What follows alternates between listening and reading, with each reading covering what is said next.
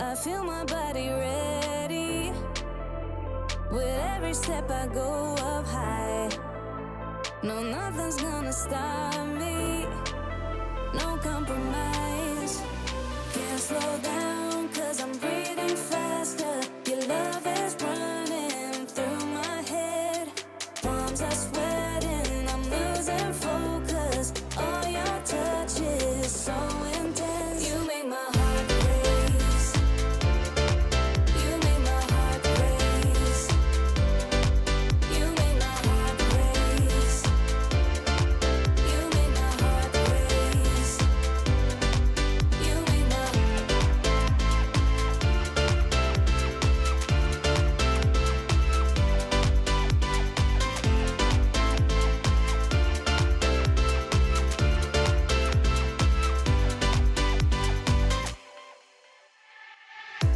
I put it on repeat. The melody keeps playing in my head. My heart is up to speed, and I won't change it. Can't slow down, cause I'm breathing faster. Your love is running through my head. Palms are sweating, I'm losing focus. All your touch is so intense. You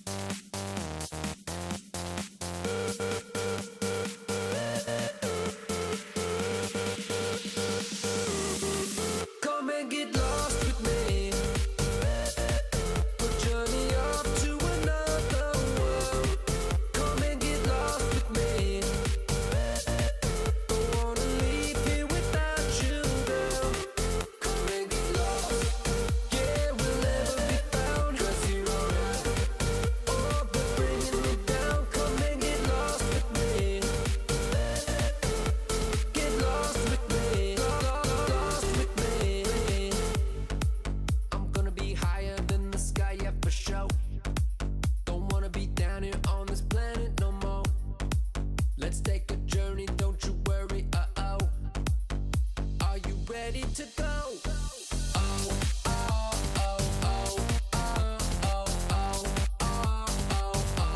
Get lost with me.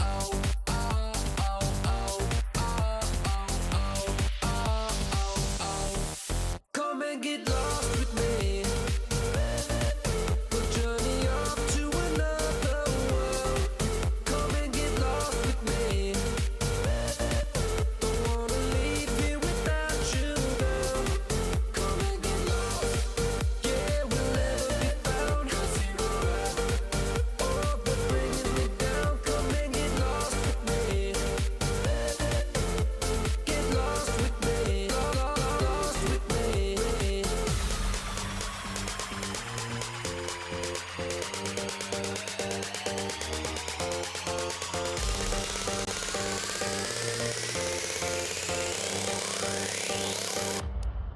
Come and get lost with me. We'll journey off to another world. Come and get lost with me. Don't wanna leave here without you, girl. Come and get lost. Yeah, we'll never be found. Zero gravity. Oh, but bringing me down. Come and get lost with me. Get lost with me. Lost with me.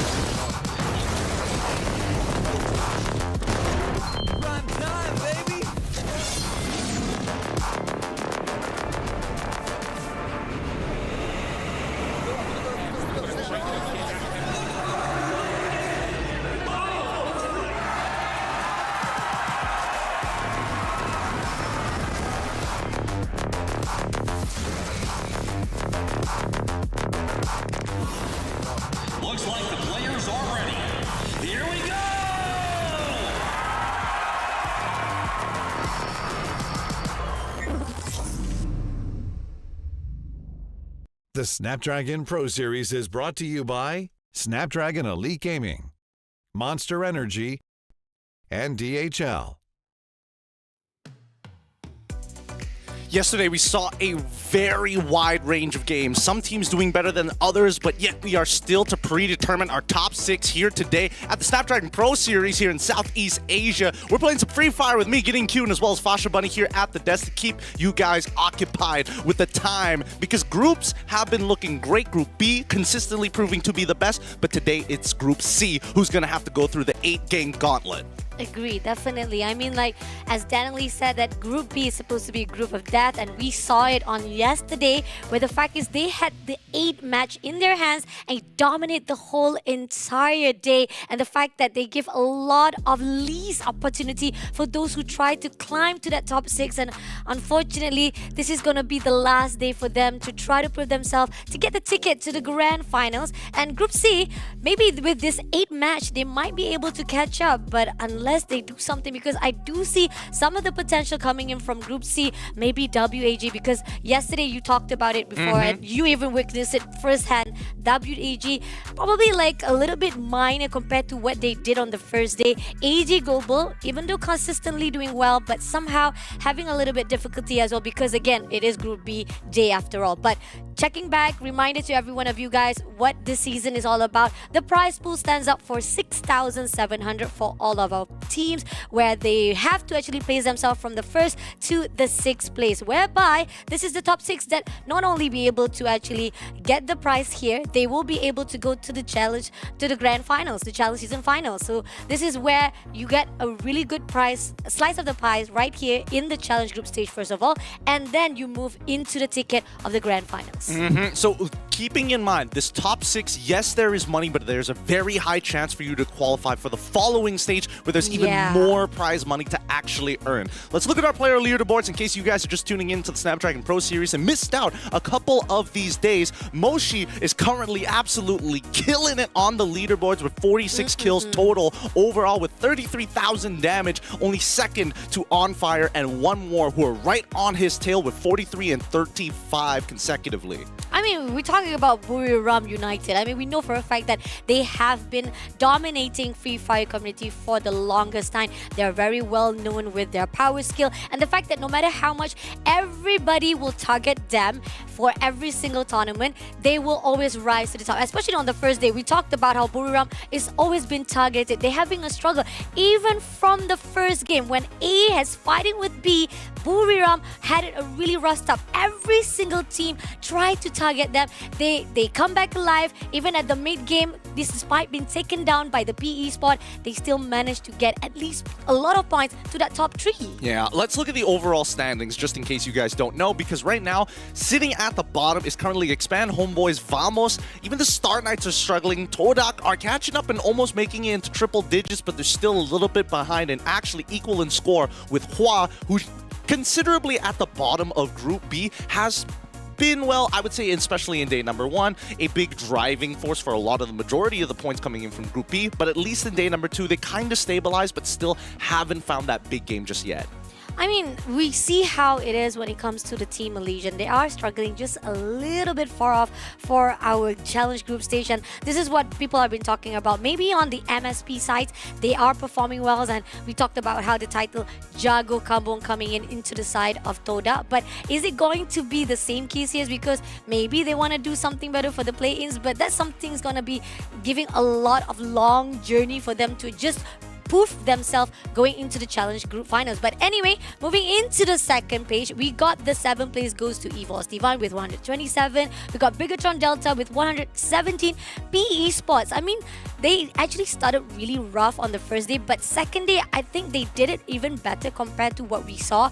WAG, now this is one of the teams that actually surprised me. When I saw with Daniel Lee, we thought that they performed really well, but then yesterday, it seems like they kind of lost their momentum somehow, and now they're at the top 10 with 101, tying up with GOW, who actually had a really good start. They were the first one who had the first booyah on the first day, but now they're at the 11th spot with PT Esport, who also had the most elimination on first day, but now they're at the top 12 with 99 points. Overall, it just goes to show that at least for some of these teams, some maps are a little bit more favored, which is why as we get into these map rotations, we're already moving into Nexterra. They played their full first rotation, so it's Nexterra and 3 random maps for each of those groups. And that could, well, I would say it could go good or bad because some of these teams really need that early momentum to build up that confidence. And that's where you see page number 1, where all of these teams have decided, well, not really decided, but have excelled in their own rights. From playing early game to outside the circle to inside the circle, we have a very diverse cast in this top 6. AG Global currently at 136, tied up with attack all around. Although I will say that at least for attack all around and even for AG, I would expect them to get a lot of points here today, at least have 1 or 2 explosive games, but it's a bit of a coin toss considering that even Twisted Minds have been generally struggling. I would have expected them to be a little bit higher here, maybe closer to 160 points rather than 148. It has been a bit of a struggle, but generally, that's how the landscape's looking like. I mean, I do agree on the note because the fact is, on day number 1, there's only 2 games that the team of Twisted Mind was able to get a really good placement point. 9 points for the placement point, elimination with 8 points. Yes. I mean, that's something to say about what happened to our champions of SPS Mobile Masters. But here on out, just to give you guys the highlights of which team is going to meet with team first, it's going to be Group C here, PE Sport, Expand, Team Vamos, Star Knights Esport, AG Global, WAG. This is a highlight for them because day number 3, Group C is going to play 8 matches the whole entire night. So they got to do what they got to do to get to that top 6 and move into the challenge group finals without going into the play-ins. Now here's the awkward scenario because AG Global currently at 6. They want to be able to kind of increase their buffer of points, but the closest person to them as of right now would technically be WAG and PE Esports, both of which relatively close to them. So if they have some really hot games today or really hot maps, 30 points ideally. I mean, 40 points is a bit too much of an ask, but let's keep it realistic. 25, it's still really good. Group C is the one who's going to be stopping them because EVOS Divine, also a team who is known to be good on Bermuda as well. These random maps are really going to make a difference for teams like GOW and as well as EVOS Divine. Agree, definitely. But when we talk about Group C versus Group A, and we saw it was when it comes to fighting between these two teams, I think the grouping it shows the fact that Group C is actually have a better superior coming in to fighting with Group A. Even despite that, the fact I thought that Group C and Group A hasn't even standing out when it comes to mechanical skills or even when it comes to survival wise.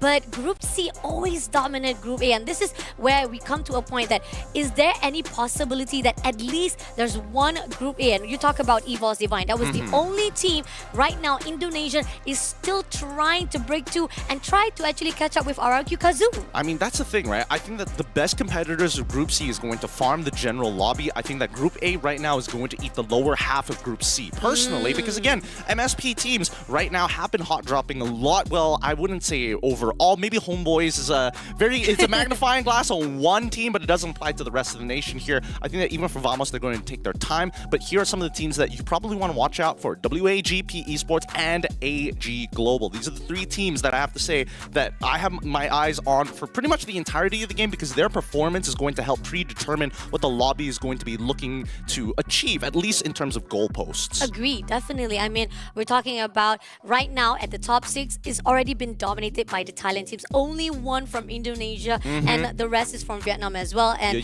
AG Global is right there as the Thailand team right now, trying to actually make sure that there's no more possibility of any other Indonesian team or even from Vienna team try to catch up. And PE Sport is trying to do their best to at least get that top 6. Now we go to head-to-heads right here. Average kills wise, AG Global definitely on a better superior skill wise. 17 to 50. I mean, that's crazy. But here on out, schedules just the same as what you saw yesterday, whereby we'll start out with Nexterra, which is the least favorite map. I think it's not because of the least favorite map, it's because it's still new, despite it's already been 1 year, has already been introduced to the Free Fire, but the players still have a lot of difficulty to adapt, and because it's the most smallest map inside the Free Fire, so it's easy for you to guys, for the players to even catch up or even to be caught off into three-way situation. But the three other maps for our first set as well as the second set is gonna be random. It's eitherwise we're gonna actually see Bermuda,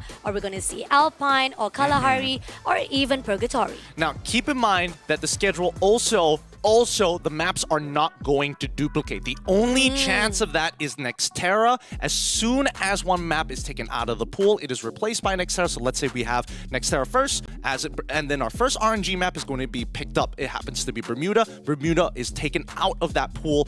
So basically, the RNG is purely for the order of the map. And keep in mind, there's only 3 RNG maps, so you might not even see your favorite map here today. Agree, definitely. That's going to be a tricky part when it comes to the randomization. And the fact that we know most of the teams are much more well profound when it comes to Bermuda map. I think that we saw how a lot of teams popping off very well at their OG maps. But when it comes to other maps, they have a little bit of difficulty or struggleness. There's a 50-50% of whether or not they'll be able to actually get the booyah. There's a struggleness. I like that. I like that a lot. It is quite a bit of a struggle for everybody as of right now, especially if you're in the middle or on that third page. So far, third pagers, it's really tough for them to catch up here. So maybe if there's going to be anything that is shocking is to see maybe some of the page 3ers shoot up. If they can touch the first page, that would be surprising. But we'll leave you at that. Build up that anticipation. We're going to go on a short break, and when we come back, we're going to go straight into the Free Fire action that you've been all waiting for.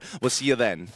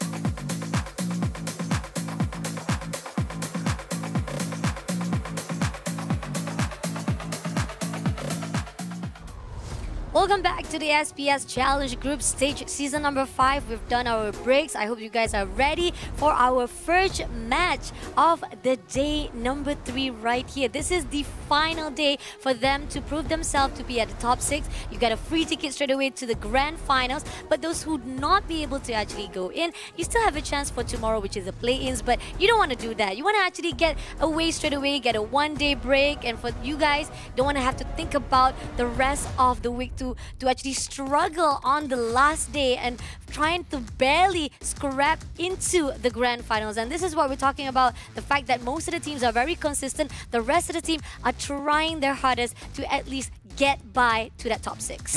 We're hoping that the second pagers can actually put some competition against the top 6 so far before we start moving into the play-ins. And right now, at the very least, Vietnam is currently on the rise, or should be on the rise, playing in Group C here today. But I also want to highlight the Indonesians. This is their moment to actually make that breakout play, especially for BTR. EVOS Divine is another really good example of a team that needs to start breaking in, or at least start contesting for top 6. Agree, definitely. I mean, we've talked about how Bigatron Delta is supposedly the Thailand Slayers, but I think coming into this challenge group stage, meeting off with a lot of other regionals, they're having a little bit of struggling. Maybe it could be a little bit big stage to them compared to the recent tournament they've done. It could be a jitters, or it could be the fact that people already know that they're very powerful. And this is when it comes to Free Fire, right? When you know that you're very powerful, and this is happening to BRU as well, Buriram United, when they know that you are too powerful, they will try to hold you down.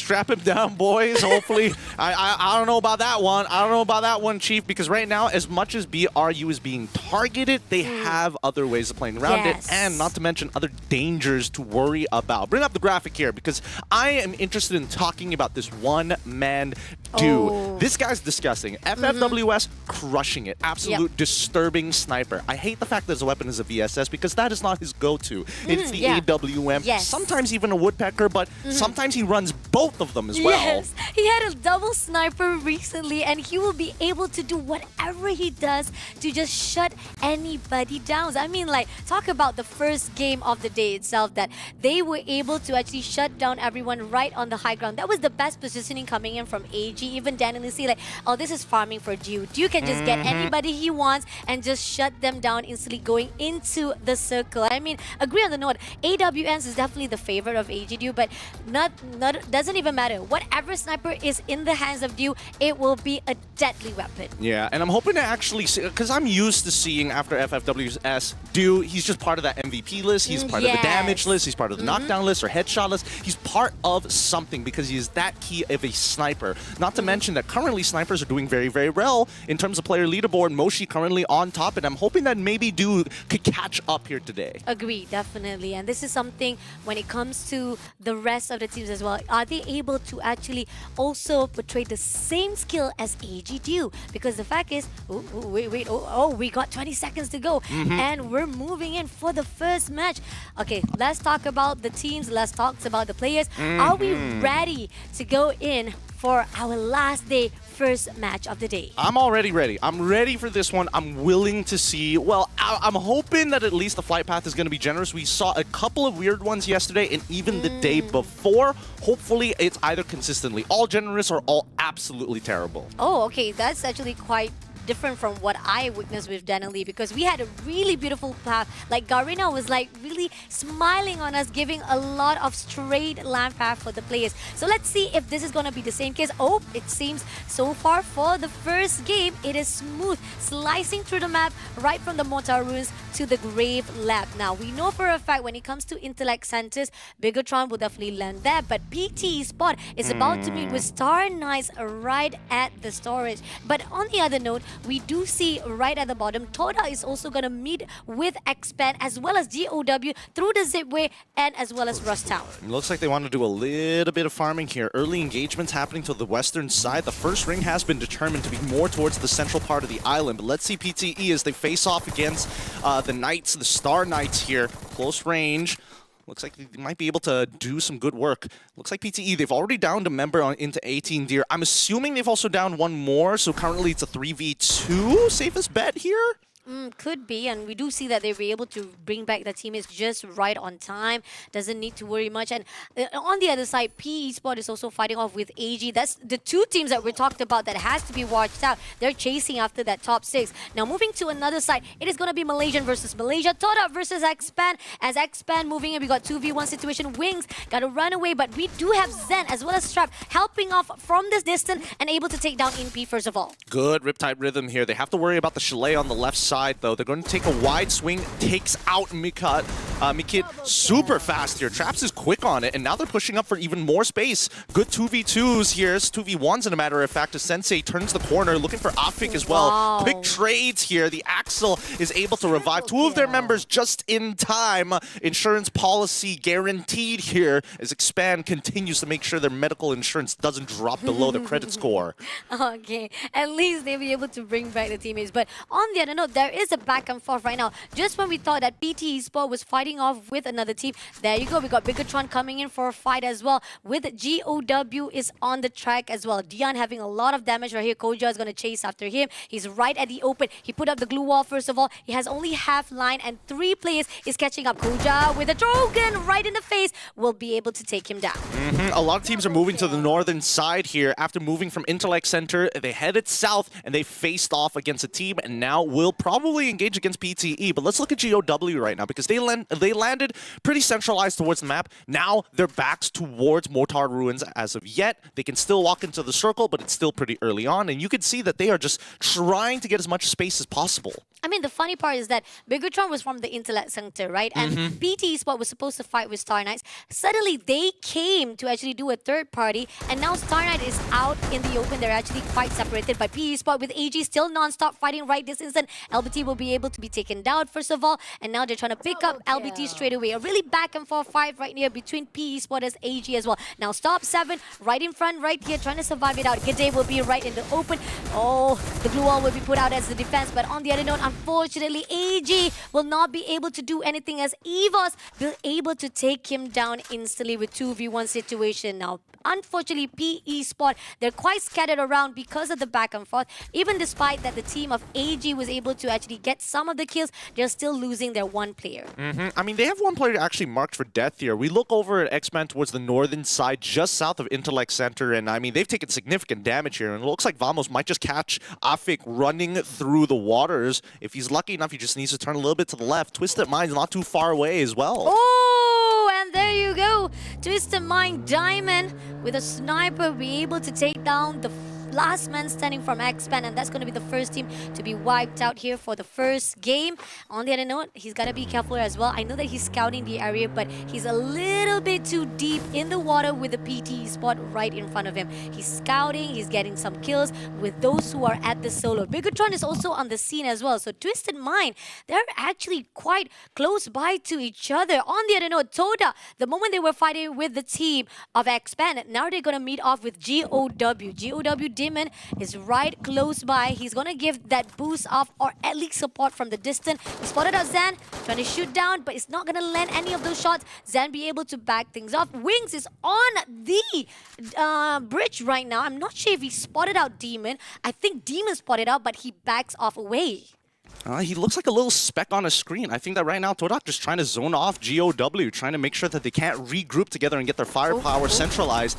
Good Tatsuya dashes so far. Good movements from Traps. Manages to escape here with the rest of his team now slowly coming to swarm in. Sensei should be doing majority of the work. Ends up going down. Traps does find the recovery here. Good stuff from Todak. 7 eliminations. Okay, good timing, good timing. Traps waited for the teams to come in, the teammates to actually back teams up, even despite that a little bit too slow, but yet he was able to actually make it come back. Now, moving into Star Knights again, it's not done. After they fight off with PT Squad, they're still meeting off with the next area right now. As they see, one player has already been taken out. Kochil is right on top of the hill. Hasn't been spotted out just yet, but Godwin will clear out first of all Far East. Kochil's trying to survive it out. His health is really low right now. He's trying to actually return the favor, but he doesn't even have any med kits. Can he actually revive back or even able to actually heal himself himself. On the other 18 Deer will be able to take down Varna. Now that's a really good move with the backer coming in from the backside. I think there's a possibility, but no!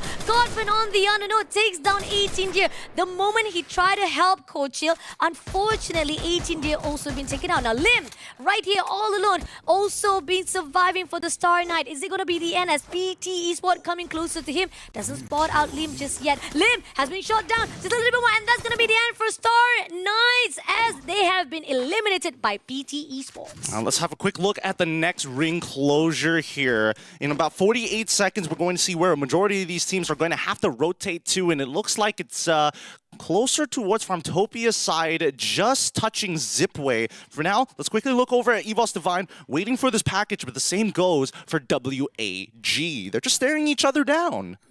Let's see.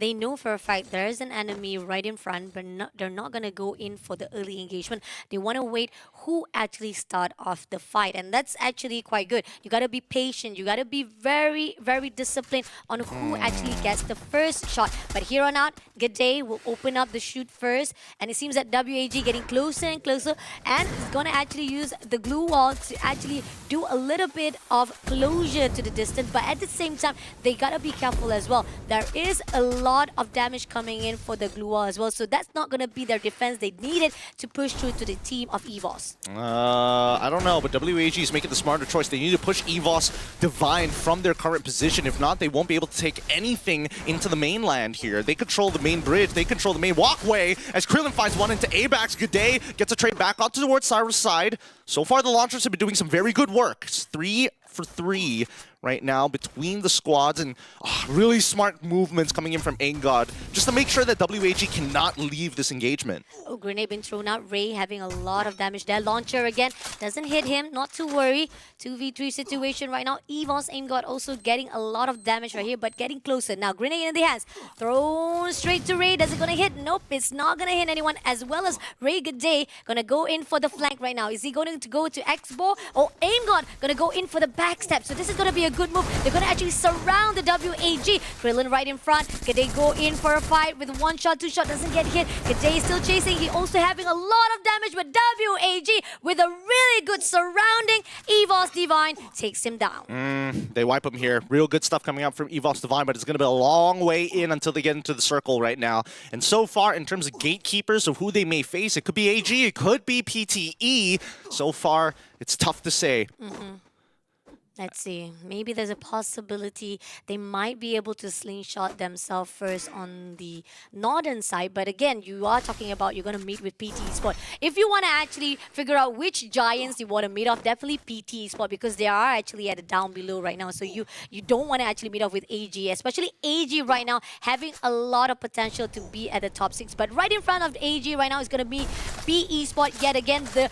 Still continuously the war between these two teams doesn't stop at all. And right now, PE Esports gonna try to get into the zone as Vamos is already setting themselves up already at the circle. This could be a really big opportunity for EVOS Divine if they can get just a little bit closer, and if PE keeps up this engagement against AG. Wait, now Vamos is going to be zoning both of them out. This could be a huge opportunity for EVOS. They just need to get to that main road and find some vehicles. Let's see.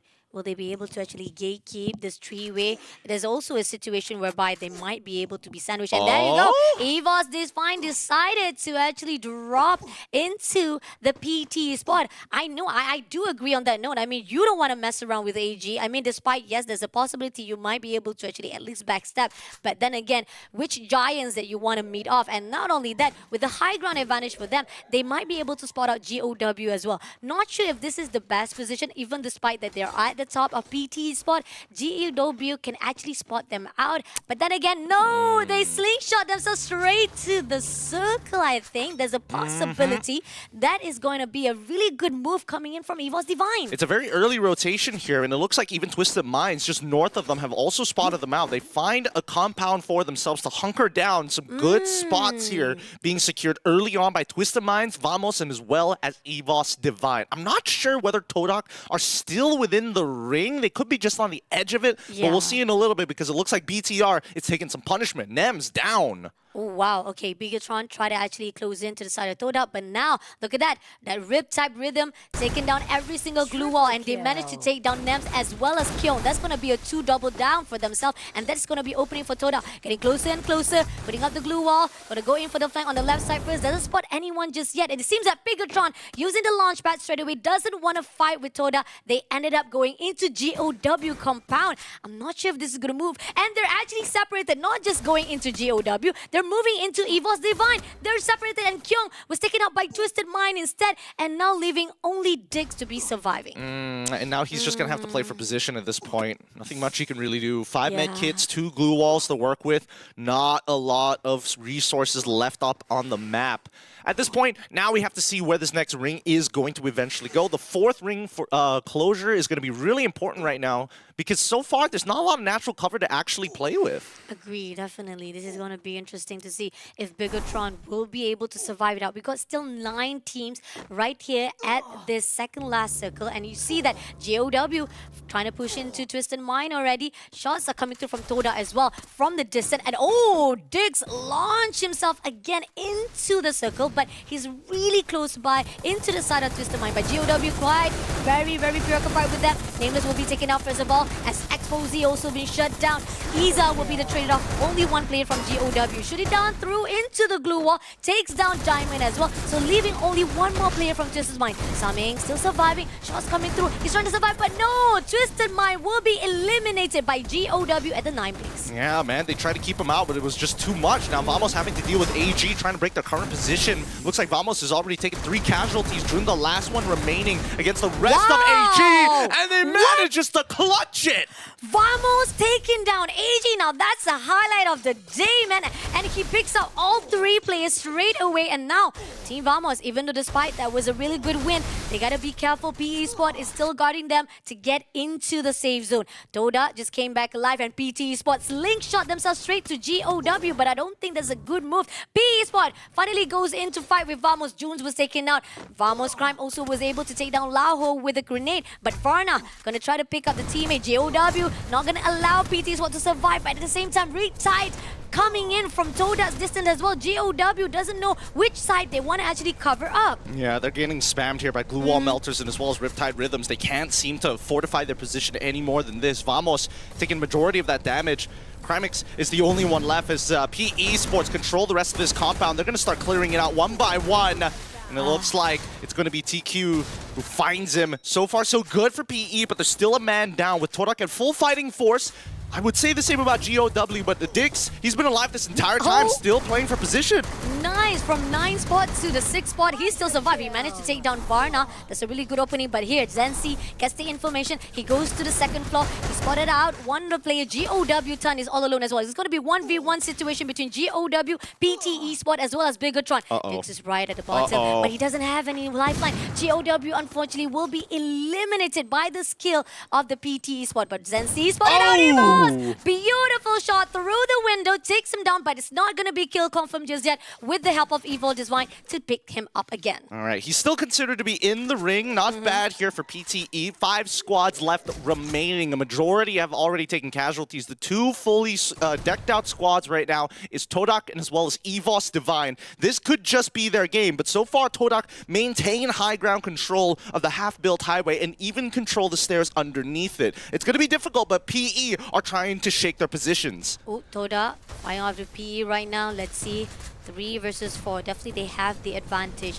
TQ ready with a Trogan. PT Sport unfortunately was taken out by Bigatron all alone. But Bigatron also being shut down by EVOS Divine. So leaving 3 more teams to go. Toda suffering a little bit. Sensei was able to be picked up, but Traps was traded off instead. Now EVOS Divine coming in for the third party engagement as Toda was already finished off with PE Sport. They gotta pick up Traps as easily, as quickly as possible. But Grenade, Glue Melter been put out. They're getting a lot of damage. Traps has been down again. Now EVOS Divine, they know they have the advantage. 1 player down, 2 players down right here, leaving only 1 more player to go, and that's gonna be the end as Toda been finished off by EVOS Divine getting the first booyah. Strong game coming out from EVOS Divine. They're winning out fights, they're holding positions, and they're making extremely smart moves. You gotta give it an aim god here, is making some really good calls. I mean, looking from every single rotation, they know for a fact which side they want to slingshot, which side they want to actually put their compound, and who they want to actually advance or engage first. And this is what put EVOS Divine on a different level here for the first game of the day number 3. I mean, it's very forward-thinking of them, Yeah. eliminating options in terms of escape paths. Not only that, actually jumping past PTE, making a prediction on where the next ring is going to be, and it could have gone really poorly for them. They played, they had to roll the dice a little bit, but generally, this has been a very bloody game. A lot of teams walking into the finals of few zones with not a full squad. Most of them missing a limb, missing an arm, sometimes even missing all of their limbs. Missing all the limbs and their guts as well, trying to survive it out. I mean, 1v1 situation between Purgatory, PT Spot, as well as Vamos. I mean, that was a really struggle for them to even survive it out. But here on out, Star Knight, I mean, the never-ending fight between the PT Spot started off from the side of Mortgage, and then even when moving into Intellect Center, they keep on meeting each other. I mean, it was just an inevitable fate between the two teams, and they had to be taken out either way. WAG, on the other note, I mean, again, you talked about how it's supposed to be on the side of WAG, right? But then, when you see the setup of EVOS, they had the 3 separate players try to surround the 2 players that's still surviving, and that was a good move from EVOS Divine. The best movement, or even the first wiped out, that was giving a lot of momentum for EVOS Divine. Not to mention, that was the exact play where you see the boy himself actually cut off the zipline access to the rest of the WAG. It also helps that if you are dealing with electrotherapy players, yeah, launcher works out pretty good. If you're not hitting the first guy, you're probably hitting the guy behind him. That's very true. But other than that, I think this is one of the best for first game. I think the momentum was really good for all of the teams. Highest kills coming in from the side of Todak Trap. Surprise, surprise, Todak getting the highlight here for the kills. Even the highest assist is coming in from Sensei as well as the Glue Breaker. And we got the total damage of 52,000 damage. Compared to the first day, I think that 52 damage is actually quite high, because the average wise is definitely 40,000+. So it shows that there's a lot of momentum. There was a lot of engagement here for the first game itself. Not to mention, in terms of total rescue 17, I think a lot of teams are now trying to conserve their strength. If somebody gets picked off, there's the instant save mentality here, because keeping your squad at full strength is more effective rather than having to waste your pocket marks and currency to get your boys back up. Generally, the stats are looking great for EVOS Divine, right? 4 kills, 6 kills, 5 kills, and then 2 kills for APACs, but generally, they are just picking people off, taking very smart fights. They're not looking to steal away these kills, and even in that final moment there, they ended their fight a lot faster compared to Todak versus PE. Yes, given the fact that it was just one member from 2 different squads, so really, it was 2 compared to a full 3. Agreed. It's one extra man, and that one extra man in a game of Free Fire can really waste your time. Agreed, definitely. And I like their setup right here. Look at this. All of them using Trogan. Aw, you don't want to mess with EVOS Divine when it comes to the close combat. This is where EVOS Divine just popping off. I know for a fact Indonesia definitely say that, no, we're not going to allow Thailand to dominate that top 6. We'll try our best to at least get it in right here. Even despite that, I know EVOS Divine only have 4 rounds today. I feel that this is a really good start.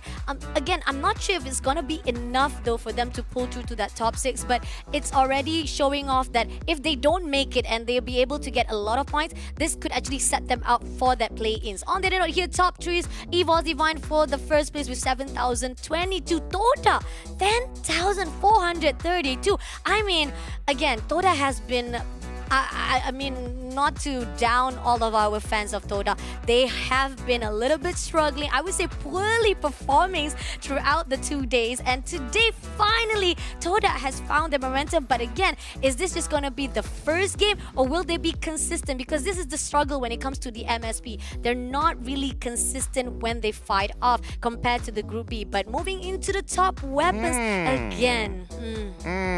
This one's kind of interesting here. For EVOS Divine, it makes a lot more sense to have a more diverse weapon cast, and generally going to be leaning into Trogons anyway as one of their main hand weapons. That makes total sense. And even when we talk about the compositions, right? Having not only Riptide Rhythm, one dedicated user of the Tetsuya Dash, and one electrotherapy user, at the very least, we're not seeing a full Tatsuya lineup, which does mean that EVOS Divine's general amount of currency that they use per game most likely going to be higher than others just to buy character cards. Agreed, definitely. And we see how PT Spot going up to Thompson, AR-15, as well as Trogan. I think this is pretty much EVOS Divine just pretty much utilizing or even prioritizing more on the damage wise. And Toda, I think they're also stepping up just a little bit as well, trying to actually adapt with the rest of the teams who are using the same type of idea and strategies. I mean, I think that right now you need to be ready for a fight at all times, right? True. Because again, I feel like even if you hunker down like we saw Vamos, it's very, very small marginal odds that you're able to hold that position, especially against some of the best teams like AG for an Global. example. And it was literally a 1-for-1 there, right? Yeah. It was a one-on-one that could have gone both ways. No matter what, you're not getting more points than that because you're just going to get gatekeeped by some other team, right? So inevitably, it comes down to movement, fluidity, and decision-making. Now, let's look at the current round standings here. At 12, it's going to be the Star Knights and then Expand. Afterwards is WAG, who again, I would have imagined that it was either WAG or EVOS Divine in that very final ring from their current position. AG Global is the surprising one, currently at 5 points, and then Vamos, and followed by Twisted Minds. Oh, okay. This is gonna be tough. We're seeing AG Global right there. Now let's go into the first page right now as we see GOW. I think they are trying their best. Again, this is Group A we're talking about, trying to pull their weights after day number 1. They have done so much, but then going to Group B or day 2 for the Group B of 8 matches, they have been having a little bit of struggle to even make sure they maintain at that top 6. PE Sport with 14 at the 5th place. We got Bigatron Delta 15 points as well at the 4th place, and then we got PT Sport 15 as well at the 3rd place, and Toda 24th. Wow, that's amazing. And EVOS Divine with the Booyah in their hands, they got 29 points. Very interesting. I think that PTE is the most surprising one because keep in mind, PTE decided to start joining that eastern front of the map where we saw teams like, well, PE Sports on the southern side, GOW as well towards the northeastern side, and on the complete eastern side was Todak. And we saw that PTE continuously taking damage and recovering from it. Same can be said about even Dix from BTR. You can see anybody on that side of the map was having a tough time. Agree, definitely. I think there's a reason why we see a lot of the rotation that was cramming a lot of teams, and that's the part where we see the damage that was done. There was a lot of fight coming in, and Nexterra, that's the beautiful part about the Nexterra. You never know when the fight is going to start. But here on out, going into the next match is going to be... Come on, give it to us, give it to us, give us a Bermuda, give us a Bermuda.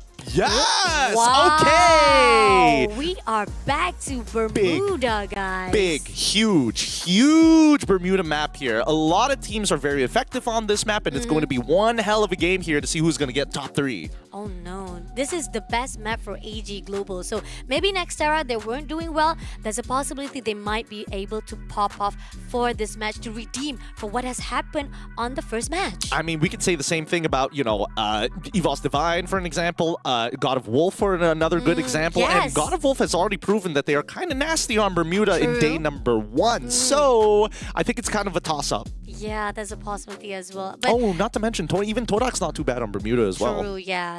I mean, it is the OG map. It could be everybody has a really high odds to actually win it off, and I feel like most of the teams are definitely breathing a little bit of relief for the second match, and hopefully you guys are also sighing and breathing as well, because we are gonna have a short break before we move into match number 2. Get your snacks, get your drinks ready, because match number 2 starting up just right after this.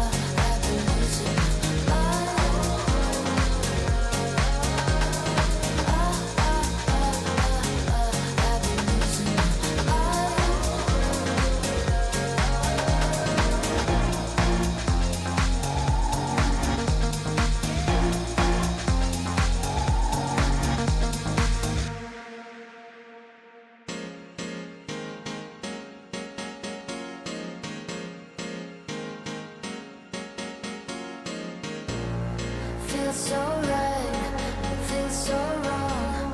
Wishing I could let it go, but it feels so right, it can't be wrong. Wishing I could let it go, but I've been losing my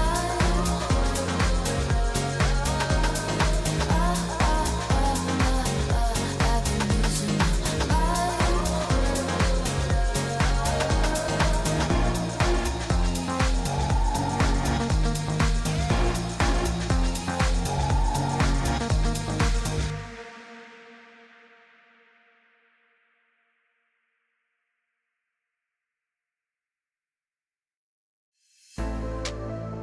I feel my body ready. With every step I go up high. No, nothing's gonna stop me. No compromise. Can't slow down, cause I'm breathing faster. Your love is running through my head. Palms are sweating, I'm losing focus. All your touch is so intense. You make my heart race. You make my heart race. You make my heart race. You make my heart race. You make my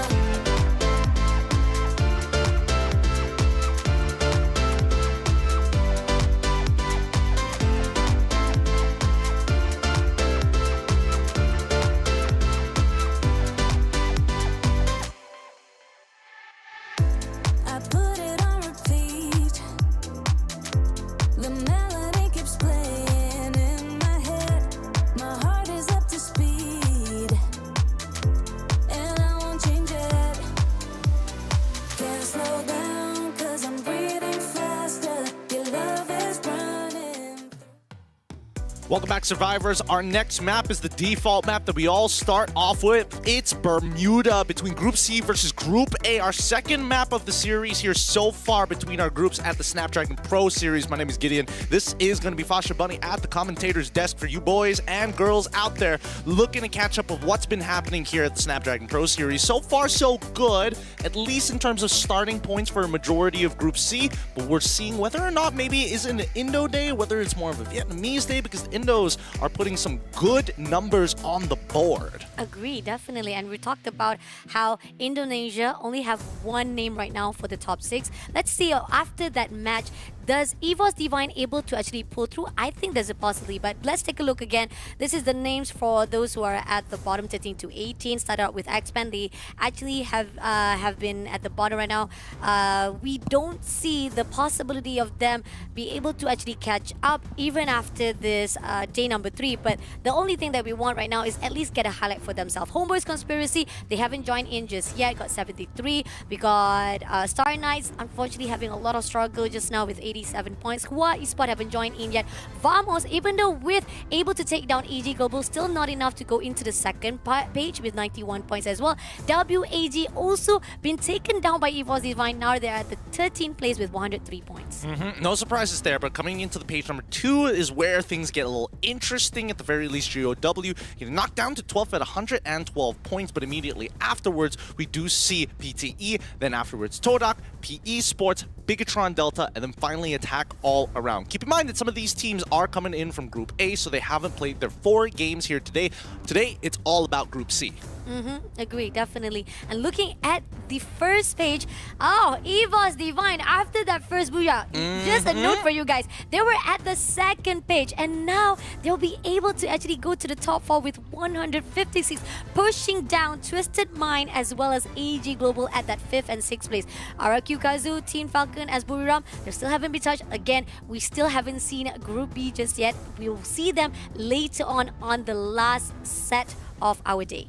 This could be more momentum for some of these teams, especially for those who are particularly good at Bermuda. Now, notable teams for Bermuda, definitely it's going to be EVOS Divine. It's definitely going to be GOW after day number 1 when they were playing. They got some hot stuff going for them, but it's a little tough to say right now because a lot of the teams who are dropping within the central point of the map usually seem to be, going straight for the kills, pulling towards the outside and delivering some very heavy blows. Agree, definitely. And the fact that when it comes to Bermuda, Pick is definitely one of the hottest spots to drop top. And even Clock Tower as well always get the early engagement. So this is something when it comes to Toda, as well as Expand, as well as the team of AG Global. Yes. They gotta be very wary of this.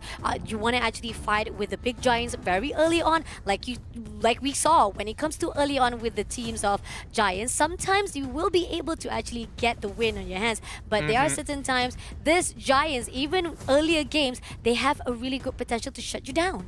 Yeah, and that's where I'm hoping that at least for Twisted Minds, this is where they find their footing again, right?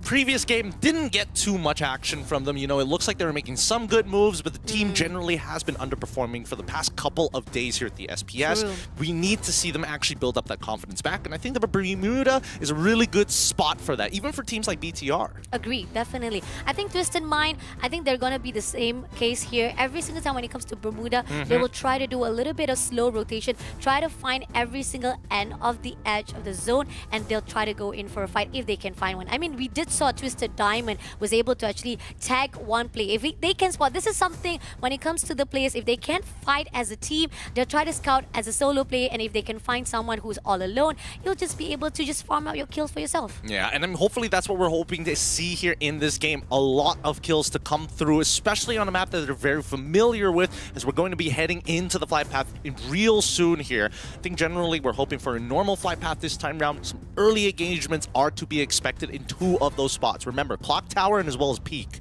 Interesting. Now, moving into the game of number 2, day number 3. Let's take a look on our circles right now.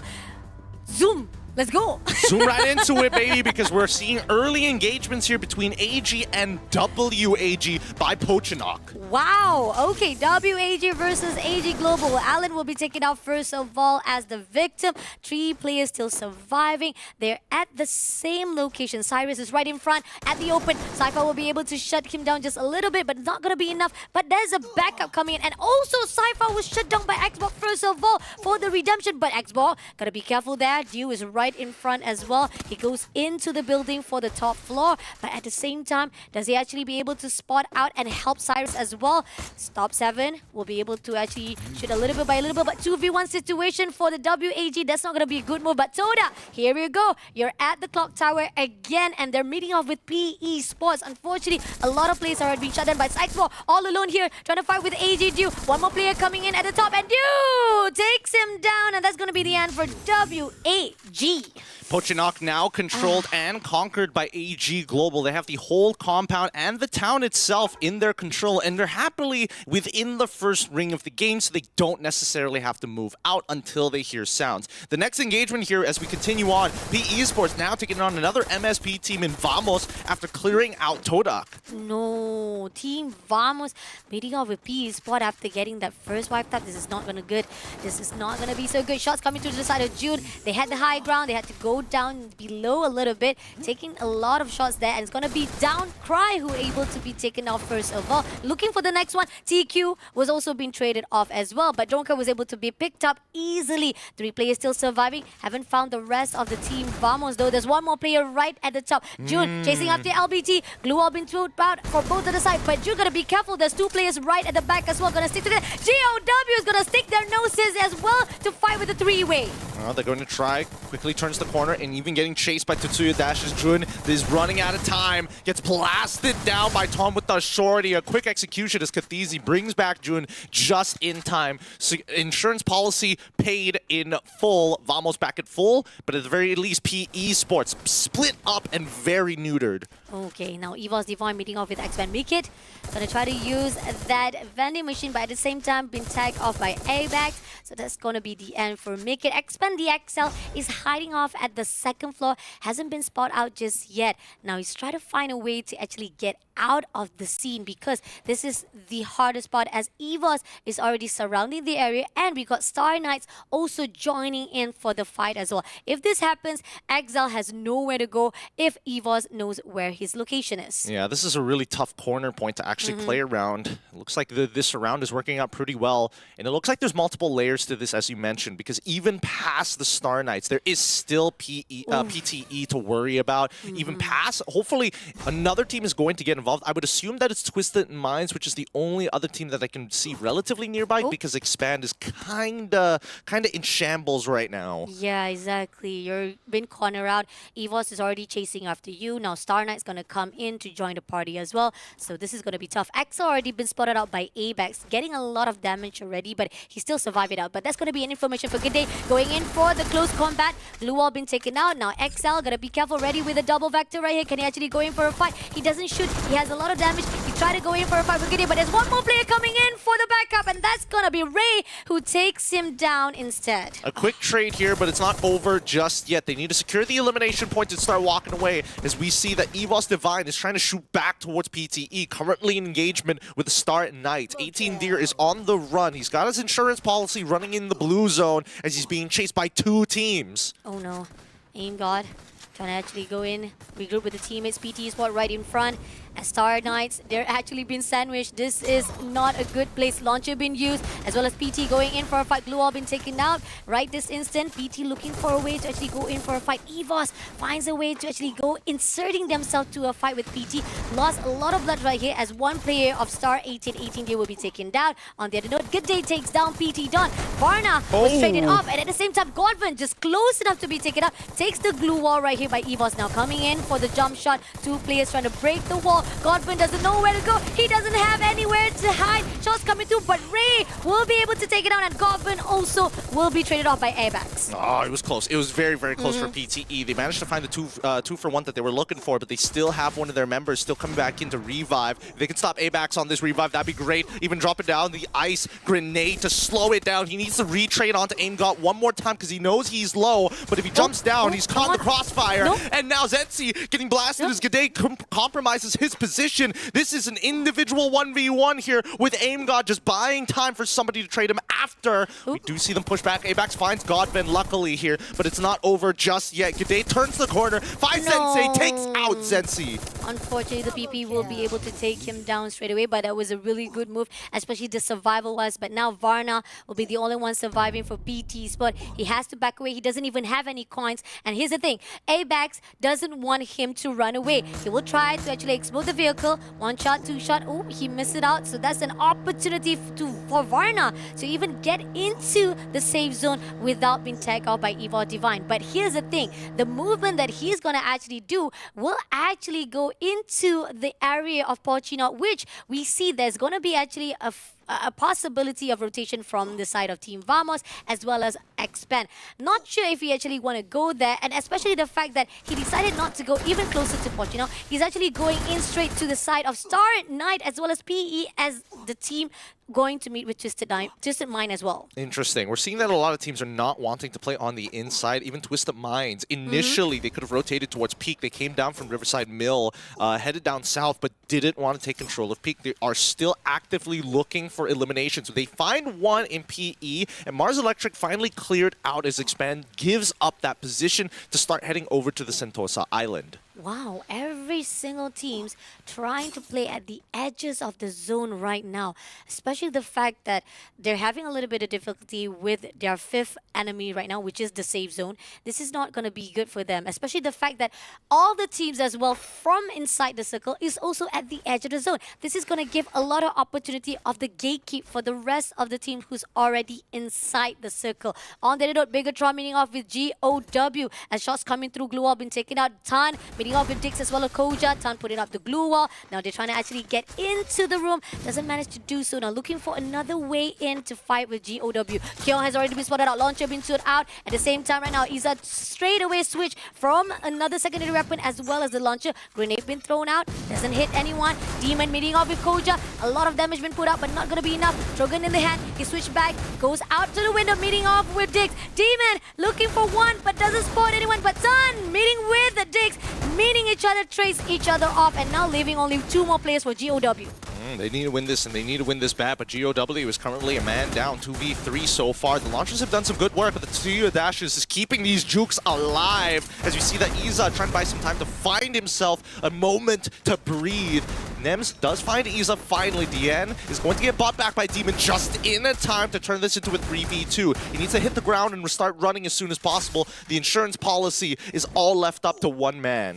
The last man standing, Dion, and he's actually trying to find a way to go into the outside zone. Possibility just loot up as much as he could, at least getting enough coin to build up and buy another teams. And it's going to be actually the revival point for him. Not sure if he's going to be able to actually build up the rest of the teams. But other than that pick right here, that's it. We thought that it's going to be a very early on fight here at the pick. Finally going into the third circle, we are going to see a fight. EVOS Divine already setting up themselves closely enough with the team of Twisted Mind. Not yet having any engagement, just looting some of their fights, some of their weapons and their equipments. Team Twisted Mind has the high ground advantage. They didn't actually spot her. I don't think they even realized that EVOS Divine is right down below, just right down under their nose, and it seems that they're just gonna wait for the safe zone to just clear it out, and EVOS Divine is just safely here waiting for the right time. Yep, this is beautiful. Crouching, making sure that they're not giving any noise cues or indicators to Twisted Minds, who are currently on their roof. When we look at the kill leaderboard so far, everybody averaging at 3 kills as of right now. We still have 9 squads and 35 people still alive trying to play for this very next ring. We see that Expander still on the outside. They recover from Sentosa Island, but it's been a very painful journey to make it up the peak, especially when they're getting gatekeeped by the Star Knights, fighting back and even using Riptide Rhythms to start to eliminate their natural cover. I mean, Star Knight had a little bit of difficulty when it comes to fighting with a team of PE Sport, but now they're coming back alive. Expand now leaving with the XL, the last man standing. He's healing himself. He only have, oh no, he doesn't even have any mag keys anymore. That's the last of it all. And now he has to find a way to go in without meeting off with Star Knight. And we do see that Star Knight has finally pushed through. They spotted out the Vamos, who just slingshot themselves to AG Global, and I think there's a possibility they want to join in the fight, and that's a good opportunity for Expand to move away without being gatekept. But here shots coming through, Caramel having a lot of damage coming in. KTZ will be the first damage here. Unfortunately, Crime trying to find a way to trade it off. AG stop, Tevin will be taken out as well. Now looking for the next one. Cypher will be able to take down Lagaloth as well. Oh no, GOW coming in for third party for the long range shot. So this is a 3-way fight between AG Global, Vamos, as well as GOW. They're just bullying them. They're riflers, right? They're starting to walk in one by one as AG Global as well as Vamos have taken significant casualties, as now even the sniper trying to get involved here. Do manages to pick up a couple of eliminations for themselves before it ends, but he's the only one left. 8 eliminations in the bag, no revival points, and worst yet, he's got the coins. Is he going to have to commit the pocket mark? Oh no! Gets taken out from halfway across the map from the southern side. Kochil spots out his little noggin. Wow, AJ Global at the 8th place after being taken down or even having a lot of damage, or even with the help of GOW shutting down Team Vamos. Now 7 more teams to go. Twisted Mind has the high ground. Previously we did saw that they didn't realize that the team of EVOS Divine, who was right under their nose, is already going into the circle. Expand the Expel still survive. A great job of rotation despite the fact that they were having a struggle. I think that was the reason why Star Knights was a little bit preoccupied with the fight, ended up giving a really good opportunity. But here's the thing,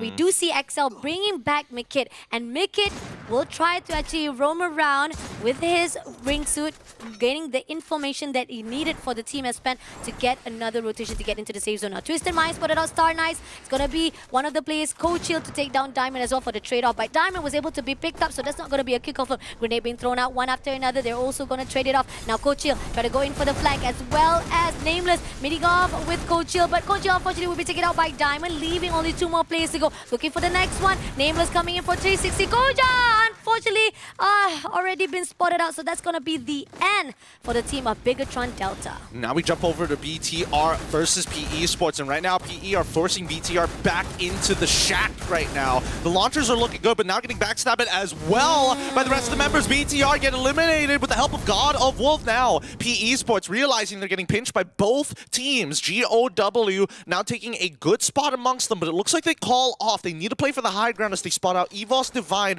on the other side of Bima Sakti. I mean, I like that. They know for a fact that safe zone is right at the top. Why you want to actually risk yourself, just go to PE spot. Wait for the right time for the engagement to come to you. But here's the thing. Mikid is right inside. I think someone spotted him out. APAC want to go in. No, it's going to be Ray as well as the rest of EVOS Divine. Ray will be able to take down Mikid. Expand leaving the XL yet again, the last man standing. I mean, again, you don't know where to go. I understand that's the reason why Expand is out in the open right now. But here's the thing. Glue Wall doesn't even have the potential to survive it out. And as his face right now, he's crying. I'm all alone. What am I supposed to do with the safe zone right here? Going to actually survive it out. And you're out in the open with a lot of teams still surviving. He even drops down a glue wall here. That might pull some attention, but it looks like GOW might have just saved his life as they jump in to take another position in that ring against Twisted Minds. PE Sports have to deal with the gatekeeps coming in from EVOS Divine, so it looks like two inner ring teams gatekeeping the two outer ring teams, and this is the perfect scenario for Axel to steal away positional points. I like this. I like this. Oh! But no! Too soon. Too soon. Expand was eliminated at the 5th place by the team of EVOS. Already been spotted out by APAC. Now APAC can actually go in for a fight with Twisted Mind. Sping will be able to take it out first of all. APAC looking for the next one. 360 move coming in. Spotted out. Exposy as well. Names has been shut down, so it could be the end for the Twisted Mind. Nope, got one more. Oh, GOW coming in for a fight with a 3-way as well. Yep, they're making it fast. PE Sports, they've been crippled, but it looks like EVOS Divine has made the decision to end Twisted Mind's run here early on. We're now left with EVOS Divine, God of Wolf, and as well as PE Sports. This is a pretty good scenario, and maybe some redeeming factors for GOW. Demon the first to go. Same goes for Dian as well. Drop down to 2. PE Sports at full fighting strength. Now taking wider positions here as EVOS Divine is trying to recover, and they take out another member. EVOS, Aim God, the last one standing here. GOW, 2 members against a full squad of PE as they slowly encroach on the space. Iza next to follow with the help of Lao Ho, sniping him. Good headshots. It's TQA is going to be taking out Ton. This is going to be an easy booyah for them. Patience is key. Aim God, the last one to fall, and that's going to be PE Sports taking the booyah. Nicely done by PE Sports. Again, we've talked about HG Global is trying to be catch up by PE Sport. Now with Booyah in their hands, that's going to be another roll over here for the overall standings. I mean, definitely they're deserving of that rotation. The fact that they were already at the lower ground and they didn't need to overextend themselves. GOW was already preoccupied with the team of EVOS Divine fighting off, and they did a lot of damage from the long range, and that's one of the reasons why they managed to survive with a full squad right at the end of the zone. I don't know, because it felt like EVOS Divine probably should have just held onto their guns, right? You know, held on to keeping PE Sports out of the ring and then just wait for the conclusion of God of Wolf and as well as their opponent. I mean, I think they could have, the way that they thirded, they really put the pinch on Twisted Minds, but at the same time, it's what position are you looking to play for? Agree, definitely. I mean, even the fact that Twisted Mind was actually already preoccupied, EVOS Divine didn't have to actually stick their nose already. They could have actually just focused on PE Spot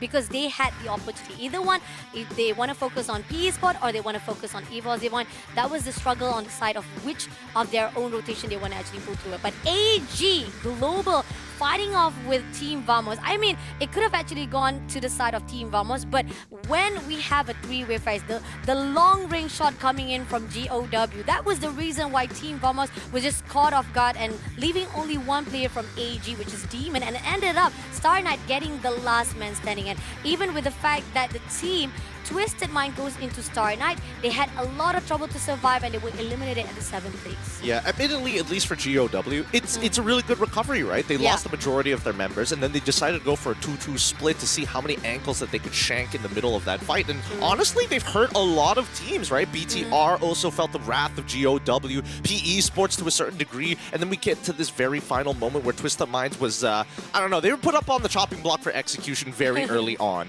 Yeah, agree, definitely honestly. But really great job coming in from, I think most of the highlights we see, or even most of the engagement-wise we see for this round number 2 has been very balanced. Either one of the teams, there was a lot of back and forth fight, the continuous fight from PE Sport, PT Esport as well. But PE Sport popping off at this last, I mean the fact that they know they have the potential, why waste more times? And going into the game summary right here, PE Sport getting the booyah and the highlights of the highest kill, TQ 7 kills, assists coming in from LBT with 9, and then we got Bigatron Nems with Glue Breaker as the 15 glue. He was the highest one, and then Total Revival 13 and 33, and we got total damage 50. I think day by day I keep on saying the damage decreasing, like very average wise usually should be like 40,000, but now it actually maintained 50,000 in average, and 7 kills by TQ. That's a total of 15 kills in the hands of PE Sport.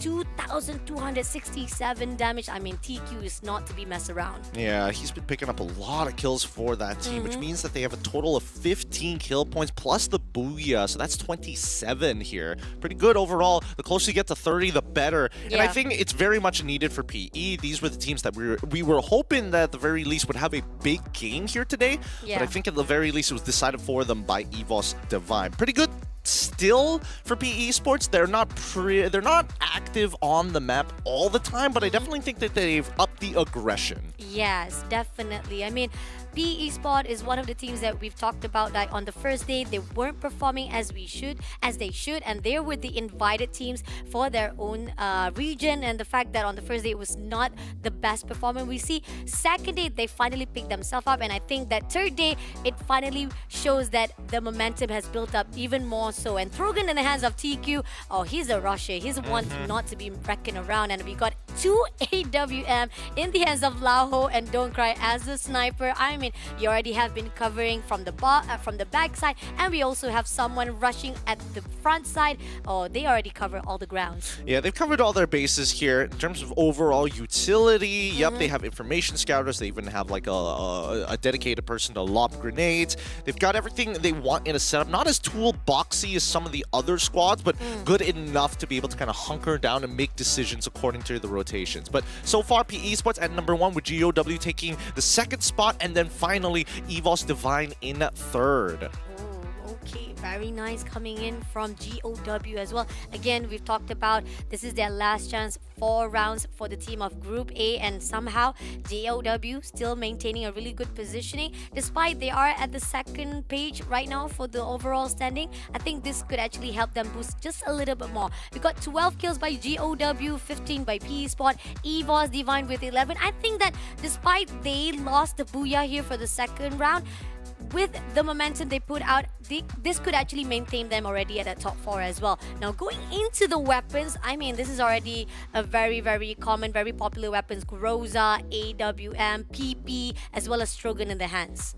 I think that EVOS Divine right now are just looking to get as many points as possible within today just to stay into top 6, which is a pretty good strategy because most of the teams who we expected to get a lot of points did not achieve the goal standard, the goal post that have been set up by some of these other teams, especially for GOW being one of them. At this point, keeping that second page is very possible as long as EVOS Divine continues their top 4, top 3 streak with 10 eliminations per game. I think that would be just perfect for them.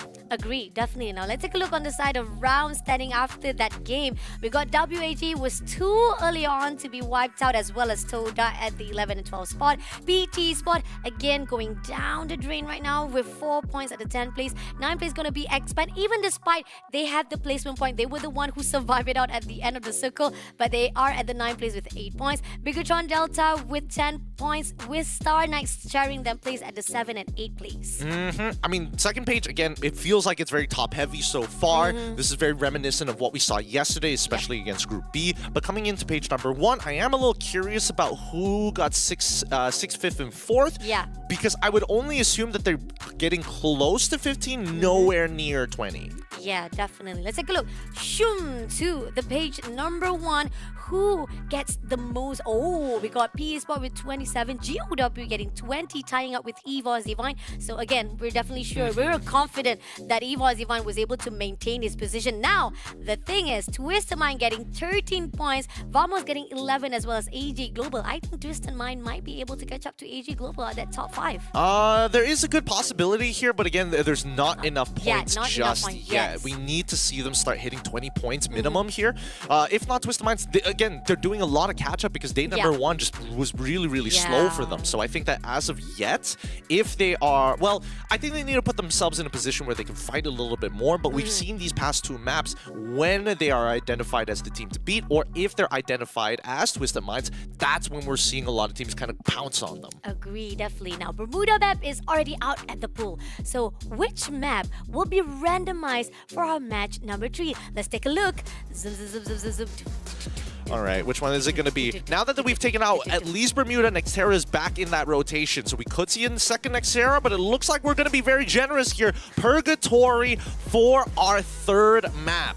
Oh, Purgatory, and this is one of the biggest map. Again, when it comes to the OG maps, Twisted Mind usually always play at the end zone. They don't really try to go for the early engagement, and we see already from the Bermuda map as well. That's what they did. They always make sure that they are inside the safe zone. They make sure they'll be able to go in for the next circles, and somehow they will be the one to get the highest placement point at least, so that they can maintain their positioning. Now, here's the thing. When it comes to Purgatory map, the thing about the rest of the team, AG Global, they really pop off well as well. When it comes to long range, you don't want to mess up. Again, that's why we put AG Dew as a highlight.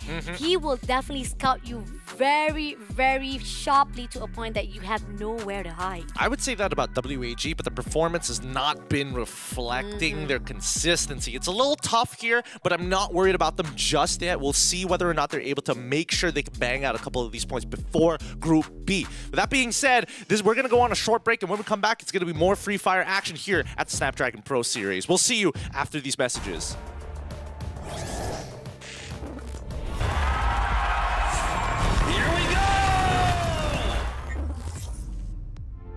Makes me feel better.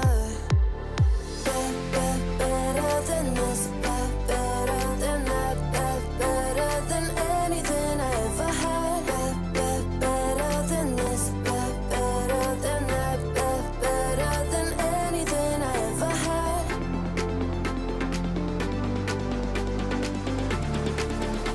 Than anything I ever had. Than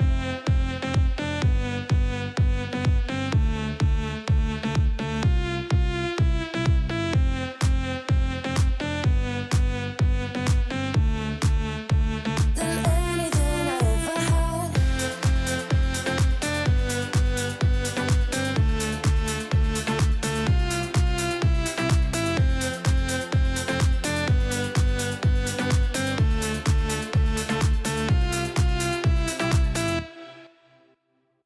You say you're looking, keep looking for it, but you can't find it.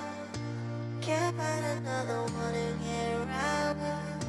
You try, but never find it. Someone who's not. Keep looking for it, but you can't find it. Can't find another one to get around it. You try, never find another me.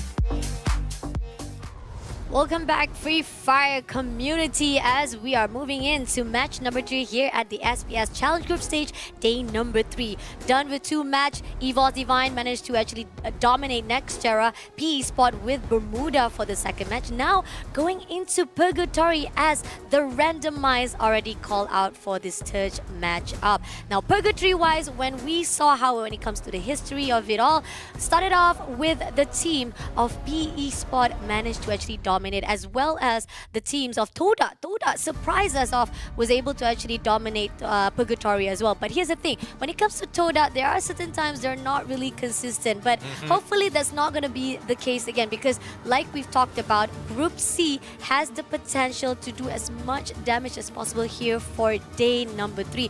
But Toda, on the other note, they are only left with 2 more matches to go before we say goodbye to them. Now going into the overall standings right here, we got Xpan with 16 points. I mean, despite they have been struggling, yes, they were at the last moment for that match number 2, still haven't been able to pick themselves up. Homeboys Conspiracy, we still haven't seen them yet. White Spot as well. Star Knight, on the other note, also have been struggling here for match number 2 with 97.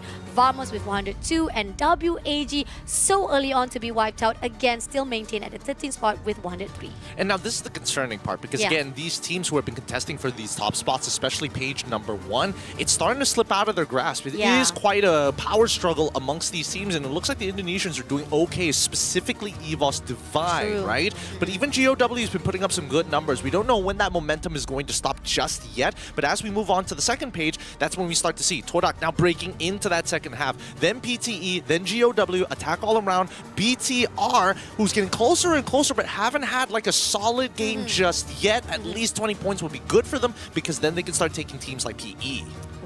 PE Sport 144. Now, I want to see how much they got to catch up to AG Global. I mean, they got the booyah 152 to 144. I mean, if like I said, they are well known at Purgatory as well, so they already got the booyah at Bermuda.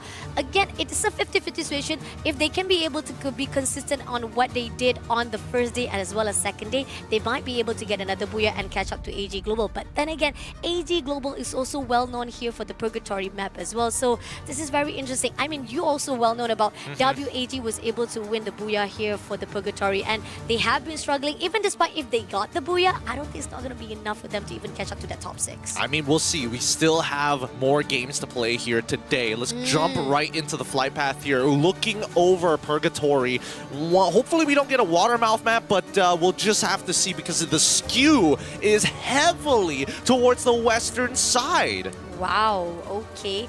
After 2 flight path that is very beautiful, I would say this is a little bit of 60-40% on our flight path. We do see that the Fire Brigade as well as Lumber Mill will be constructed by Star Knights as well as PE Sport at the Centrals. We do see on the left side of our island is GOW with Toda to be scouting and dominate that island. And going into the biggest island of our Purgatory, we do see Bigatron as well as AG already started a fight. 2 of the players of Bigatron already been taken down. Live with Kyong as well as Dick. Koja was able to be picked up. Now Stop 7 has already been knocked down, and Saifa also be the next victim of Kyong. Now leaving only 2 more players of Kyong.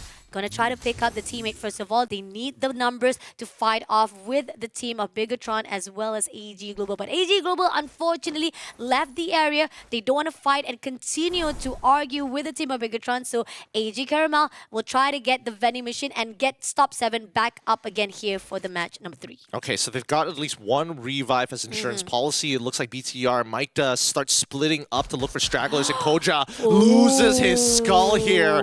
Unfortunate. Now now. It's been turned around onto BTR. Do finds his own kill as well as they're looking for stop 7. BTR looking for anything to get back at AG. It looks like on the northern side, even a kill squad from EVOS Divine is moving down. Oh no, third party coming in, but first, Bigatron, they gotta face out with Kyung first, and there you go. Kyung be able to take down AG's top 7 despite they lost the teammate, but AG did manage to bring back Cypher again right on time. So it's either they want to actually maintain this position or they want to actually fight with 3-way. Going into Team Vamos, meeting off with EVOS Divine on the other note. Crimes will be the first one to be taken out. June looking for the next one, doesn't spot anyone just yet, and it seems like he went out of the window to just be tagged off by EVOS, but Legolov was able to take down G'day from the distance. A great backup coming in from the long range, looking for the next one, doesn't spot anyone, but as we see here, Catizzy was taken out and been hit and run by the aim god. 2 players of Team Vamos was taken out, but it's okay. They managed to bring back, the team is back again, 2 players. Now June is the only one left who hasn't been bring back. Unfortunate, just not enough currency here. Legolov looking to slow down as many of the members of EVOS Divine as possible. Can't do much about the first initial vehicle. Might get a backstab on the second, but it looks like he got spotted out by Aim God anyways, and Legolov is aware of it. APAC is going to come on in. This should be a quick flush against Legolov, and hopefully Vamos is able to recover as they head on over to the northern side of the ring. 2v1 situation, obviously that's not going to be a good favor for the side of Team Vamos Legolov.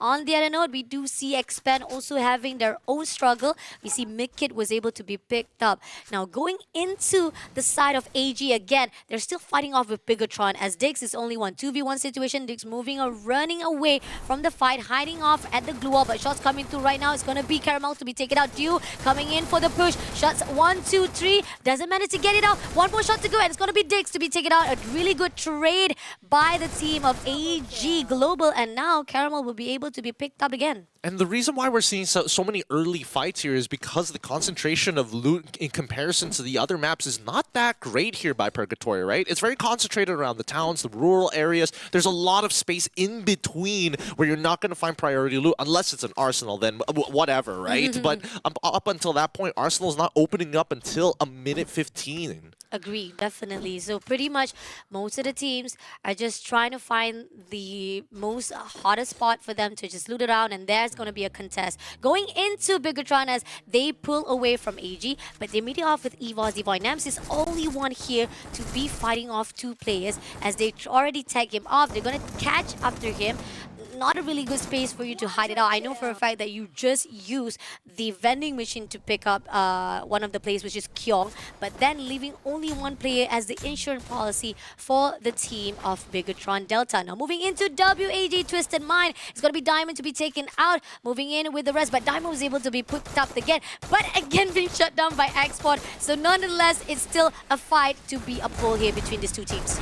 And now they're trading so badly as Cyrus and Export find their own individual ones. The Chrono has been unleashed, but Saming does not care. Waits patiently to find his own timings. But WAG able to recover just a little bit better, and that's an early elimination for the Twisted Minds. No, again, this is getting closer and closer for them to be taken down from that top 6. They are at the top right now from AG Global, but they might be able to be turned around if they are shut down too early on. Now, Expand on the other note, meeting off with PT Spot. We got EVOS with the highest elimination with 6 kills right now, doing well. But on the other note, PT, are they going to actually get another few kills for themselves? With Expand is already been surrounded. Shots coming through. Varna knows the information. Godwin trying to get into the building without compromising their own lifeline. But here, Lonchong in the hands of Tanamo. Doesn't get anyone, but he's been hit as well. He's sticking together with Afik as the backup, but he also been shut down by Varna from the backstab of that Trogan. Now Varna gets the info. He goes in for a fight, takes down Afik as well. Another one being shut down by Varna by Afik, and now leaving off one more player to go, and Expect fully wiped out by the one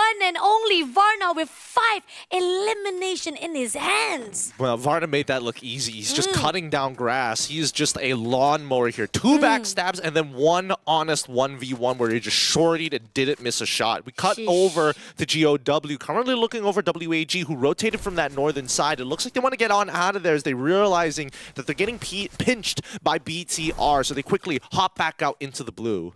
Okay, let's see. Bigatron, They want to actually try to pull away from this rotation. They know for a fact that they want to actually not engage too early on. They're already having a lot of struggle with AG, and now meeting off with PT spot.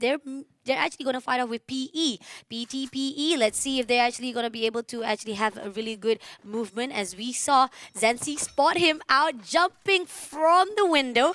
Doesn't go for the engagement yet, but there's a launcher been thrown out, and there you go. The dash comes through. Now he has to get out of the building, but moving to the side of GOW is meeting off with Bigatron. Nams will be the victim, and on the other side, it's going to be WAG, who's also fighting off with GOW. I think that GOW need to back off here, but I think it's a little too late. They don't have a lot of cover to work with. The UAV is going to reveal their positions. They even have their sniper fixated on a really good spot to punish them as they walk in from outside of the blue.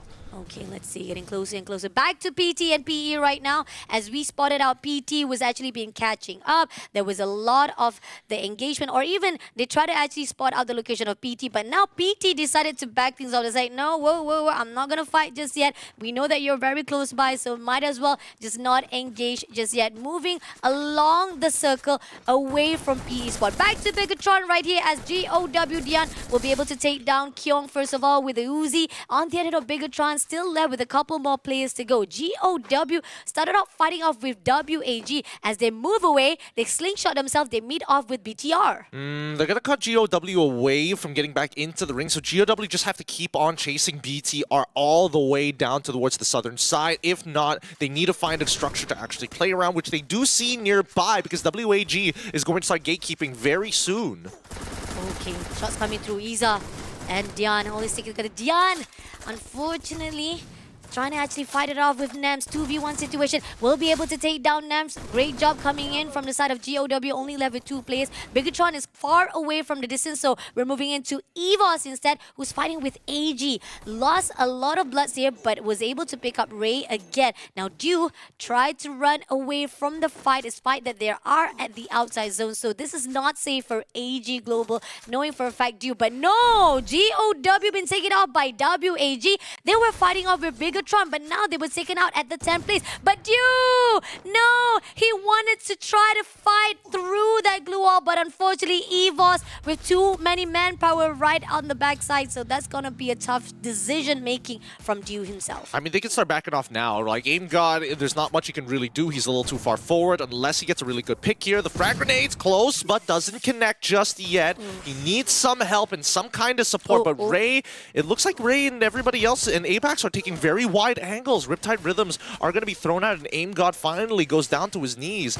So far, they find a trade back into Katizi, and they even take out the support as well. BTR able to get into full fighting force once more, but right now, Crime has to hold out until the support comes to pick up his members on the high ground. No, 2v1 situation. They're surrounded. No, 3v1. Make it a 3v1. G'day with a launcher. He's out in the open. He's 2 out, and unfortunately not going to be able to fight it out. But Legolas, finally, the backup comes through from the distance. Is going to be able to take down 1 player. Is it going to be enough, though? I see that EVOS still be able to pick up the teammates, and Team Vamos, Legolas decided to back off June, despite, I think that he's actually going to be the one who sacrificed it all. He doesn't want to allow EVOS to have the better upper hand to go into the safe zone very easily, so they actually destroyed the vehicle. So Vamos, as the one to will be able to pick up, but no! The zone!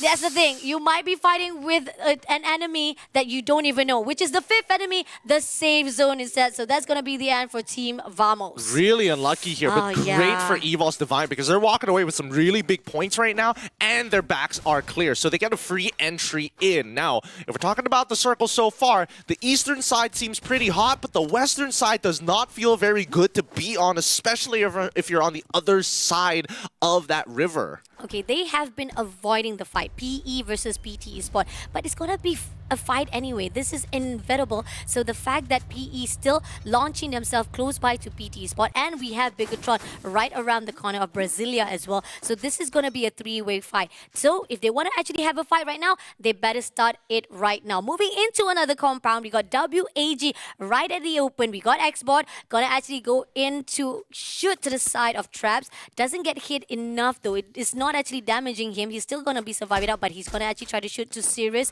through the glue wall as well as through the tree. There's only the loadout, the arsenal as the guide for them. Oh, but it seems that Alan slingshot himself straight through the side of Toda, and this is not being so good. Alan gonna actually try to flank off. Zan will be the first to be eliminated. First of all, 3 more plays to go. Goes for the dash. Alan knows that he's going to go in for the Trojan. Shoots down a little by little, but he doesn't have any much damage. He spotted out Sensei. Sensei will be the next victim. Now 2 more players to go. It's going to be Wings. Wings! Unfortunately, that's going to be the end as Toda been shut down by the one and only. But no, Wings already still survived. I thought it was actually Toda who's been scattered around, but turns out Bigatron was the one who eliminated, and Wings out at the outside zone, still surviving, and unfortunately hasn't been surviving just yet. But now Xbox, 1 shot, 2 shot. He just needs that shot to just eliminate Toda at the 7th place. Great headshot here, but now WAG is caught on the other island, and now we cut back towards the eastern front. We saw BTR getting eliminated, and AG Global, after so very long, have a free way in as they sneak around the side to PE, but they do find the Star Knights in the middle of this fight, and they have to win it. If they don't win it now, then they don't have an opportunity. Let's see. Star 18. Know for a fact they did manage to trade off, and PT fighting off with AG on the other side of the map. We do see AG Global has the opportunity inside the safe zone, but here's the thing. PT fighting off with EVOS as well as Ray will be taken out by TQ first of all. Ingot looking for the next one. It's going to be LBT and Donecrack to be shut down. TQ all alone. Unfortunately, he's trying to survive it. Shoot it on to ABAX. Glue all been taken out. Now TQ trying to pick up LBT, but he's not having the enough opportunity and timing as EVOS just catching up to him. And PT Spot taking advantage of the situation, and PE Spot eliminated at the 6th place. Now they're looking for the next victim, which is the EVOS Divine.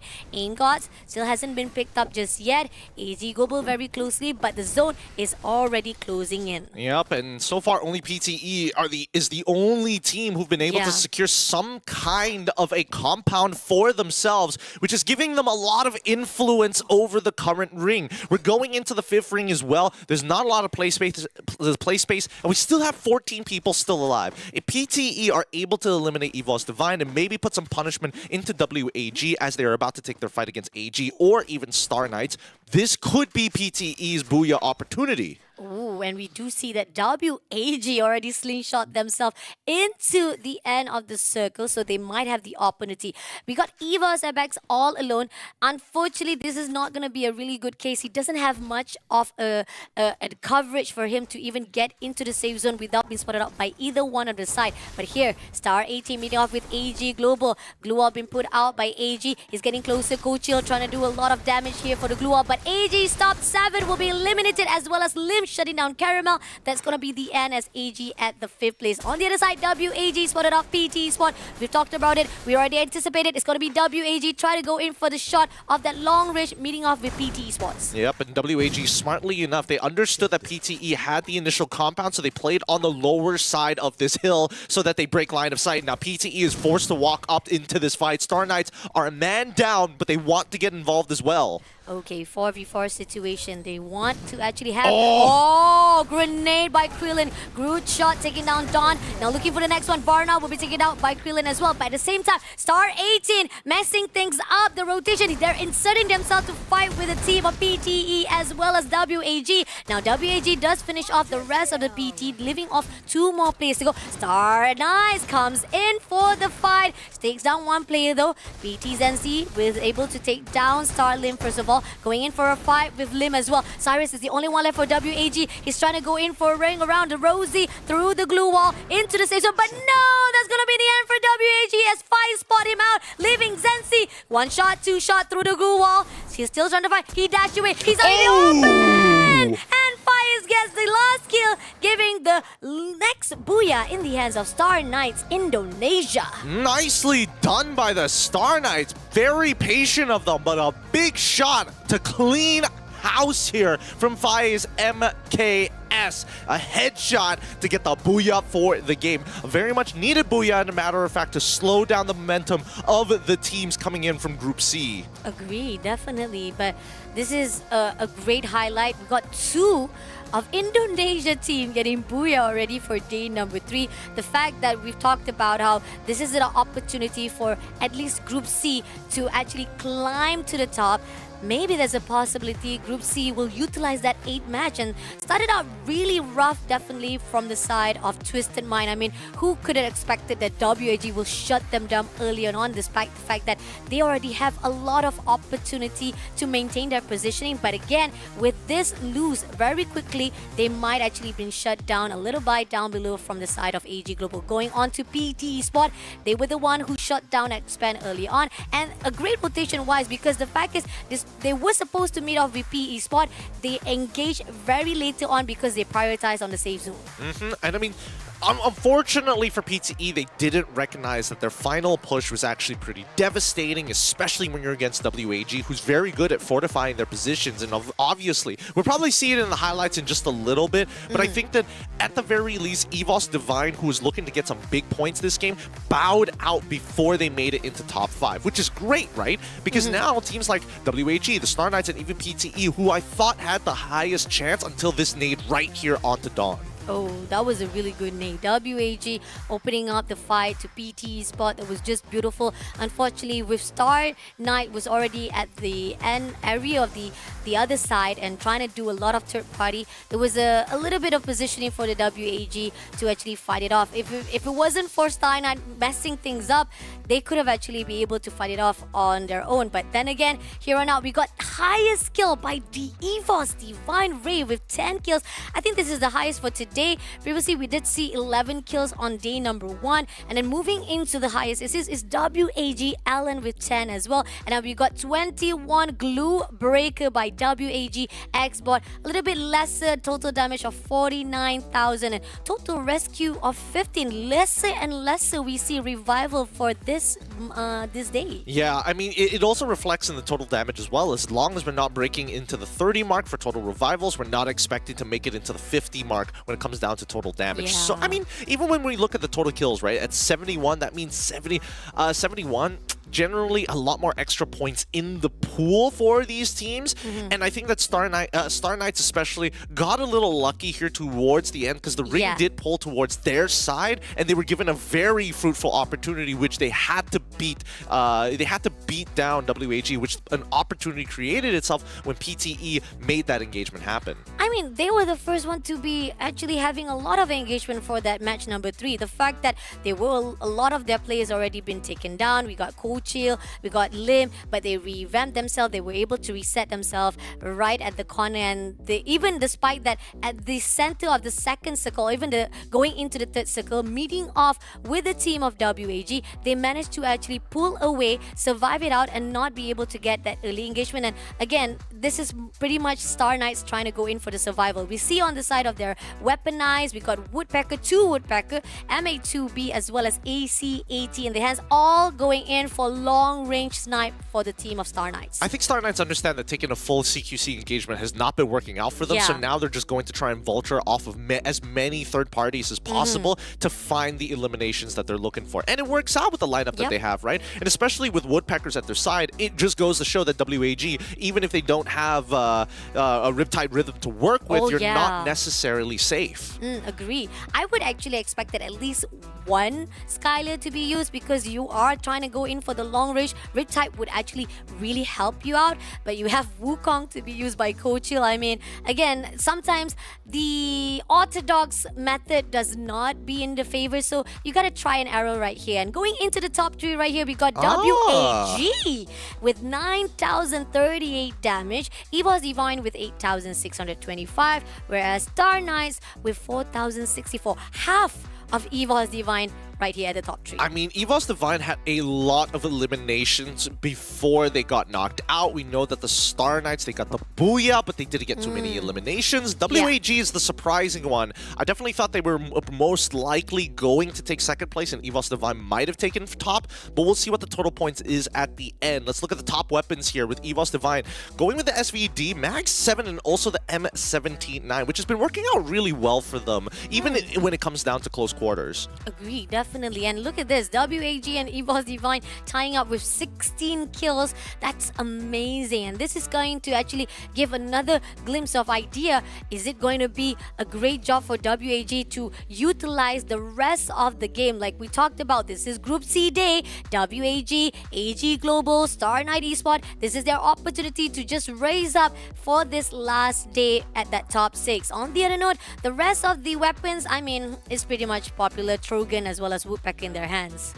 Yep, pretty atypical, but just a bigger focus on long-range weapons for the suitable map for it. At the very least, Purgatory is a good place to be using it, especially with the positions that they're holding. You can see that even for if you're Star Knights or WAG, you're positioning yourself either high ground for WAG or in a place where there's a lot of conflict for teams like Star Knights. Agree, definitely, because again, we talked about Purgatory, one of the biggest maps in the Free Fire, so you have to utilize that sniper. But on the other round standings here, we got the 12th place Twisted Mind, unfortunately was taken out by WAG too soon, so we got Expand at the 11th place with 1 point, Toda as well not performing so well with 4 points, Vamos with 5 points, GOW as well as Bigatron at the 7 and 8 place. Not too great for the second pagers here. It just goes to show that it's going to be very top heavy once we head on over to the to our first pagers. And yeah, wow, okay, majority of them all the way up to our top of 5. Only the top 5 breaking into double digits, and even so, 4th and 5th don't even come remotely close to the Star Knights at 21 to set the goalposts. But then it's 23 and then 24 total points for both EVOS Divine and as well as WAG. Here's the thing, EVOS Divine getting the second place with 23 points, and they're already at the top 6, right? And they only have one more map to go. One more map. Do you think they're going to be able to actually contain that top 4, or will we see Group C be able to catch up to EVOS Divine? I think that Group C has a chance of catching up to EVOS Divine at this point of time. But at the same time, it's who are the top contenders for it, right? I don't think, as of right now, maybe WAG has a really good chance of like trying to break into it, but that's on the assumption that AG Global continues to have some really poor rounds. So it's a bit of a balancing act here. Yeah. But anyway, we're done with match number 3, so now let's see which map will be picked up for match number 4. Okay, now we have Nexterra, Alpine, and Kalahari. Only one of these 3 maps are going to be listed. I want Kalahari! You want Kalahari? I mean, you called it, you get it. The Desert Dunes, we're going to be visiting it one more time. Nobody likes Kalahari. Oh no, I'm so sorry. I mean, as long as Group B isn't there, at least you know you have a chance. Oh, true. That's very true. I mean, I know this is the least favorite map. A lot of the community does not like it. It's very tricky. The landscape is very hard for you to actually spot out enemies. So this is, again, it's actually quite similar to Purgatory. If you want to actually compare Kalahari and Purgatory, it's a little bit smaller compared to Purgatory, but it's the best place for you to use sniper as well. So that's why when it comes to Free Fire, you gotta be sure and be able to adapt as well as power the skills of sniping here. Yeah, no, utilizing it is one mechanic, but there's also one more extra mechanic to keep in mind, and those are the grapple hooks. Again, yes, grapple hooks sound like a good idea because it gets you a lot of verticality, but also you can use it to close the distance real fast if you're in a rural area. So, with that being said, get ready for Kalahari. We're going to go on a short break, and when we come back, we're going to visit those desert dunes once more. We'll see you after these messages. The Snapdragon Pro Series is brought to you by Snapdragon Elite Gaming, Monster Energy, and DHL.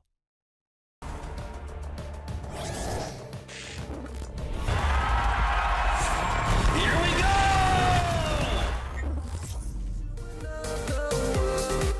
Come and get lost with me.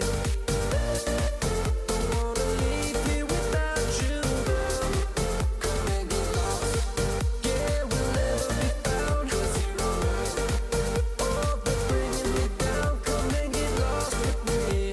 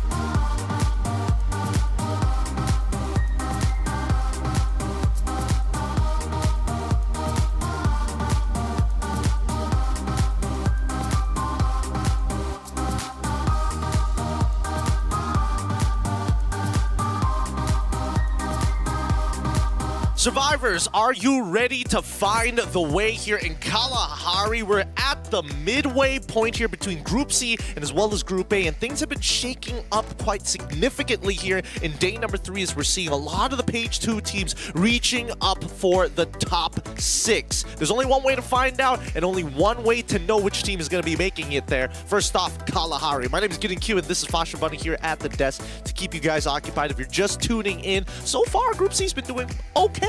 Yeah, agree, definitely. I like the fact that they know this is their day. They gotta be able to actually utilize all the 8 matches. Now, there's only one more lifeline for the Group A, and the only one that I see so far popping off is EVOS Divine. But here's the thing, they only have one more match to go. Can they actually use that one match to survive that top 6? Now, let's take a look on the overall standing after that 3 matches for day number 3.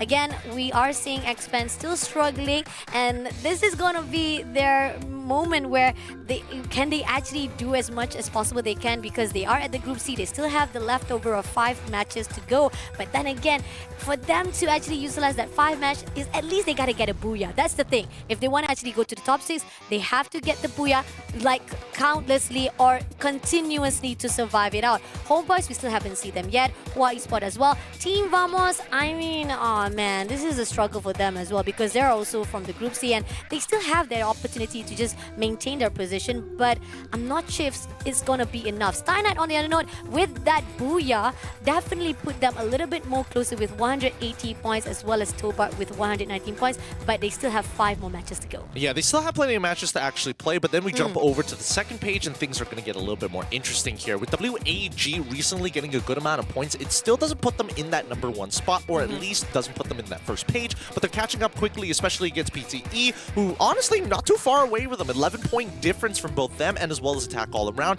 and 13 points when we're talking about God of Wolf. BTR is where the big gap between the two teams, roughly around 22 points at that point. PE Sports at 153. From this point onwards, WAG has a lot of work ahead of them if they want to make it into page number 1. And if we turn into page number 1, we should see, AG Global at 162, who currently are holding the goalposts for those who want to be able to skip the play-ins if you want to make it into the top 6. Oh, and we see that EVOS Divine from top 3, now they're moving into top 2 with 199 points. I mean, compared to Buriram right now, who's already comfortable with 247 points, and they're getting closer, and they're going to actually join in us for match number 5 after this. I think that they're going to actually put even more for the pressure for those who are at the top 6 right now. Here's the thing, continue on to our Group C storylines right now. AG Global with 162 points.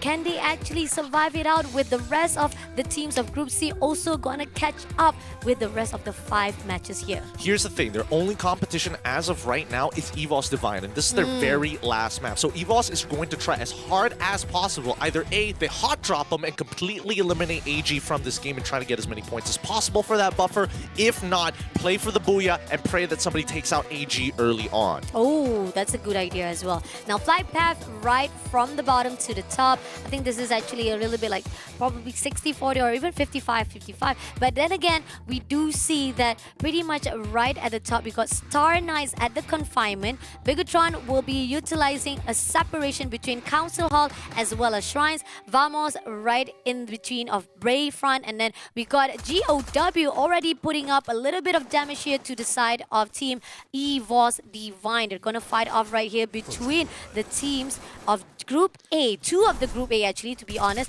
1 player already been down, and there you go. Demon takes down Ray as well. So that's 2 players already down by EVOS Divine. And we talked about how they already at the top 2. If GOW put a stop to this, EVOS Divine is going to have a lot of trouble with this last lifeline in their hands. Yeah, I mean, so far, EVOS Divine has been giving GOW a lot of problems in that endgame ring. So eliminating them now is actually very ideal, as GOW, they take out the very first 2 members who had CQC weapons in the micro Uzi, but unable to get a shot off before the fight even begins. So good stuff coming in from GOW as they set themselves up for victory. Teams that are currently nearby them, north of them is Vamos, south of them is Todak. We'll see which one collides with them.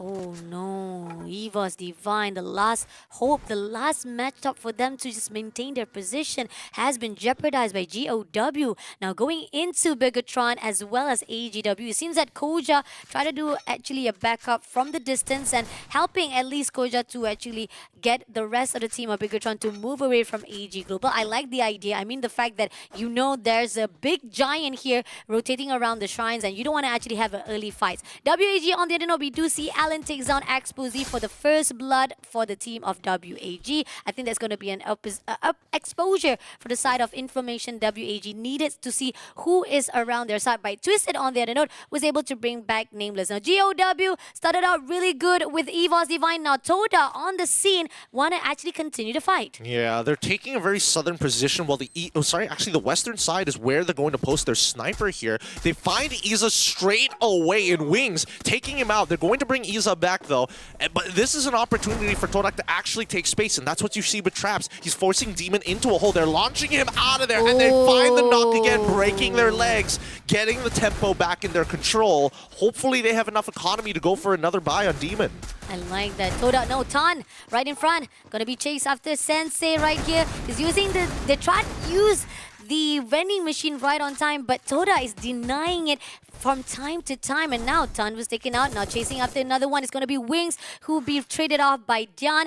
And on the other note, right now, he's going to actually try to kill Confirm before Toda comes in for the backup. Now Sensei spot him out. Going to go in straight through the window. Tan hasn't been spotted out. Tan moves away from the compound. Was not been spotted out by the rest of the Toda. But Traps meeting up with Dian. Dian was able to slingshot his up, but unfortunately was not able to move away quick enough. So Traps was able to stop him from his movement. Buys enough time for both Izzet and Demon to actually start running away from the scenario. Once again, we're seeing that BTR trying to take on AG Global. Two so far in Old Hampton. It looks like they're kind of split here with their forces broken in the middle. Dew is the first to fall here as Nems is able to take him out, finds an elimination of their own to take control over Old Hampton. It looks like two members of AG Global are still alive with both Caramel and as well as Stop 7 still running. 3 plays to go, and seems that Caramel was able to bring back. On the other note, Star Knights meeting off with Expand. Afik is in the scene right here trying to survive. Launcher been put out. Unfortunately, it's not going to be in the favor of him. He will be taken out easily by Star Knights. Lim will be able to be picked up from the side, and unfortunately, Expand has to survive with least amount of player here for this match number 4. And reminder again, guys, Expand has been right at the bottom, and if they don't do something right here, they could lose that opportunity already to fight at that top 6. Now Star is already right inside of that glue wall, been spotted out by Excel, breaks the glue wall. Now going in for the quick shot, 1 shot, 2 shot, doesn't get it. Finally the 3rd shot makes the connection and takes him down. Being able to find that kill is great, but now he has to deal with the other members. Unless he can land 3 headshots in a row, make it even 4 if they bring back their boy. The Dinoculars gonna give some information, but still Liam takes him out with ease. Damn, a little bit too open, but that's just 1 farm kills here in the hands of Expand. AJ still non-stop fighting here with the team of Bigatron. Diggs, Nix together with Stop 7. Diggs gonna be able to be taken out first of all. Now leaving only Koja to take down as well. That's a really trade-off right here by Bigatron. Earlier on, it was just 1v1. Bigatron had a really good help with a portal go right here by Koja to back things up. All right, so far BTR has consistently harassed AG from the north side of the map to the northwestern side of the map, which has been the hottest spot so far in terms of fight, but the other hottest spot has been by Command Post. GOW, after winning their first engagement, are back here once again after chasing the members of Expand out of there, and even Todak making a movement towards the southeast even further by Stone Ridge. So far right now here on the map, we're still waiting for the next zone to see who will have the better upper hand for their own survival, as well as the favor of the God RNG. Make it. Unfortunately, this is not a good favor for him because the fact is he's all alone, moving into Twisted Mind on the other note. They're meeting off with AG, who just stopped fighting with Bigatron, and they spotted out Cypher right in the open, takes him down instantly for the kills. But on the other note, I think that AG was able to bring him up. Yep, he's able to bring him up. Twisted Mind on the other note has already been spotted out by PT Esport, and they're going to continue to fight. Yeah, they already made contact initially. Do they give up this top side? It looks like Du Saming is the first to go down. Nameless the next to fall. well. The electrotherapy does not keep them up long enough, as now the rest of the team is going to get collapsed on by PTE. They've been caught with their pants down, and it looks like Diamond is the only one left to try and clutch this out, but he gets blasted down by 3 of their members. Not even close. PTE swiftly throw Twisted Minds under the rug. No, now Twisted Mind, right, definitely will be dropped down from that top 6. The fact that AG Global just needs 2 more points to catch things up. So with Twisted Mind being taken out, it's going to give another opportunity for the rest of those who are at the second page to catch up at that top 6. Now moving on to Team Vamos at the ship.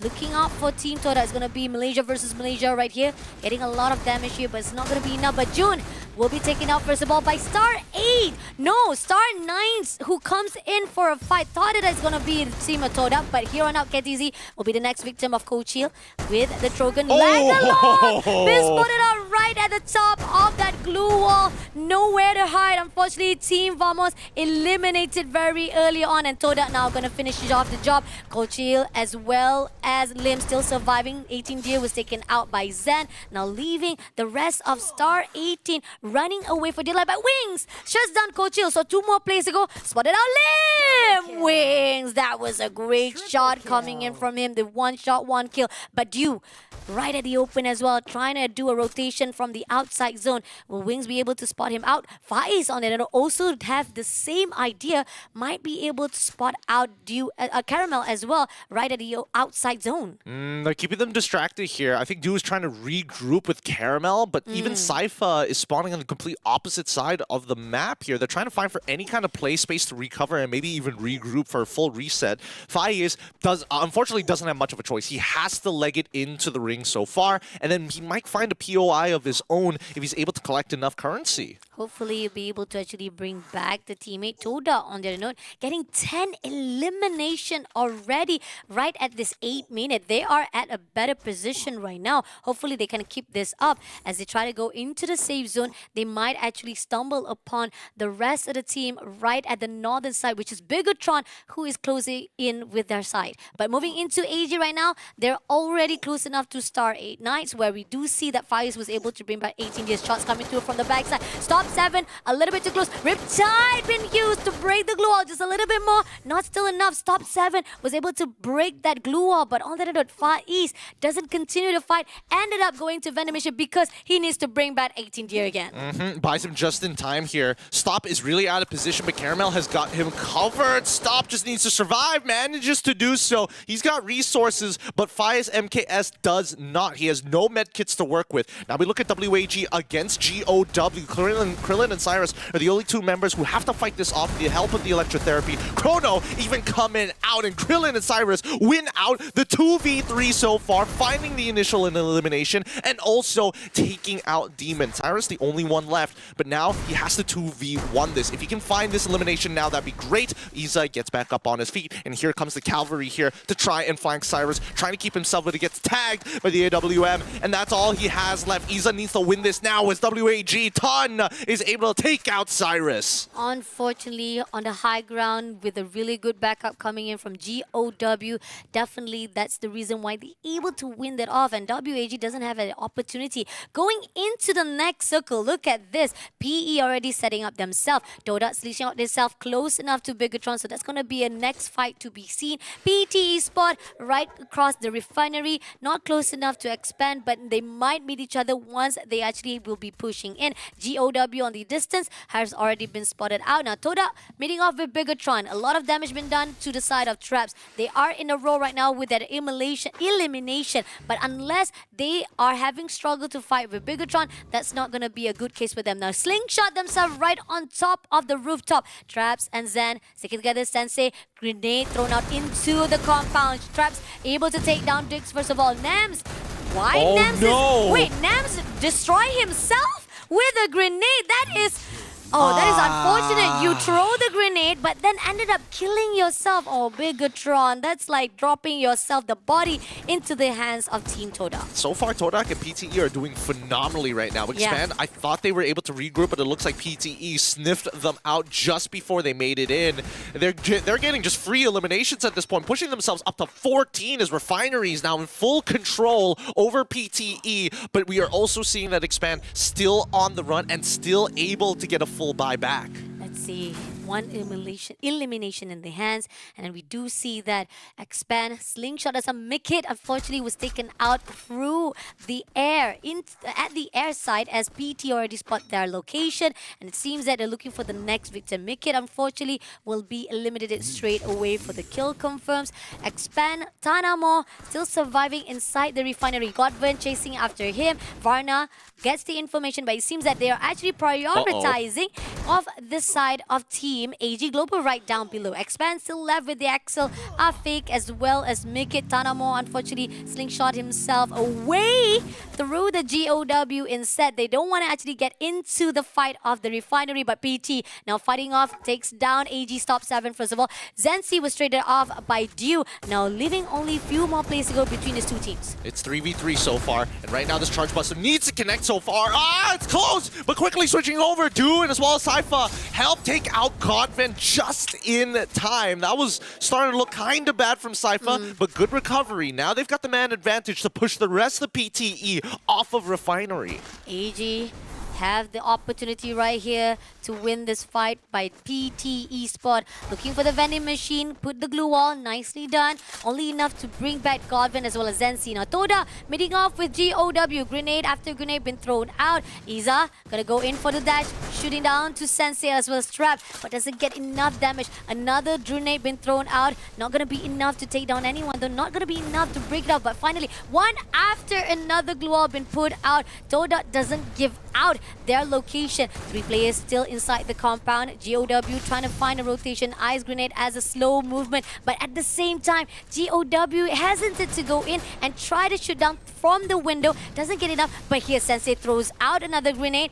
Doesn't hit anyone. Unfortunately, this is just a back and forth, a slow movement, but finally GOW comes in to attack inside the compound. Sensei's gonna be taken down. Zen also been shut down. One more play to go. Toda managed to move away. Traps is the only one left at the outside, trying to survive inside that glue wall, but PE is already at the open. He's spotted out, trying to go in for a fight. Can they actually take him down, or will it be GOW who gets the kill? LBT just looking there.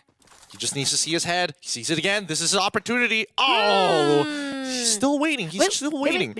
I think if he gets the knockdown, he knows he can't finish off the kill, so he's waiting for Traps to be out in the open when GOW flush him out. So if he just focuses on the GOW members, it actually works out pretty well for PE. That's kind of true though. That is, it's the things that you actually let go so that you can get the bigger wins. But Traps putting on right there onto the rooftop. Demon already spotted out. Grenade been thrown out. Demon goes down again. But at the same time, Traps still holding on for his dear life. This is not a really good move, or not even a really good position, as he's already been spotted out by PE. And Expand on the other note was taken out by Sci-Fi at the 7th place, and PTE Sport was eliminated at the 6th place. Yep, I mean right now the edge of Refinery is really important, and I think that GOW, they want to flush out Todak as quickly as possible, but the next ring is pulled even closer here towards AG's side as PE Sports now taking the full engagement. Riptide Rhythms have been dropped here, and it's opened up an entire flank as GOW get involved into the back flank as they take out PE in 5th place and have an optimal position to start forcing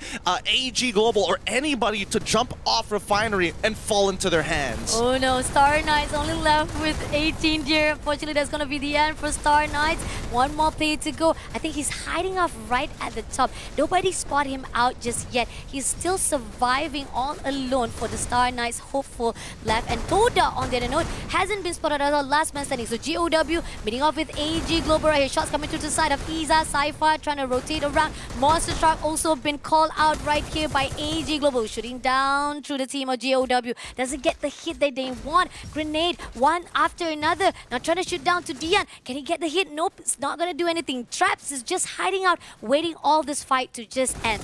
Yep, and Coachil has been chilling right at the top of Refinery at this point. Oh, Sypha ends up going down. Caramel looks for a trade as Dion able to get some good headshots here to maybe turn this fight. Turns it into a 4v3. They get the trade back, and now Isa is going ham. AG have taken so many casualties here with the help of at least one of the members. Coachil trying to put some punishment down. The last one standing needs to land this close range shot, but Demon quickly turns it around fast. Dion able to get the headshot onto Do. All 4 members now looking as PTE is out. Star Knights and Todak have stolen the spot. 1v1, v3, v4 actually, and we got GOW right here gonna go in for a fight with Traps. Unfortunately, with 16 elimination only in the hands, GOW getting the upper hand with the 4 players still surviving. This is a win, booyah for them. Yep, big points for God of Wolf this game. They set the standard even further, moving the goalposts even more. The question is whether they achieved enough points to start overtaking some of the teams, or at the very least knocking down some of the teams like EVOS Divine who bowed out, and even Twisted Minds who bowed out super early on in this map. I mean, again, this is the last match, the only chance for GOW, because we're already done. We're going to say goodbye already for our Group A to be fighting off. Now we're going to actually say hello to Group B. So GOW Esports, they got to hold on to their hope that with this booyah in their hands, it's going to be enough for them to just maintain to the top 6, or even to make it to the top 6, because so far they are the only one who didn't manage. I mean, despite the first day, they were the one who was there, but then they will pull away because of day number 2. So again, it's a little bit tricky to see if it's going to be enough for them to actually get into that top 6. On the other note, a great fight off for this match number 4. I think a little bit slow pace earlier on, but then as we move into the mid, that's where we see a lot of bodies falling down onto the floor. Even Vamos, I mean, it was tricky. I think they thought they were going to fight with Toda, but then team from the side of PT Sports come in, and that's where a lot of things happening, and they couldn't actually go in for a fight anymore. So Team Vamos was just sandwiched between those sides. GOW taking down WAG. That's a big win there. That's really a really good win, because the fact is they're chasing after each other, and WAG still have 4 more matches to go. So this is something that at least GOW put a stop for WAG to chase after them. I mean, so far the points of contact, the most that's been happening here in Kalahari is the eastern side, the southern side, and then the northwestern side. Yeah. Those are the 3 biggest points of contact. That's where we saw a lot of the BTR AG members taking a lot of punishment. Southern side is where we see the repercussions of that, right? Yeah. With AG taking control over that refinery and GOW slowly encroaching on their space from the southern side. They've already made contact with PTE, Vamos, Todak as that initial fight from refinery bled out towards the eastern side. Eventually, I thought that maybe AG was able to hold a really good spot by the edge of that refinery, but eventually they had to be pushed off, and it didn't help that PE Sports initiated the first their first contact on that 4th to 5th zone. Agree, definitely. And with the highest damage right here, I think so far the highest damage for today as well. Previously was 52,000, now 57,839. Definitely with the coloration of 47 revival. We got 100 glue destroy, 13 of those by AG Dew. We got highest kill by PTE Spot Dawn and highest assist by PTE Godwin. Definitely this is one of the top matches compared to the 3 previous ones. Yep. I mean, lots of damage, way more revivals this time round. And if you look at the total kills, right, way above 70. We're already hitting the 88 mark at this point. It just goes to show that teams who get crippled early on, usually it's a lot of recovery and a lot of getting chased around by some of these other squads, whether they like it or not. So early drops, you got to be confident in winning out that fight. If not, it's just going to be a chasing game. Oh, Dion as well as Demon, 8 and 7 kills. That's crazy, with Dion getting 4,028. I think this is one of the highest damage here for today we see from GOW. I think finally we see a lot of them popping off very well for the last match. I'm not saying that they didn't pop off for the 3 matches before, but there were a lot of inconsistency, but this is one of the best performance GOW Esports has put it out here for their last match.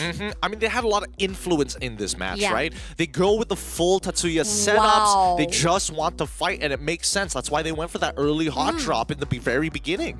Wow, 3 Trogan, 1 AWM. Oh, you don't want to mess around with him with a close combat right here.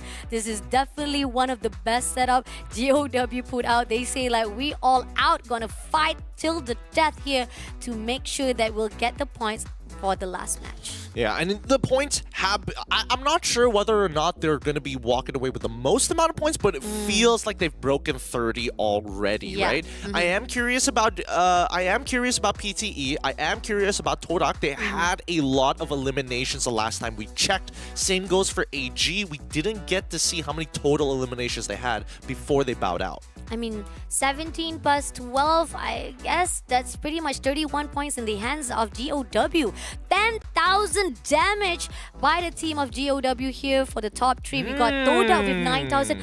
Again, Toda has been consistently doing well for tonight, 2 rounds in a row. I think this is one of the best performance we see. A little bit too late, like we've talked about, because again, Toda still at the 3rd page of our overall standing. Not sure if it's going to be enough for them to pull through for the top 6, and PT Sport also on the scene for that top 3. I mean, their odds are not looking very good. Let's look at their top weapons to see whether we get a bit of an idea. VSS, the AWM, Trogon, as expected. PP19 for GOW for the close range, and then from PT Esports, they're still going for a double sniper setup. Wow, SVD, Woodpecker, and Trogan. I mean, this is pretty much the standardized of the fight. It's either, when it comes to mechanical wise, you have already quite similar mechanics, but the problem is whether or not you'll be able to use it at the right timing, your skills wise, your rotation, and also your utilities like glue walls, medics, right on time. So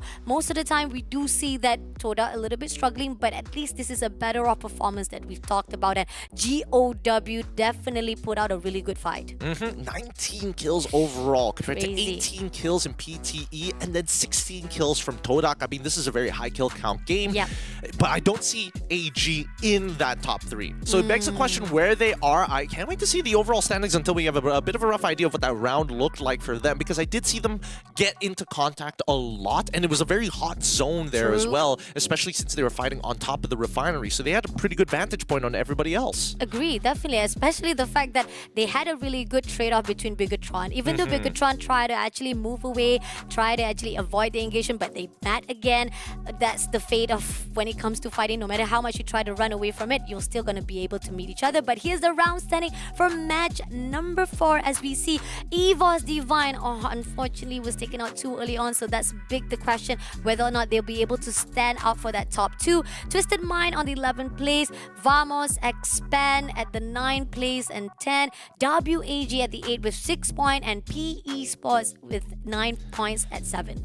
I was thinking that maybe PE Sports most likely would have more kill points at this stage of the game. They got some decent placements, but then let's have a look at the second page, right? Where is that big differential that we're looking for? Where are we going to see the teams really separate themselves in terms of kills? And I would only assume that it's very top heavy, right? Oh, true. Definitely. Let's take a look. Zoof to the first page. Oh, yeah. We got GOW with 31 points. I knew it. 31 points in the hands of GOW. We got Toda with 25. Again, 2 rounds in a row, they got 20 points in their hands.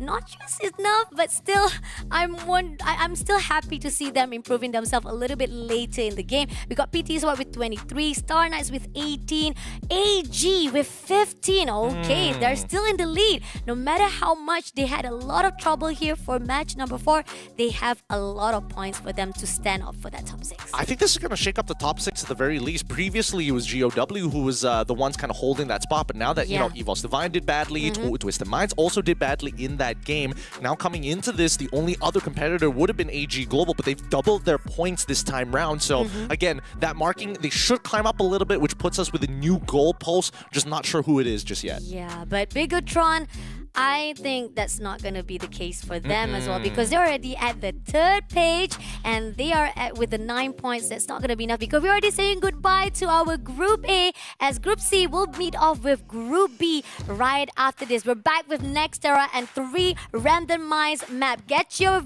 drinks, get your snacks, go have a break, because we're coming back right after this.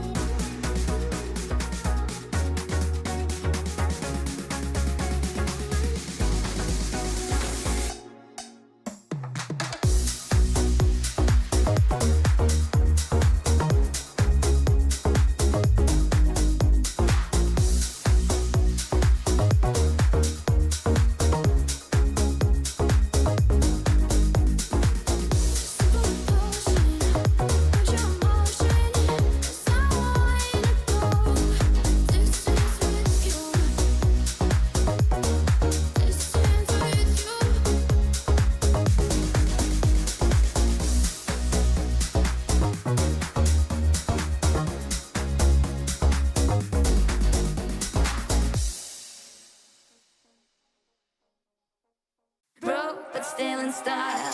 Kicked out of the club, had a bit too much. We just dance outside, broke but still in style. Kicked out of the club, had a bit too much. We just dance outside, broke but still in style. Kicked out of the club, had a bit too much. We just dance outside, broke but still in style. Kicked out of the club, had a bit too much. We just dance outside, broke but still in style.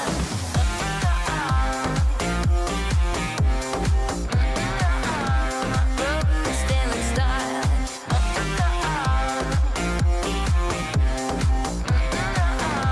Broke but still in style. Even if it's raining, we're still entertaining. We don't need to panic. This club is shady anyway. Who cares about the raindrops? All your exclusive rooftops. We just need a junk shop or a kebab shop. Kicked out of the club, had a bit too much. We just dance outside, broke but still in style. Kicked out of the club, had a bit too much. We just dance outside, broke but still in style.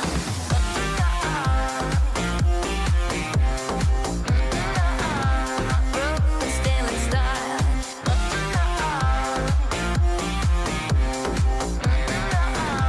Broke but still in style. Even if it's raining, we're still entertaining. We don't need to panic. This club is shady anyway. Who cares about the raindrops? All your exclusive rooftops. We just need a junk shop or a kebab shop. People come and go, people come and go. Nobody can take away our star and roll. If everybody's gone, if everybody's gone, nobody can hold up. We are going strong. Kicked out of the club, had a bit too much. We just dance outside, broke but still in style. Kicked out of the club, had a bit too much.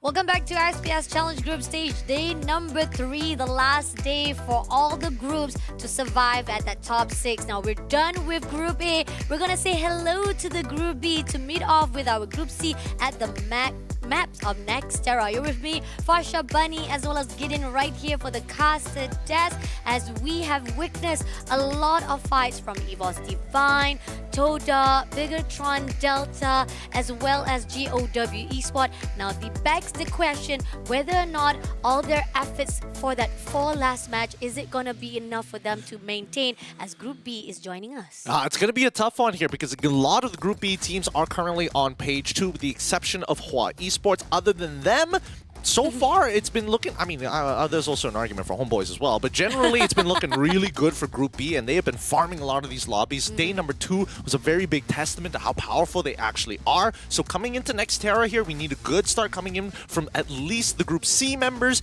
and then as we go into the RNG maps, we pray not for Alpine and Kalahari. I mean, there's still hope for a team at Span, though, even though they are at the bottom right now. But here's the thing. I mean, you only have 4 matches, and you're still struggling meeting off with Group A. Now going to Group B is even more worse because they're even more tougher. Now we're gonna go in straight to welcome back our Group C again. If you guys missed them out, it is P Esport, Expand, Team Vamos, Star Knight Esport, AG Global, and WAG. Top 2 teams here from the side of Group C is definitely P Esports, Star Knight Esport, AG Global, as well as WAG. Right now, in terms of points, WAG not doing that well. AG Global in a pretty good spot. P Esports is almost there, but we haven't seen a very hot game from them just yet. We need to see them get a 30-point game if they want to be in contention of top 6 within these next 4 maps. But then we look over at Group B, and this is where it gets devastating. They have to face off against Team Falcons, Buriram Esports, Homeboys Conspiracy, RRQ Kazu, Attack All Around, and Hua Esports. I mean, we got 4 powerful teams that's already been talking about. I mean, even from the first day itself, Team Falcons, Buriram, RRQ Kazu, and Attack All Around has already dominated that top 4, or top 6 to be exact. And only Hua Esport and Homeboys Conspiracy was going down even more further right at the overall standing, and they only have 4 more rounds to go, and again they're actually tying up with the rest of the team, which is the team of Xpan as well as Team Vamos. So it's actually wondering whether or not these two teams from the Group B itself, which is the group of death, with two teams that has been struggling, will they be able to actually catch up with the rest of the teams already at the first page? Well, I mean, let's look at the overall standings first, just to give you guys a rough idea, because coming onto this very third page, we see that Xpand is right at the bottom with Homeboys Conspiracy alongside with Hua, as mentioned before. But then immediately after is where we see Team Vamos, WAG, both of which coming in from Group C specifically. So at least you get a bit of an understanding and idea of where the groups currently are standing, because even the Star Knights are doing better than the majority of these teams here on page 3. Agreed, definitely, and that could be a possibility. They'll be able to catch up with that 4 more rounds to go. But again, we're talking about they're going to meet off with Group B. So again, this is a bit like a 50-50 situation if they'll be able to actually go into that second page, if they'll be able to. Now going into the second page right here, AAA, after day number 2, wow, it was just so weird. It was so bizarre because they were the one who was dominating day number 1. But then suddenly they're now at the top 12, bottom 12 with Toda as well. And Toda still, unfortunately, this is the end for them because they already done their job with Bigatron Delta as well. PT Sport 159, PE Sports 162, and GOW already we say goodbye to them because of already done with their matches today. Yeah, they're currently at 169, which is currently the points to relatively beat here. Let's just quickly jump on over to page number 1 to actually know what the current goalpost is, which is held by Twisted Minds at 170 and is contested with RRQ, who is expected to go up in the standings because they are playing from Group B. Keep that in mind as we go into these games, because again, majority of the teams that we see here on page number 1 come from Group B. That's Buriram, that's Falcons, there's even RRQ Kazu as well. So 3 teams already within the first page. Yeah, now Group B, the rest of the Group B that might be able to catch up, I think from the page number 2, is actually quite interesting if AAA might be able to push through after day number 2 of them having a lot of difficulty.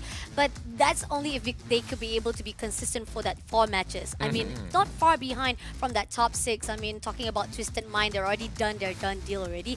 Is it gonna be enough for them to just catch up to that top 6? Well, I think right now the best odds is for PE because they're the closest to that top 6 in comparison to everybody else. And I think Attack All Around is going to have to hope and pray that teams like RRQ, Falcons, or even BRU don't do well this time round, because they usually, once you see Group B come into the picture, it suddenly becomes top 3 heavy when it comes down to points. Yes, sir. And we see that the flight path moving in straight from the Grave Labs towards the Mortar Ruins.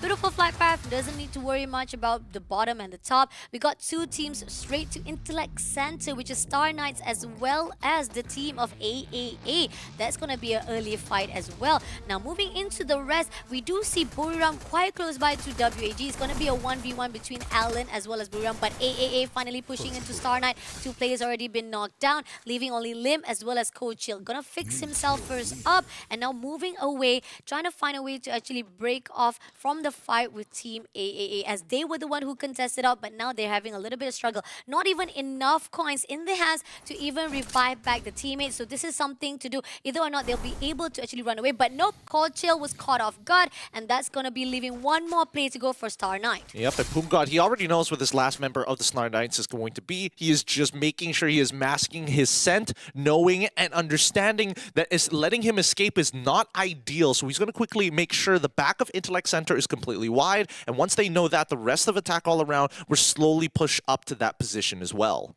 Let's see. So far, great scouts. Wait, hold on. Expor, wait a minute. Wait, it looks like people who are marked for death. It looks like Limit has been marked for death by WAG, who's halfway across and currently in the middle of a fight with BRU. Bit of an odd choice there, but hey, you can't really control it, can you? I know, you can't control. Sometimes the rotation just end up you meeting off with the teams. Homeboys on it are also having a little bit of difficulty with PE Sport. They lost their players, but they did manage to bring them back. And Olive right now needs to survive it out before being tagged off with the rest of PE Sport, who is right in front of him. He did manage to heal himself just a little by a little, but here comes the 2 players. But Star Knights already been spotted out by Kruger, so that is the end, as they are the first one to be eliminated. Now trying to shoot down with the Trojan, spotted out Don't Cry one shot wasn't gonna be enough, but here, Don't Cry sticking together with teams. 2v1 situation. Alip is outnumbered as shots coming through. Does he manage to get it down? No. Help coming in from LBT. A little bit more than you go. Don't Cry managed to take down Alip. A little bit too tight, but Homeboys, oh, that's nasty. That is nasty. But what can you do? I mean, you're all alone, man. Yep, getting picked off, and especially in a 2v1 situation, dealing with the electrotherapy, it just goes to show, right? Even if you have slightly better armor, a full clip of the Trogon, if you don't hit enough shots, there's a good chance that you're going to be done with the mag before your mate or your opponent goes down. Right now, they're going to be chasing the rest of Homeboy's conspiracy. They're heading straight into Deca Square to try and pick up the fresh new revives. Okay, let's see. Spotted out Luffy there. Grenade thrown out for the Melter. Ready with a launcher in the hands. One shot. Beautiful shot. And switch so it out smart. right there. Beautiful. LBT is on fire right now. He knows that he is on fire. He's messing around with Homeboys. But at the same time, Laho stepped it up with trade-off between to each other. But at the same time, there's a backup coming in from LBT right there. Again, LBT is just right at the timing and right at the place that he is needed. And Homeboys right now suffering every single attempts coming in from the team of PE. They're trying to get past this forest worth of people because now that PE Esports has been forcing them towards the southwestern side of the map, they start coming into contact with people like Hua, like Expand, AG just north of them. And finally, we see that PE Esports, they might be currently holding the most amount of eliminations in the lobby, but it looks like they don't want any more aggression. They're going to pull back away. Oh, they're pulling back away. I'm surprised that after so much engagement with Homeboys, they ended up didn't want to meet with Hua Esport just yet.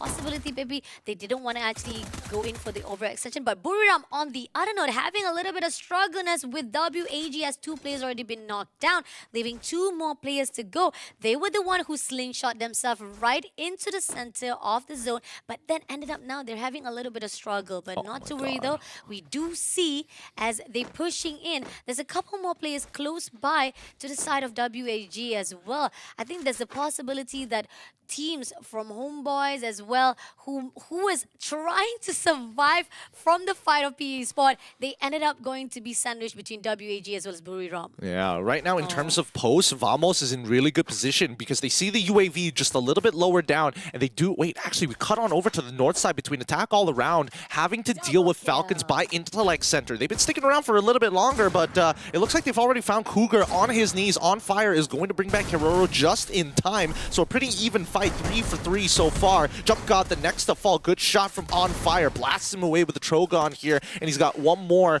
to cover him from the top side. Oh, launcher in the hands. Nice. He knows that Pungod is right at the top, but there's 2 players from AAA, so he has to pull back away. Not going to actually overextend himself because this is not a really good space, but he does know for a fact he wants to contest. He does want to actually have that 1v1 with Pungod. Pungod is overlooking, jumping up. Finally, he spotted out On Fire, goes for the launcher, but doesn't get the launch that he needed to go in. So now On Fire catching up, but no! It seems that somebody managed to actually get a hold of Pungod, but he was able to actually take down or even picked up bad jump guard. But Falcon, unfortunately, here On Fire having a lot of damage.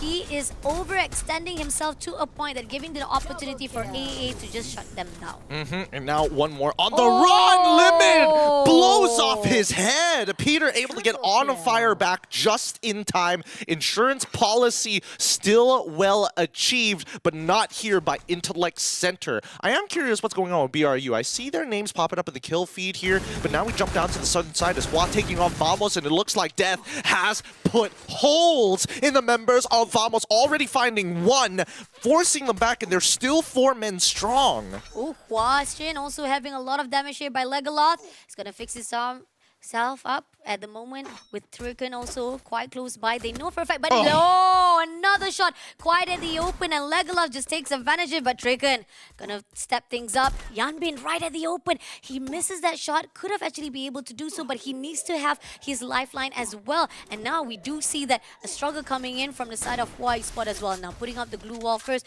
Jun gonna do in for the jump shot, doesn't get the enough shot that he needs to, but Yanbin pulling away, and that's a good position position coming in from Hua Esports to just move around or even hold off before Vamos comes into a contact.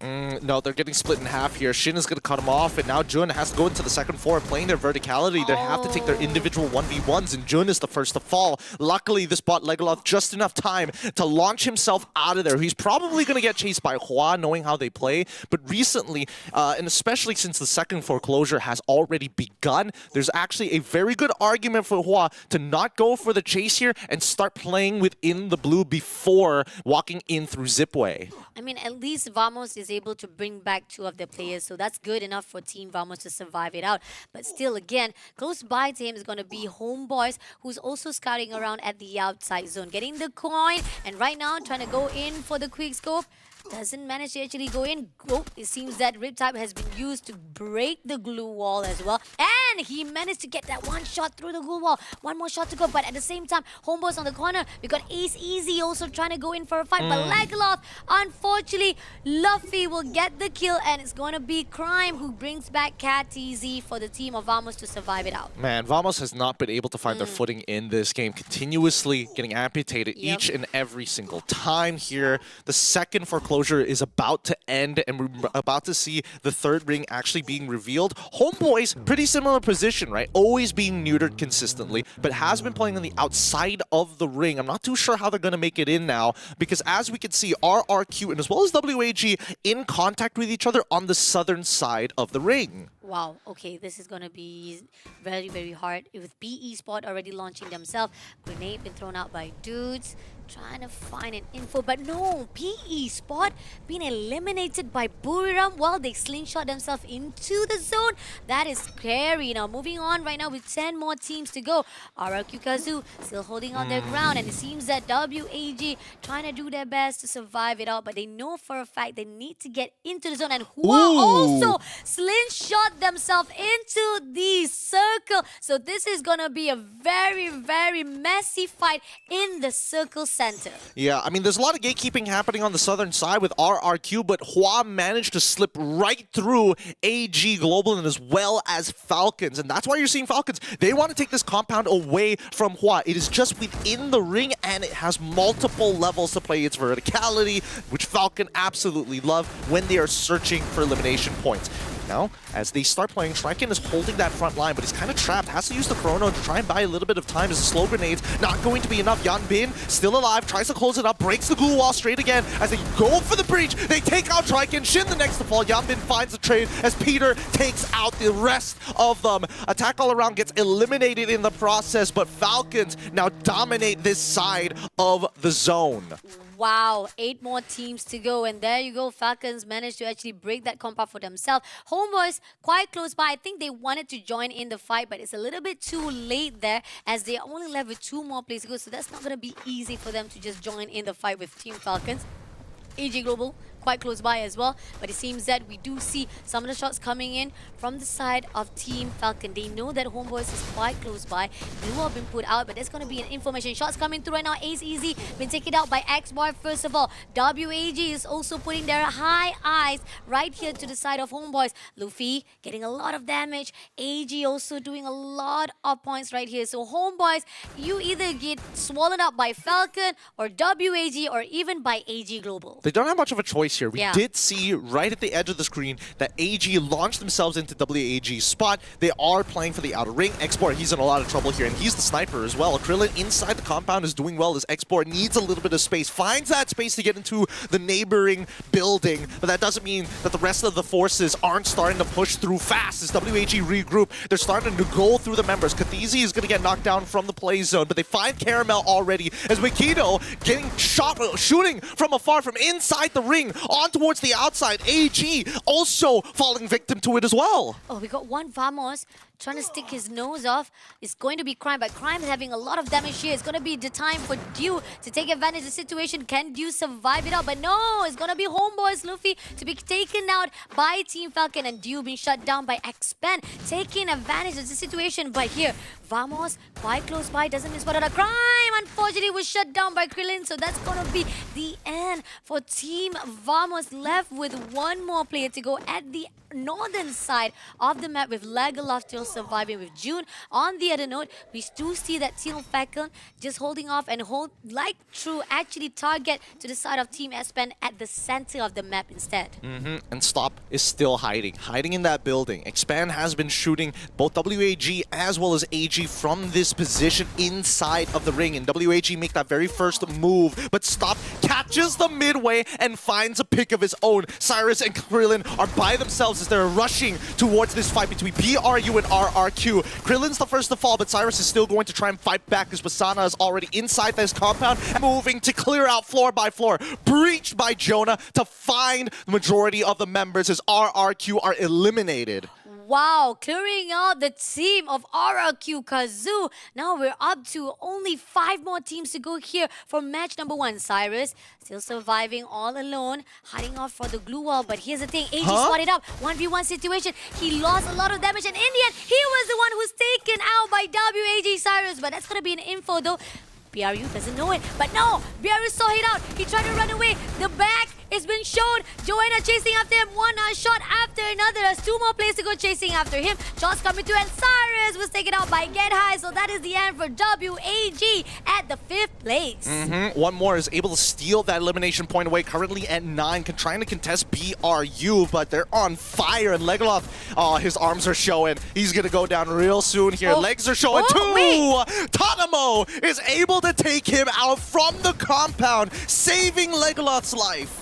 Wow, gotta be paying the favors right here for Team Expand, because if it wasn't him, Vamos would be able to take it out by Team Falcon. But on the other note, BRU holding off their compound.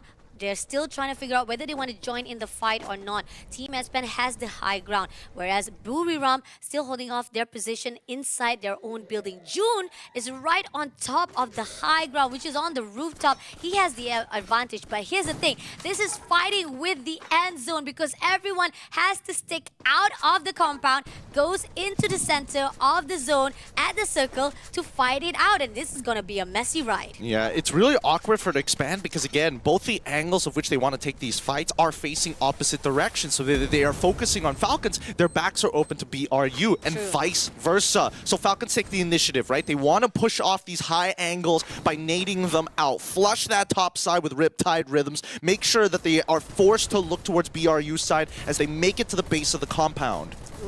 Glue Metal being thrown out one after another. Legolas getting a lot of damage. June will be taken out first of all by Buriram because of him being high ground, and that's going to be the end for Team Vamos at the 4th place. 3 more teams to go. Falcon Carol was taken out first of all. Buriram shutting down Falcons. They go in for Falcon first of all. There's the victim right there. One more been taken out as well. Vito all alone inside the glue wall, hasn't been spotted out. He's trying to pick up the teammate first of all, but at the same time, unfortunately, Tanamo was taken out by Moshi. So Falcon eliminated at the 3rd place. So it's going to be Buriram versus Expand.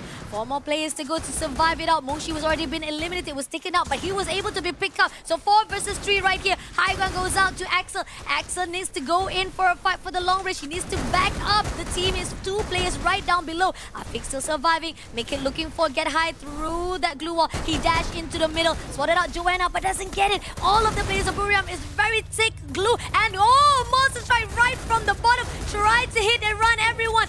Doesn't get the knock that he needs. But Moshi goes out through the outside window, but unfortunately this is left with Axel. Damage already done to the monster shot. 1 more punch to go, and Axel was taken out. Buriram gets the first booyah for the day. Oof! Buriram once again continuously destroying the lobby and also being the majority of the kill leaders throughout the second half of this game. Really good stuff coming in from BRU, dominating not only their side of the map but influencing the motions of the people around them. Good stuff. Good stuff. That's crazy, right? But that was a good move.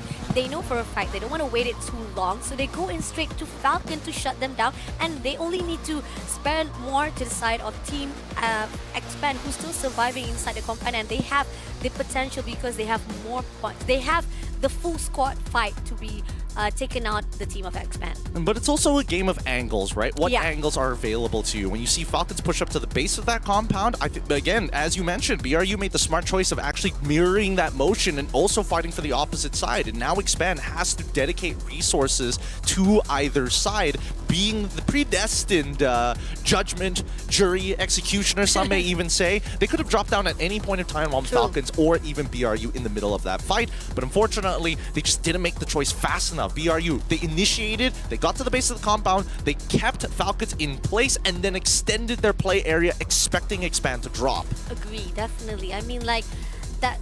The decision making needed actually the right precision timing, and Team X-Band was wasting too much time. And even the monster truck, that was a good idea for them to just hit a run at the time when Buriram was a little bit preoccupied with the team of Falcon. But AG Global, unfortunately, they were right at the open. They were left out with WAG, and the fact that that was a little bit struggle for the team of AG Global. On the other side of it all, I think that most of the teams that was trying to put a really good portrayal, like from Homeboys itself, they keep on revivaling themselves, try to get out of the fight between PE Sport, but ended up being in having problem with the team of Falcon. That was a struggle for the teams. I think a lot of teams really got crippled here towards the end. Really, really tough stuff, especially when we come, like, from first ring, we're already seeing a lot of casualties. And then once we start getting into, like, mid to late game, even then we're seeing a good number of casualties and no POIs to actually find these revives. In the earlier section, especially even mid section, we're seeing a total of 37 overall revivals. Not a lot of rescues this time round.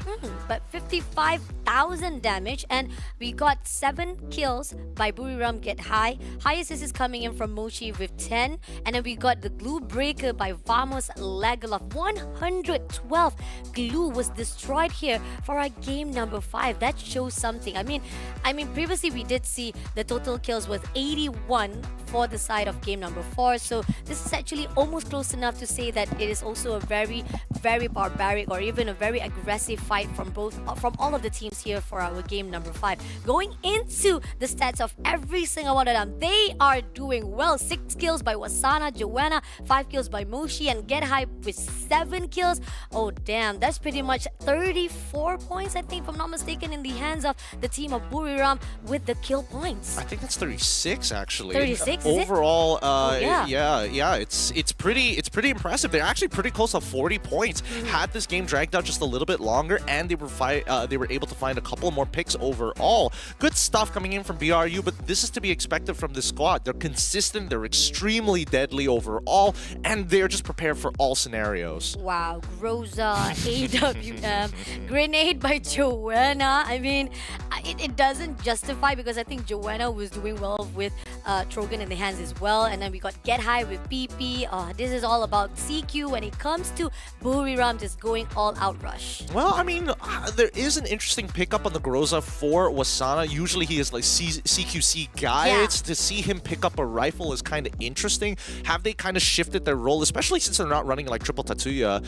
They are still making sure that they have a Skylar, they still have an A1 on their side. So it's very decisive combat. You harass your opponents from mid to short range, especially with the Groza, a very effective weapon at doing so. Some may even make an argument for the AUG at level 3, but even so, that's just, I feel if you have access to an arsenal already, just get a Groza. Oh yeah, Save that's yourself true. the time. Yeah, definitely agree. So this is a great job coming in from Buriram. The setup was really good. I think definitely, wow. Oh my God. 12,189. That's the highest for today. I mean, are we surprised? Are we really that surprised? It's Buriram United Esports after all. I'm more surprised that they hit those numbers without having like at least 40 points by the end of this game, right? This is the highest, but they only managed to achieve what, 21 and then a minus that, so roughly like 18. No. I quoted a different number there. Never mind. They've got 24 kills anyways, and I think that's already pretty ridiculous. Yeah, 24 kills. kills, exactly. I think no one was able to actually get this highest kills compared to the 4 previous matches. So Buriram United breaking the records again for our day Dude, number 2. what? Yeah. They both got 9, which really begs the question, how many kills did everybody else in the lobby get if Buriram is walking away with 24 and the top 2 afterwards are 9 kills Oh each? damn, yeah, that It's is like actually... not even close. Yeah, true. And I thought that Team Falcon was able to actually farm a lot of kills actually. I thought WAG was doing a pretty good job. Same Yeah. goes for Falcons as well. yeah. I mean, that was based on the last time we checked them before they got Yeah. eliminated. So I will have to wait until we see the round standings. True. That is very interesting. I mean, wow. Buriram just covering up, dominating those kills for themselves. Oh, this is very interesting to see. What is it with the overall standings of our round number 5? They just started to join in. They already have so much fire momentum. Now, Star Knights, just when we talk about how they have done a really good job meeting off with Group A, unfortunately now meeting off with Group B, they're at the bottom 12. RRQ Kazu, not so good as we thought they may be, but again, it's just the earlier games. Homeboys Conspiracy with 5 points. Vamos still maintained at that second left over Page. Hua Esport with 8 points, tying up with P Esport as well.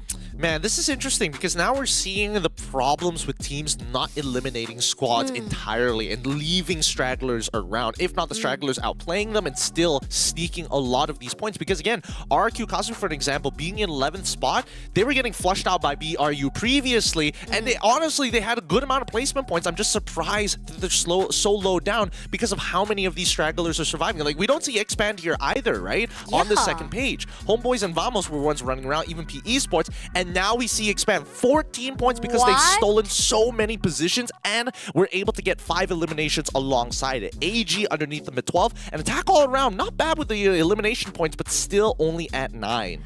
Wow. Okay, this is a surprise for me when I see Expand finally popping off. But then again, it's all because of the survival. I mean, we did saw that even RQ Kazu was trying to mimic the same way, but the problem is the moment when BRU just steps into that compound, they would just flush out just instantly without any repercussion or even without them trying to save their life. And that was just a struggle for the side of RQ Kazu. But again, this is just the first match. We still have 3 more matches to go for our Group B to fight it off. Now, the next match, where are you taking us? Which is our randomizer.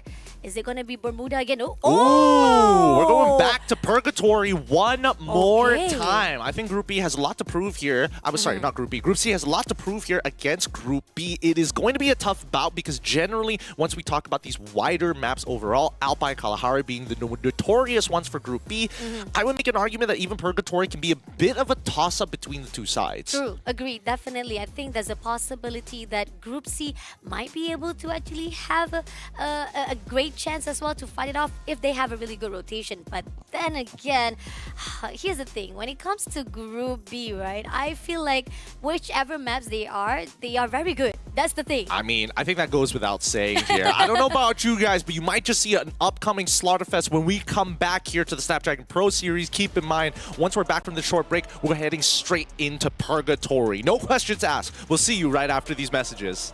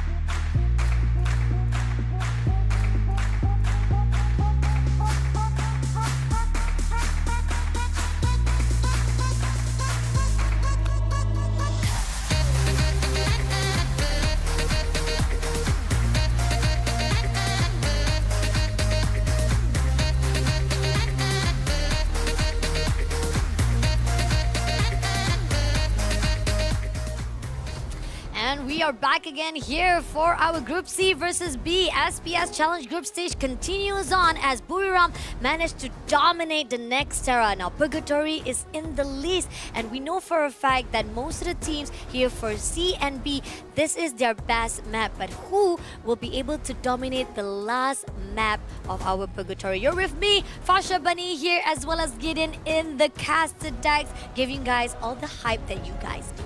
Now, so far, Group E has been dominating. BRU, top of the line, top of the list. Creme de la creme, looking phenomenal here and taking away a lot of the points from some of their other competitors, including Falcons.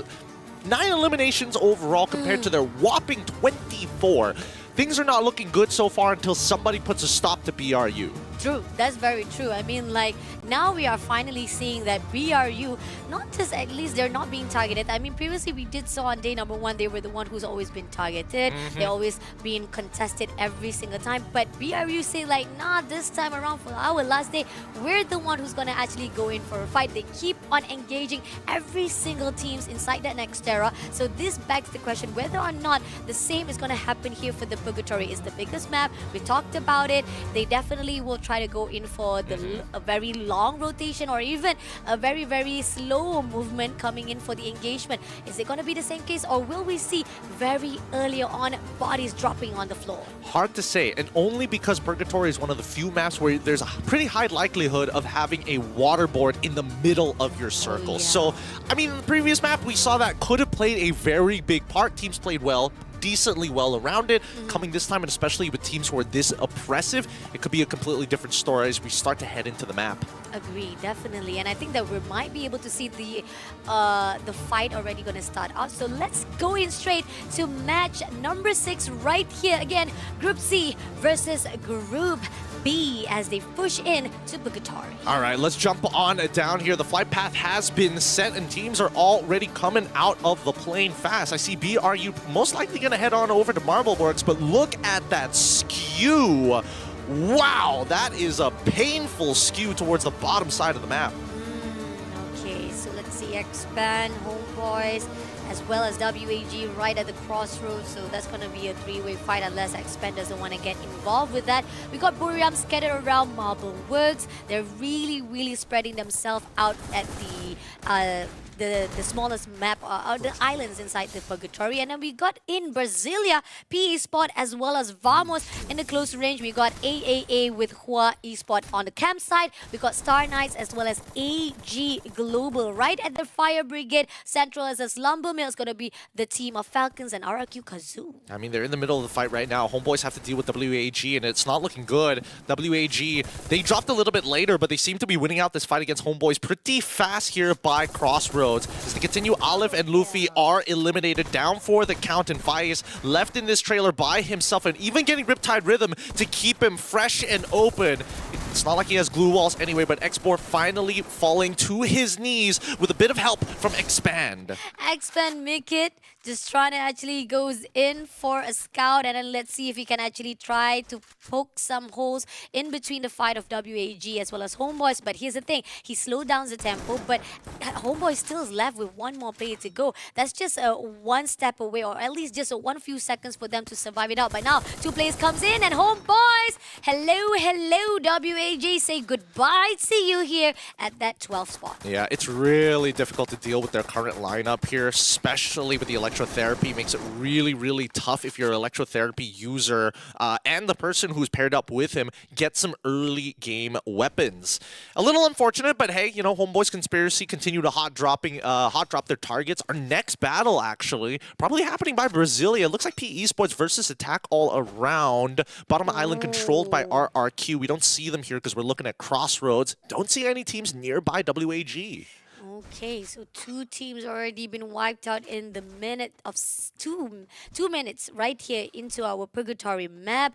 Looking very, very early engagement, but I think now things are going to slow down just a little bit as our players, our teams are far apart before they join in for our next circles. As we do see that the team of Buriram quite close by to a couple of players from the side of Team Expand, but I'm not sure if they were actually going in for a fight or not. But there's a possibility that Team WAG will be the one who actually goes in as Expand moves from the Moat House from the northern side. On the other side, we got AG here meeting off with Star Knights as they are able to drop one player. Fire is right at the open, too quick to be taken out by Cypher, and now leaving only 2 more players to go for Star Knights to survive it out. The Star Knights member were able to get revives down, but it doesn't look like it's going to be very easy for them to make it back into the ring. They're going to have to deal with resistance from Vamos on the northern side, and maybe even PE Esports if they keep on pushing further east there. But we'll see. For now, 18 Deer gets to drive on in past Ski Lodge and is able to cover a lot of ground.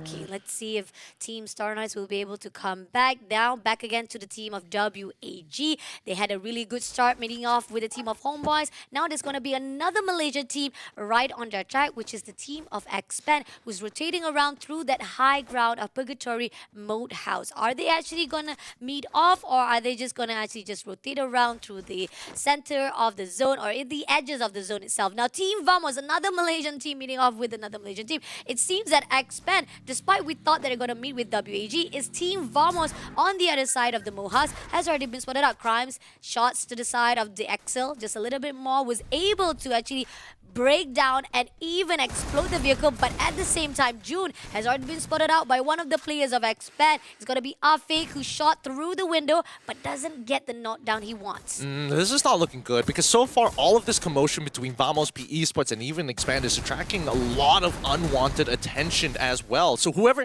is walking away from these compounds most likely won't be able to get revives down unless they've got a pocket mark ready to go and the currency to do so. So far, Vamos continues to try and trade back, but it looks like Afik finds Jun and even gets a revive of his own thanks to the help of Makito.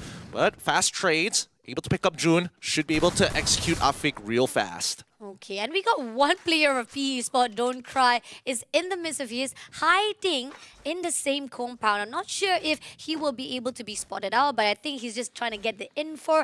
PE Sport, the rest of the teams is quite far away. We got LBT on the other side of the map. Possibility is just to actually get the teams to be revived back. So PE Sport is back with a full squad. Expand still on the side of WAG. Tanamo will be taken out by Cyrus. On the other note, we got Falcon meeting off with AG Global as Cypher was taken out by one more. Yeah, a lot of teams are sneaking past WAG because WAG is more concerned about teams on the outside of the blue at the edge of the ring than they are in the center of it, like the Star Knights and so far even Vamos, right? That's why there's so much focus towards Vamos' side. Katizi gets knocked down by Export. Really good shots, and if they can stop the revive, that would be ideal, and they blast right through them with Riptide Rhythms. Now they just have to worry about the left-hand side as Legroth and June will have to fight from afar. They won't be able to close the gap as soon as they want to, but they do get one revive to send them to the north side to hopefully recover by the Moat House. Oh, there you go. Ooh, just close enough to take down June, but no, not gonna be enough. He goes in, ring around Rosie, spotted out with June, trying to be backed up as well with Alan as well as Icebox stick together, and June finally been shut down by Alan. It's not over, Takes it's not a over. lot of time for them to take down, but at the same time, Star Knights comes in to insert themselves, and now WAG has a lot of fight to be started out. Now 18 years spotted out, Cyrus shooting down to Cyrus, takes him down immediately, getting a lot of the scraps over, sweeping off WAG, leaving Krillin the last man standing, who No. just came in to the side of Vamos. Crime spotted him out, shooting him down one after another. No. Can Krillin survive it? No!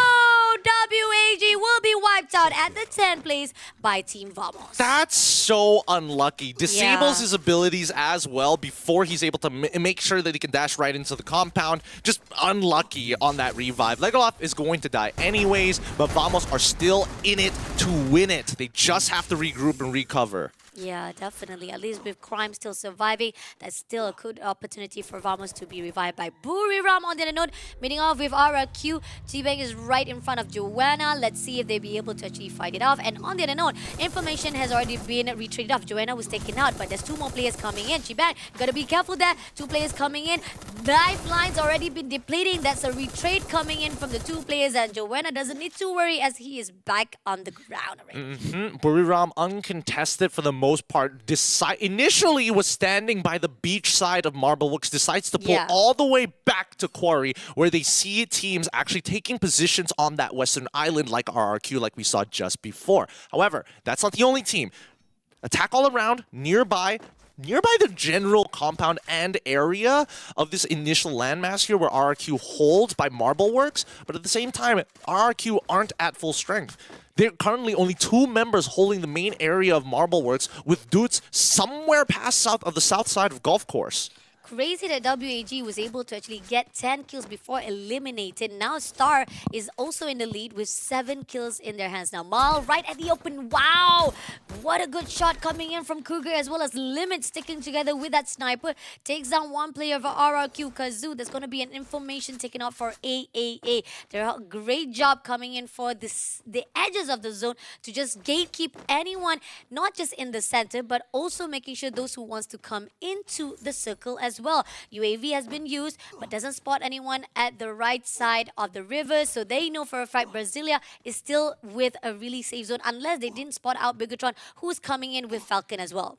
So far, the distribution of where this ring is, second ring, might I add, is 60-40 in terms of landmass. And it's not great because, I don't know, if we get another centralized ring, it's going to be right smack in the middle of the water. And no.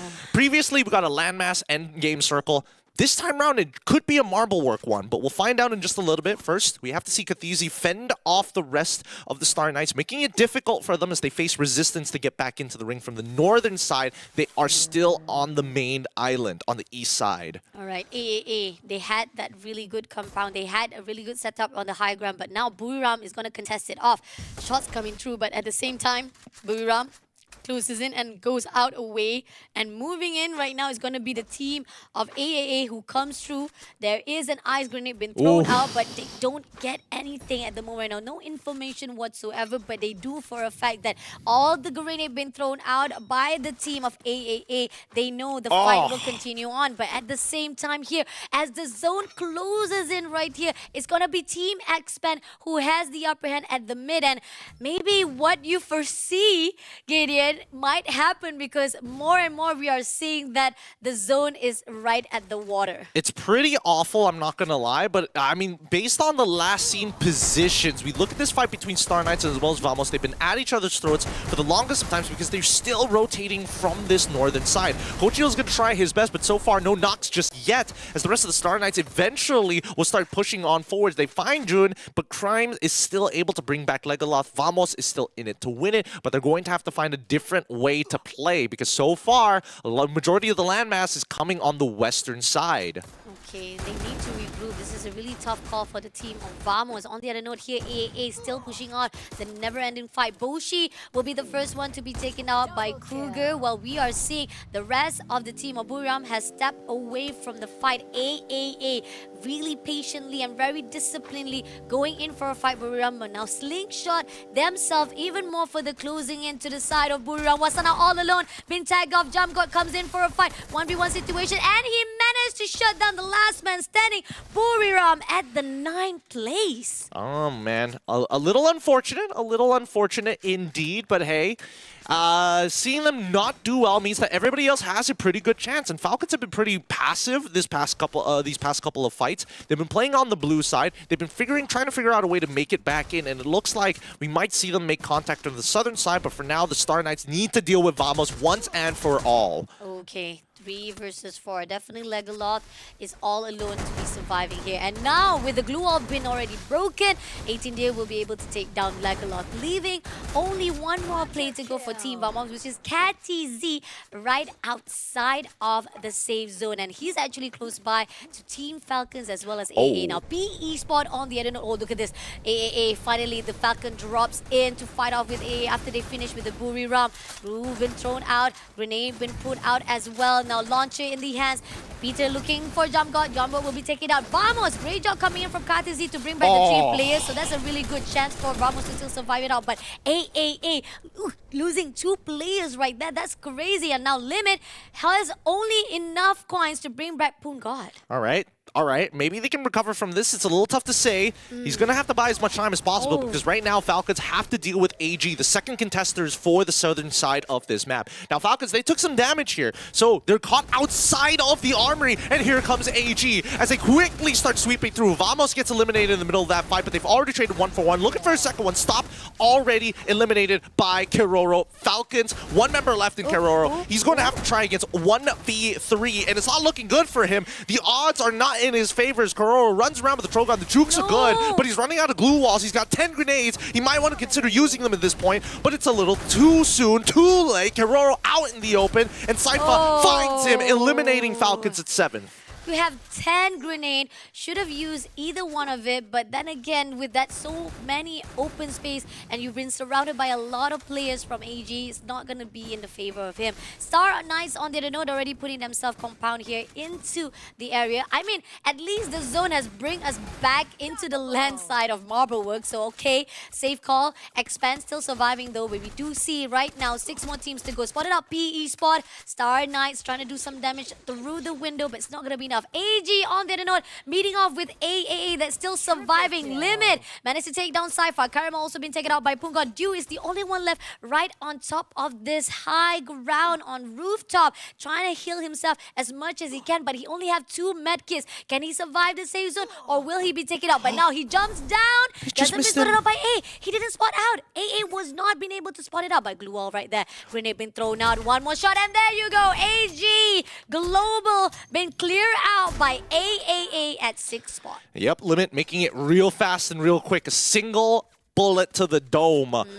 Breaking his skull wide open. Star still holding out against Expand for now.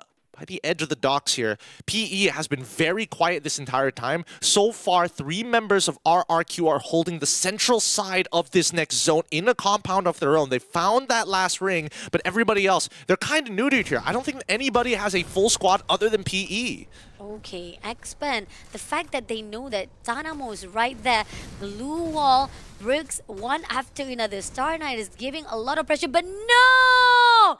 Is it did somebody? No, it was PE who stole the kill, I think. There's a possibility that PE spotted out. So that's going to be the end for the team of Aspen at the 5th place. At the same time, RRQ Kazoo putting up their really good compound right there on that tower. And they're going to do a lot of pressure for the Star Knight to come into the circle as grenade after one another glue all been put out. Now Lim trying to find a way to get into that tower. But no, right on time, RRQ put out a really good defense with that glue wall. Yep, but PE now unleashing all of their utility on to attack all around. Riptide Rhythms being committed, and we already see that the first to fall, Cougar and Limit fall soon after. They're wiped off of the face of the earth so fast here. And now PE, it did come with a cost though. From 4 members down to 2, RRQ are looking to out-sustain the rest of this lobby. Okay, let's see if that tower is going to guard them very well. Trying to actually explode the vehicle, not going to allow anyone to use it as a defense. But Star Knight finally find a rotation. It seems that Lim decided to go into PE instead. And RRQ Kazoo is just looking from afar. They're not going to actually continue on. They might actually try to sandwich PE Sport from the backside as they are quite preoccupied with Star Knights. Grenade been thrown out one after another to Cold Chill. It's not going to do much though. It's just going to give a lot of pressure to Star Knight. But then it is ring around the rosy for all of these teams. One moment RRQ coming into PE and then suddenly Star Knight running away, but here shots coming through from the side of Abai, gets a lot of damage there, but PE also running away. Everybody running away from each other. I don't think RRQ needs to run away. They probably should hold their own against the Indo Stars and keep them play the Phalanx tactics, right? As much as they want to rotate here, right now PE are the best when it comes down to 2v2 fights because they have access to the electrotherapy, which is why they're so adamant on trying to take somebody out or at least trade early on. Yeah, let's go. Let's see if RRQ Kazoo gets the input that they needed, as the fact that PE Sport, they should be very confident enough to go in for the fight already. You have already Rosa, you got already PP in their hands. You gotta go in for the close combat. But again, they're running away from each other every single time. Star Knight coming closer to RRQ Kazoo. Again, the glue wall right in between them is still a struggle. Zone is closing in further and further away. Now, Abai, can they actually go in? No, they're not going in. Everyone is just further away from each other. And now Lim needs to find a way to get in. Both of them, glue wall, each and every one of them have lost most of them. Lao Hao needs to get in already. They don't have any much glue wall, so they're going in for a fight. Shots coming through, but it's not going to be enough. Finally going in through that glue wall. Finally takes down Abai. Kochi also was taken out by Ma. And Living All AA taken out already at the 3rd place. And it's going to be easy work here. PE, Lao Ho is just taking so much damage. Liam is just praying that he can at least get him on his knees, but it's too soon, too late. Lao Ho is able to bust him down with a charge buster right at the very end. PE Sports take another booyah. Look at them holding off their old trophy, saying that we still have it. We still have it, bro. Even though we have been struggling, we are the invited teams for a reason. And now, this is the 2nd booyah of the day. Wow. That's a Is big... he drinking it straight from the kettle? Yes, he is. That's how he likes his tea. Hot. Piping hot. Oh my god. Didn't even flinch, by the way. Didn't even flinch. PE Spot is just on another level here, guys. But great job coming in for the 2nd booyah here for the day. Group C popping off very well. I think, again, it was taking a little bit too long. I even saw you flinching, like saying, come on, just go on with the fight already, there's 3 teams. But again, I think pretty much PE was just a little bit not confident enough, but they should have already gotten it already. They knew for a fact. And they lost a lot of their glue walls because of that ring around Rosie. But then again, at least they get it done anyway. I think that's why RRQ, for me, was the more likely team to actually come out on top of that, because they were holding on to a majority of their glue walls for a long time in the middle of that fight. And then we saw PE attack all around with a barrage of nades and even committing to some of their cooldowns, like the Riptide Rhythm, for an example. So to me, it makes sense that if you have more utils, you have your cooldowns ready to go, if not a short cooldown at that, at best. I think that RRQ definitely should have taken the initiative. Should be, yeah.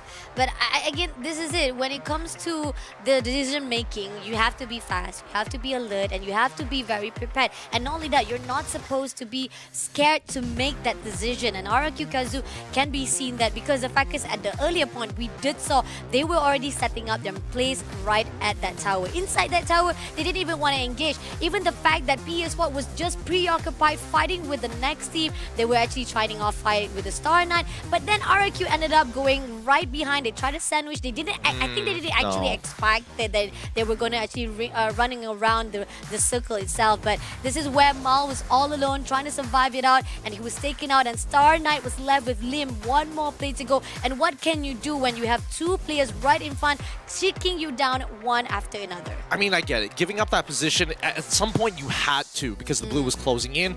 But there was no reason to do it so early on. I think they should have just kind of held their ground against the Star Knights, forced them back into PE, turn the, Uno reversed them. They're going clockwise. Let's force it to go anti-clockwise because they're the only team who is able to commit down, unless PE or maybe even Star Knights had a Skylar ready to go. We know that PE still had a Skylar available, and I think that's probably what skewed a majority of this fight towards that end game. Because again, we did see a couple of times where it makes all the difference when you don't have that cover to play with, and now you're just left with electrotherapy. You can basically outlast the rest of the lobby. Agree. Going on to the game summary, 7 highest kill goes out to Star Coachil. We got 119 glue destroyed, 8 highest assists by Coachil from Star Knight as well. And then we got PE Lauho as the glue breaker with 53,000 damage here for our game number 6. It's not bad. Not a lot of rescues. Yeah, more revivals. 6 rescue only. Wow, that's crazy. Nobody's able to save their teammates, unfortunately. You're getting picked off. There's a good chance this game that you stay dead for a good amount of the game.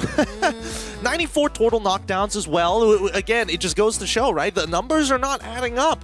Yeah, exactly. And this is Purgatory we're talking about. This shows that even though with the biggest map, with the largest map, that we expected a slow rotation, less engagement, unless going into the last zone, it still ends up saying that most of the team was actually having a lot of engagement earlier on to a point that they couldn't actually survive it out till the end. I feel like right now that the game is moving in towards a 6-phase meta, where the first 2 phases, it depends on how aggressive you are early or whether you're playing on the inside or outside of the ring. If you're an outside team player, then those first 2 phases in the early game are extremely important. And that's where we see PE kind of calm down, right? They took that first initial phase, they got hyper aggressive. We saw their progression between day 1 and as well as day 2. It's just not working out for them. So they're looking to play for phases 3 and 4, specifically that 4th phase, because so far from day number 2 to day number 3, the biggest change we've seen from PE Esports, they're not only looking for that end game zone, they also want to punish teams moving in towards 5th ring. Agree, definitely. And look at this. Our Lauho is drinking straight from the kettle with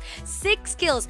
That's the boost that he needs from that kettle, man. Seriously. And then we got the setup right here by Tikyo. Look at that. M60, Groza, VSS, Grenade by Don't Cry. I mean, again, this is all pretty much a late game that they needed right here for the team of PE Sport to step it up and getting the booyah for themselves. I don't know. I've been getting many different opinions from people, but what do you think? Are you the triple Tatsuya sort of setup, or do you like having Cassie around?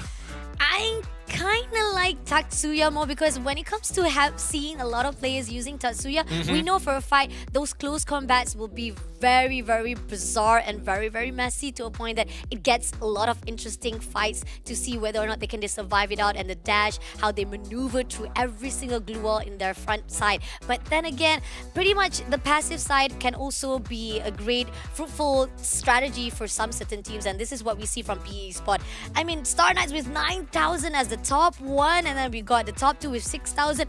Wow, did we miss out a lot? Star Knight getting 17 kills. I mean, they in that final ring, they were. I mean, their IGNs were on fire for a reason, right? They were maintaining kill leaders throughout the game. Very aggressive game for them. 17 points is pretty good, but I feel like it's a little too soon, too late here, because now after this, they've only got 2 more maps, and you can even look at PE Sports, right? It's not like they have the best weaponry in the world. They're still running VSSs. They still have charge busters for a good amount of the game. So I think that even so, if you're not playing for those first 2 phases, you got to get some better loot. Agree, definitely. That's really interesting to say, because the fact is PE Sport not the best weapons in the hands, and we know for a fact most of the teams will definitely prioritize Strogan, one of the damage that you needed in to fight it off when it comes to close combat. Even when it comes to the sniper wise, we've talked about how most of the teams, when it comes to sniper, they have the better mechanicals. PE Sport a little bit, not to say that they're not good with a sniper, but it's just a little bit of lack on their side. But still, a booyah is still a booyah, right? And going into the round standings here, Hua Homeboys unfortunately losing a lot of points there with 0 points. And then we got Buriram eliminated too early on with 6 points, Vamos with 8, Expand with 9. They were doing so well on match number 5, but now it's like they're losing momentum again. Till Falcon at the 7th place with 10 points. Our expected top 2 teams not doing as well as we expected them to, but then let's hop over to that second page real quick, and then let's see how lopsided it actually is. Honestly, not that bad. I mean, double digits all the way from 6 all the way to first. The big break point really comes down between 3rd and 4th between AG Global and as well as Attack all around. 4-point difference between the two, and then we get into the 20s with P Esports as well as the Star Knights. Now, this begs the question, did P Esports is able to actually catch up to that top 6 of the overall standing? Because again, Twisted Mind is at the top 6, right? And they have only few more points to catch up to Twisted Mind. Did they able to actually throw them off because Twisted Mind is not already inside the scene already? And we have P Esports still have 2 more matches to go. So this is going to be interesting to see the overall round. But before we go there, let's take a look on which map is going to be for our second last match, which is match number 7. Is it going to be Kalahari or is it going to be Alpine? Let's I want to say find out. Alpine. I mean, Alpine will be interesting. Oh, Alpine. Once again, Group B going to be taking a favorable map, especially for some of our senior teams. Oh. You asked for it, you got it. I don't know. I'm really good with my choice right now, but at the same time, I kind of feel regretful, and I feel like Steve say like, Bunny, why are you giving a little bit more tougher for us for the end of the game? But if you want to be winning something, you got to lose something. So this is it. This is it, Group C. You have to do something to fight off with Group B. And well, at this point, I might as well start buying scratch cards for you, just to test it out. Like, I mean, why not? You've been getting it correct throughout the majority of today's RNG map so far. I'm sure we can break even at some point. Okay. Daddy Lee has the eye of the specs. She doesn't want to say eye of the eagle because she said her specs is the power. So I would say my eye is eye of the future. I don't know. Oof, I don't know how many people I've heard that statement from. We'll see if she's getting another 2 correct. We'll find out later down the I'm line. joking. Keep in mind, next map is going to be Alpine. Group B could be destroying it this time right after these messages here at the SPS. The Snapdragon Pro Series is brought to you by Snapdragon Elite Gaming, Monster Energy, and DHL.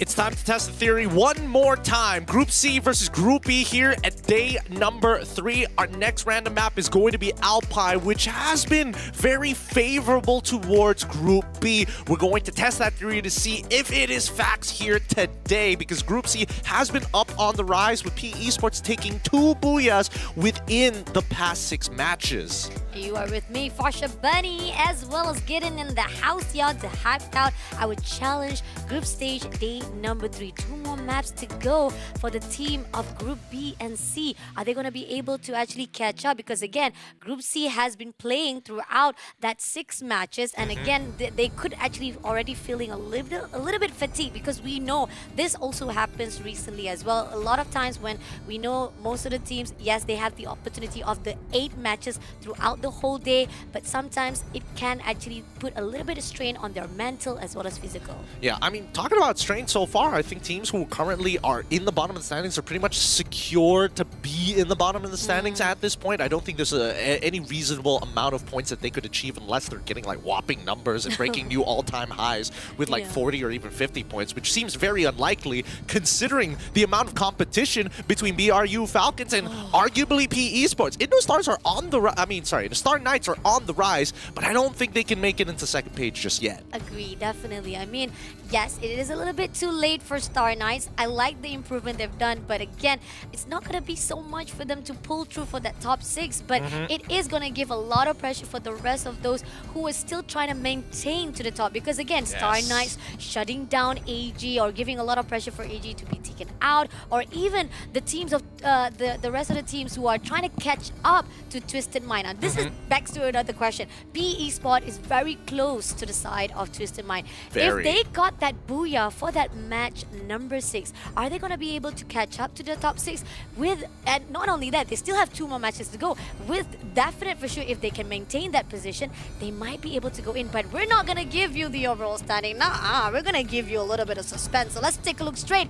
to the Alpine map right here for match number 7. Darn it. At least we had the overall standings. We might have been able to figure out whether PE Esports are going to play a more aggressive game if they need to hit a certain number of elimination points to guarantee that overtake. Right now, we see them heading over to Railroad. Very nice flight path, by the way, right straight through the middle. Not much of a skew towards the east or the west, but we're already seeing early engagements from both Vamos as well as Homeboys against Hua and Falcons. Oh no, Team Vamos being on Team Falcon.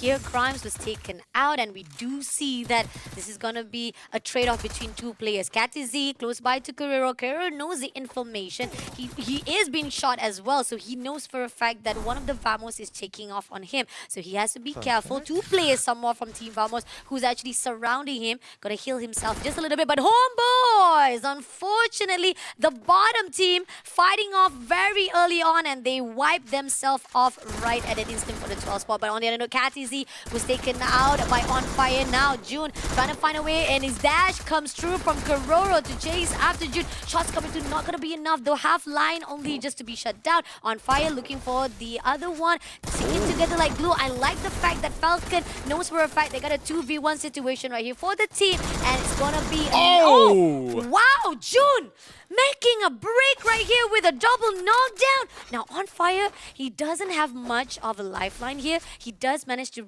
at least heal himself, and he has Crime looking towards it. He saw the hands. He knows for a fight. That's going to be info. Just waiting for the call out, and now coming in for a fight. 2v1 situation. No, even though he didn't manage to take down June, it's gonna be a great comeback for Crime. Good timing, good timing. He even gets the revive. Legoloth has to fight here. One more is considering, should he go? And I think he's already so far away from the rest of his team. Might as well launch himself to play as the insurance policy, while the rest of the team will buy as much time as possible. The UAV deployment coming in from Falcons really helping them to eliminate the possibilities of where Vamos is going to be. Vamos at full fighting strength, currently a 1v1 between Kathizi and as well as Peter, and there are reinforcements coming back in. in, and even the revive fly down is going to get... What? He decides to actually drop by Peter's side?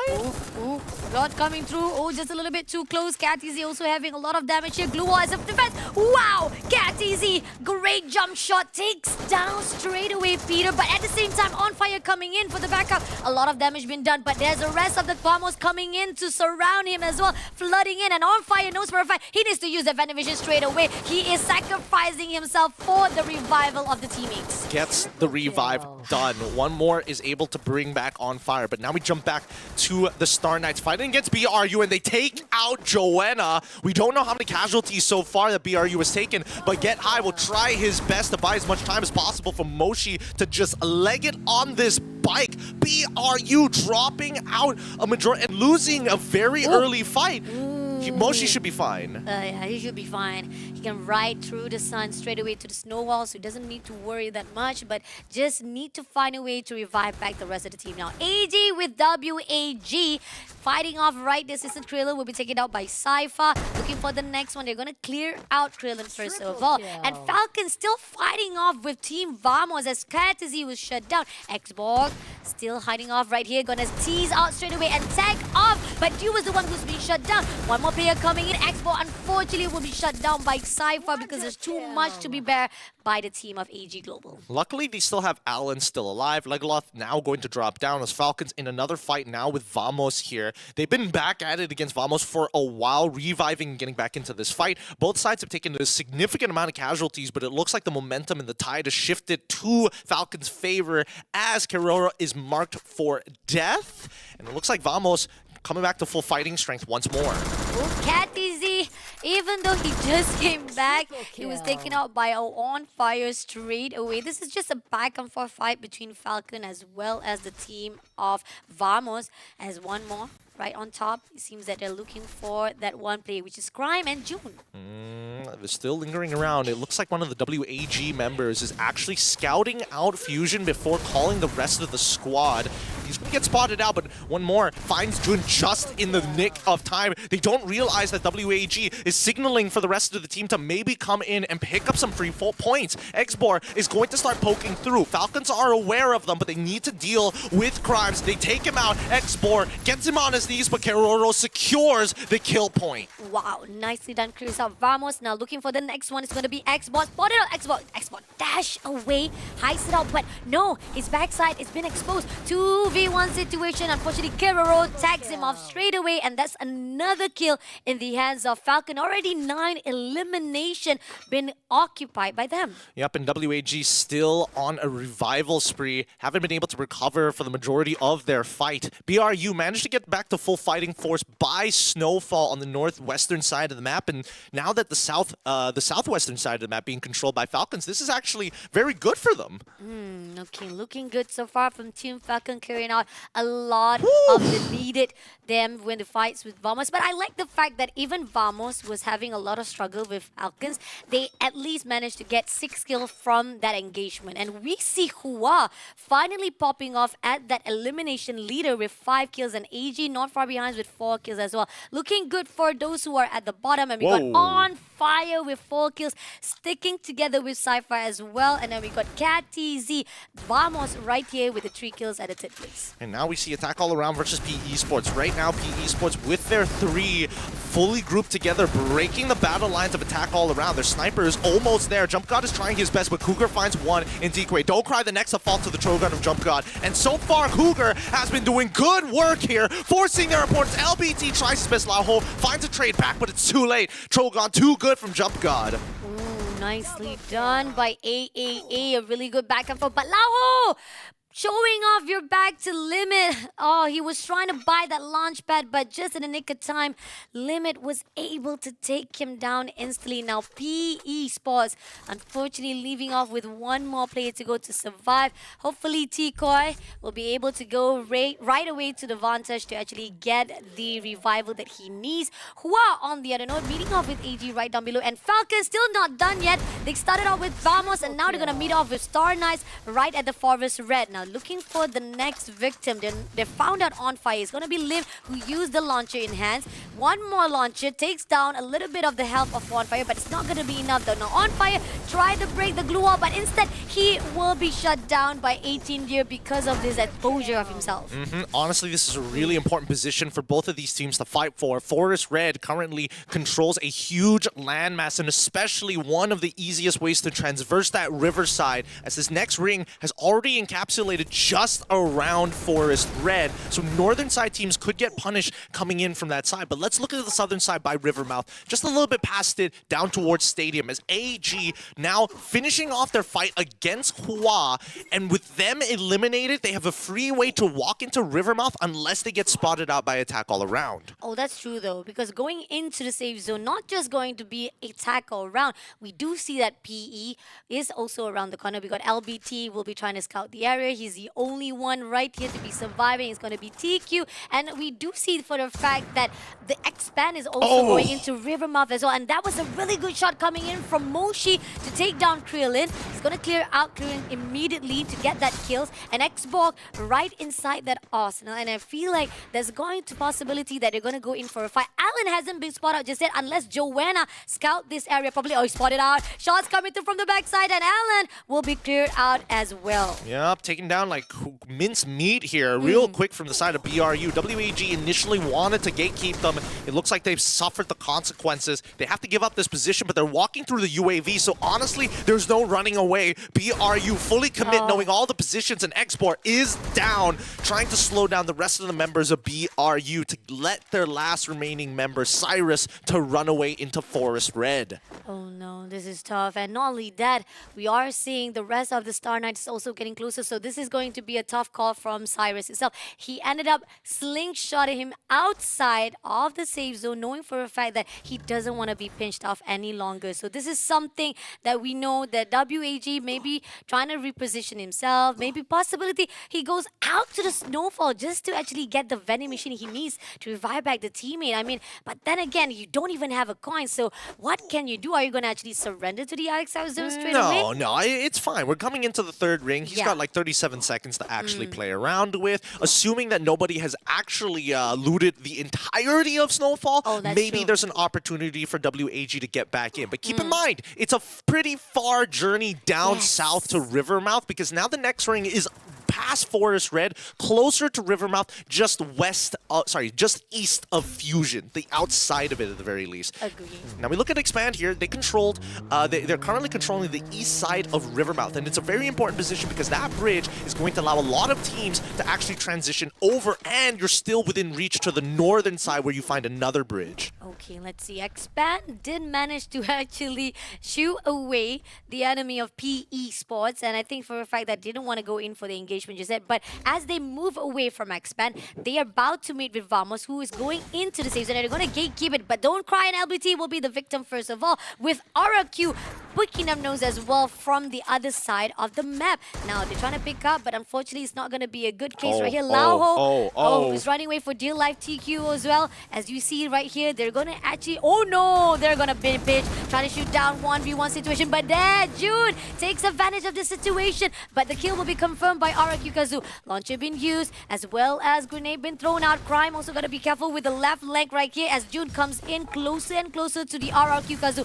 3v4 situation, a lot of grenade been thrown out as launcher has been put out. Razor got a lot of damage here. He has pulled away. Abai also takes out and now spotted out Jude. He gets the info, but Vamos instead slingshot themselves, saying that goodbye RQ Kazu. We're not going to continue this on. Yep, they still have resources. They're starting to run out of glue walls, but at least they have the cover of the arsenal to work with. And RQ, they don't. Xbor is getting shot out of the sky as we cut back over to AG, facing off against Falcons on the south side of Rivermouth. Okay, let's see. Oh, no! PE Sports! We thought they were fighting off with Vamos. Turns out Team Buriram United, who came in just in the right of time, shut them down for good at the 10th place. Now we see that Star Knights also fighting off with the rest of the team. Still calling on to the team of Falcon right now as AG lost, but they did manage to pick up the teammate though. Now trying to push in, try to break the glow. They didn't realize that AG is not there. They're inside the garage side and looking for a a way to survive it out. Now Falcons, They're gonna about to go get in. burned. They're gonna go in from the back side right here. Spotted out one.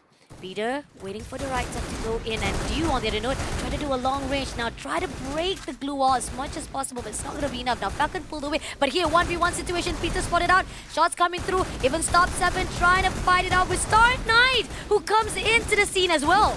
Yep, they want to third this pretty badly here. Star Knights currently with 7 eliminations. They could look to finish off so many here. Whoa. The Trogon launcher working great. Maal getting involved with WAG, but even Vamos is taking out members from RRQ as they finish off this fight. Falcons get eliminated. AG, but it managed to play on the outside. Caramel with 38 HP left. Yeah, The Star Knights are going to chase him down, bowing them out at 7.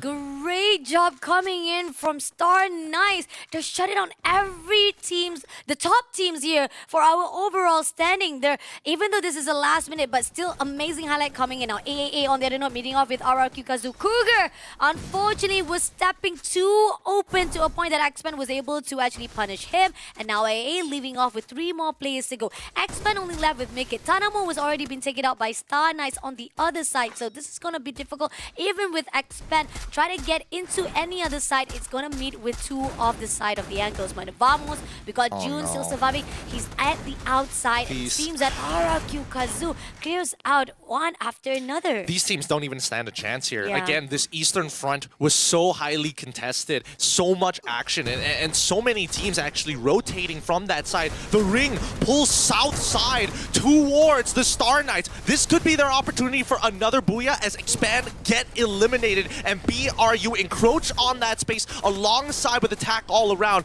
Both backs exposed to the Star Knights as Vamos, 4th place elimination. 3 more teams to go. Star Knights versus the tackle round, as well as Buriram United Esports. No. And as you can see, Buriram getting closer and closer. It's going to be Star Knight who push in as AAA only left with 1 more play to go. They didn't spot up, but it seems to be like Poon God has already been cleared out. So it's going to be 2 more teams to go. Buriram versus the team of Star Knights. Who's it going to be? They're going to be playing for each of their compounds. It's about late rotations here as the Star Knights reposition themselves to the closest piece of cover that they can get. They're even calling the monster trucks, knowing what this endgame scenario is looking like, dropping the UAV early to just in case BRU tries to take a fast position on them. Let's see. There you go. Trying to actually throw off to the side of Star Knights. They know for a fact they need that monster truck as a cover up as well. And there's a possibility they can use it, but then again, Buriram said, nah, no way, you're not going to use that monster truck as the defense or even try to hit us. Now, glue wall has been out. They got 12 glue walls to be used so that they can get closer and closer. Now, coaches spotted out Buriram Joanna. Grenade been thrown out as a melter, but at the same time, it's not going to be enough though. Limp comes in and pushing into the Buriram right here as Coach Jill as well taking care. Limp going in for the left side, getting with the get high right here, but not going to be enough. Moshi having a lot of damage right here. They're going in closer, but Lim is too open and he's getting a little bit too ambitious, but there's going to be a backup coming in from the side of Faiz right at the backside. Wasana, Moshi still surviving. The now, nades, grenade. the nades! There you go, the grenade. Wasana been taken out. Now 2 more players are going to be surviving for the Buriram. They're outcornered, they're outnumbered, and Joanna being shut down, giving Star Knights Esports the booyah they want. Huge plays coming out from the Star Knights. Star Knights Esports take the booyah and walk away with one of the largest amounts of eliminations we've seen them achieve today itself. They might have the chance here to start moving up in the charts. Wow. Wow. I mean, that's crazy. This is the 2nd booyah. I mean, the first booyah, it was technically because they were playing a little bit passive. Not much of the elimination to be talked about. But here on out, this is it. Not just they were denied on the 7th match, on the 6th match. Now moving into the 7th match. Finally, we see not just the balance of the booyah, but their kill points is just crazy and off the roof. But started out really rough for Team Vamos and Falcon. There was really a lot of back and forth. I like that idea, the fact that Vamos still survived it out. But as they progress into the safe zone, that's where a lot of team falters for Team Vamos. I will say that at least for the Star Knights, I think they've changed up their strategy here by taking these early engagements and looking to revive. Their drop spots ensure that they at least have one person who's further back on the edges of the map to ensure that their backs are clear and sending 3 of their members for these early engagements. And if it drags on, at least they can guarantee reinforcements as well as loot before heading back into the fight. And not only that, we keep on seeing they were able to shut down all of the top teams. Falcons, AG, as well as Team Buriram United. That is crazy, coming in from Star Knights, who we have been seeing underperforming for 2 nights in a row. Now Jeez. Wow. Okay, 142 glued, destroyed, and 18 here getting highest kill, 10 kills. Highest assist 11 by Faiz, and wow, he also managed to get another title, which is the Glue Breaker, 31. Hot game for Faiz and as well as 18 deer overall.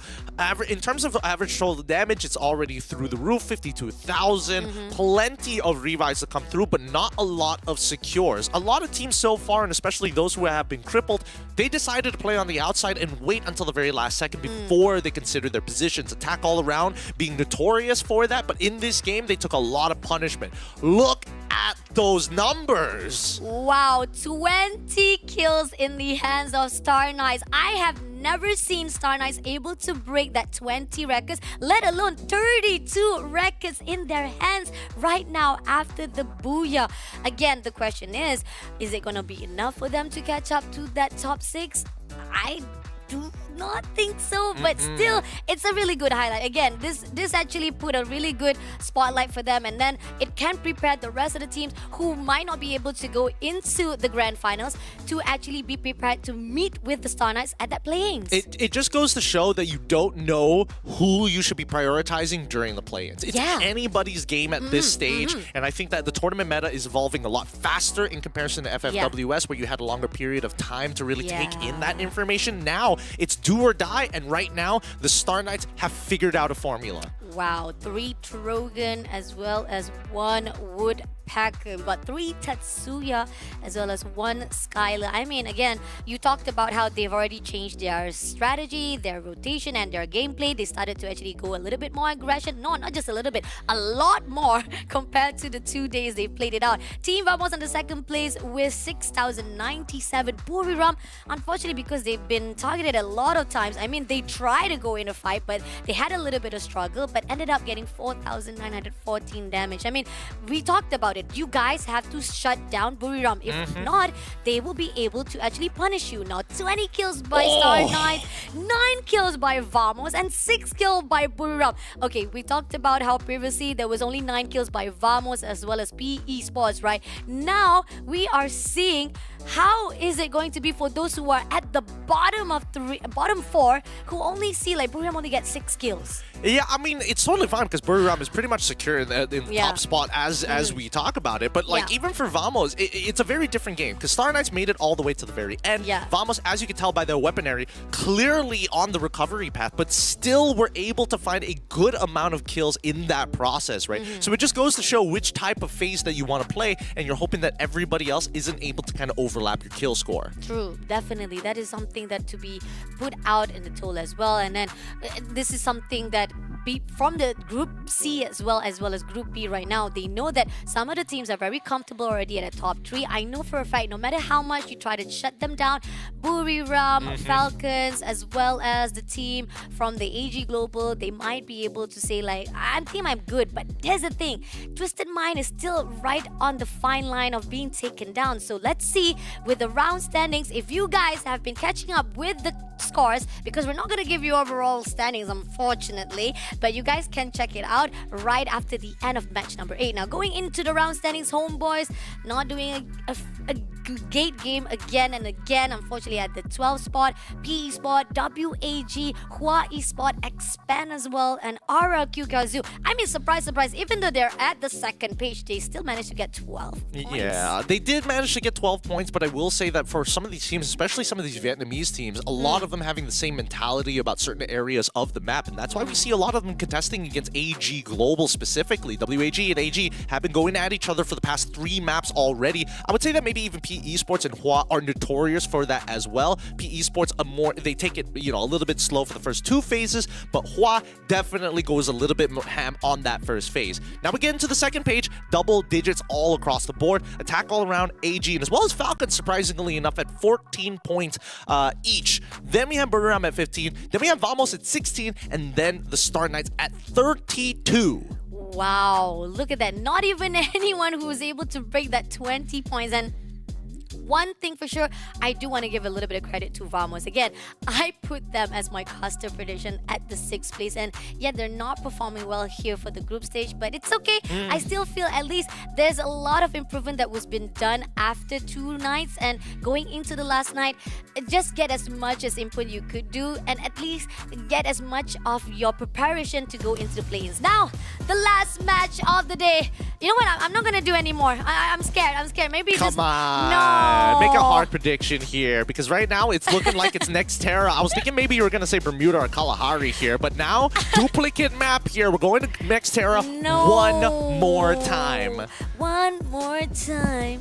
We're gonna celebrate. We're gonna stop there before any other the copyright strikes start coming through. But generally, I mean, based off of how today has went, and Nexterra did fall. Who won that map just now? It was Buriram. I think that P Esports has an opportunity, but I really think they need to start changing up where they're dropping, because so far they keep on dropping towards where AG is, and AG is a lot more comfortable playing for the first 3 phases of the game, even if they have to play recovery for a majority of it, because they keep on mirroring and identifying opponents who like to clear their back, so it's easier to sneak behind them. Agree, definitely. I mean, we talked about how the fact that Team P Esport has been playing a little bit trying to passive on the early games, and they try to go in for the late game, and this is something that they have to actually check out once moving into the last match of the day. And before we go into the last match, I know you guys want to finish it off already, but we need a little bit of break, so get your toilets break, get your snacks breaks, and we'll be right back after this with the last match of the day.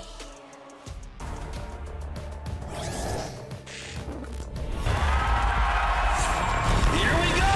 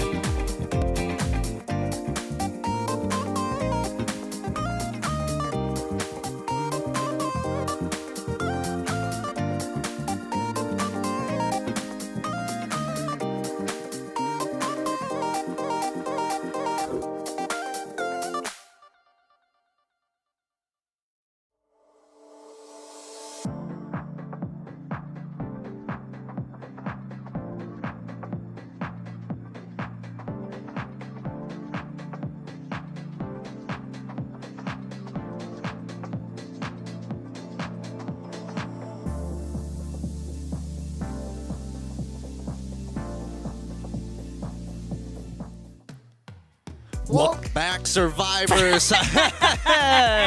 It's finally time for match number 8, the final map we have today to conclude the rest of this group stage. So far, it's been going so well for Group C, but there is a limit to it. There is a cap. They've run out of time. They've run out of points to claim to make it into this top 6, but it is a bit of a coin toss on the performance overall. Agree, definitely. This is something that possibilities. Is it going to be PE Sport be able to catch up to our top 6? Because so far right now, AG Global, this is the only team from our Group C is very well known right here, able to actually go into the top 6 after that match number 6. But here's the thing, we've already closed off that overall standing. Nobody knows. Even I don't know. Do you know? No Have clue. you been making the math inside your brain? Because I know you are very good when it comes to mathematics. Even I myself am very bad, even though we are Asians. Is that stereotypical? Yeah, it is stereotypical. It's a bit stereotypical, but I think that if I had like photographic memory, that would help a lot, because True. if then I'd probably be able to do the math for it. I just don't know the variables. Yep, exactly. At this point, honestly, at this point of time, I would only imagine that Nexterra is going to be a bit of a dread, because Yeah. Buriram was bullying everybody on True. this map previously in match number 5. Yes, Yeah. 4 is the midway point, so 5. Yes, correct. Just making sure we're getting all the facts straight here, because Nexterra is one of the harder maps, especially when we're thinking about the way that you want to drop down. The southern side sounds like a really good idea. There's plenty of play areas, but the dip of the separation of islands towards Turbine as well as Intellect Center really make it difficult to land towards the northern side, or if you want to go for a western bank, you got to choose whether it's from Museum or Grav Labs, both of which only have 2 exit points. Agree. And previously we saw from match number 5, Star Knights had a lot of undying or even never-ending fight with the team of PT Sport, and then we had Bigatron who actually tried to fight it off. But then here's the thing.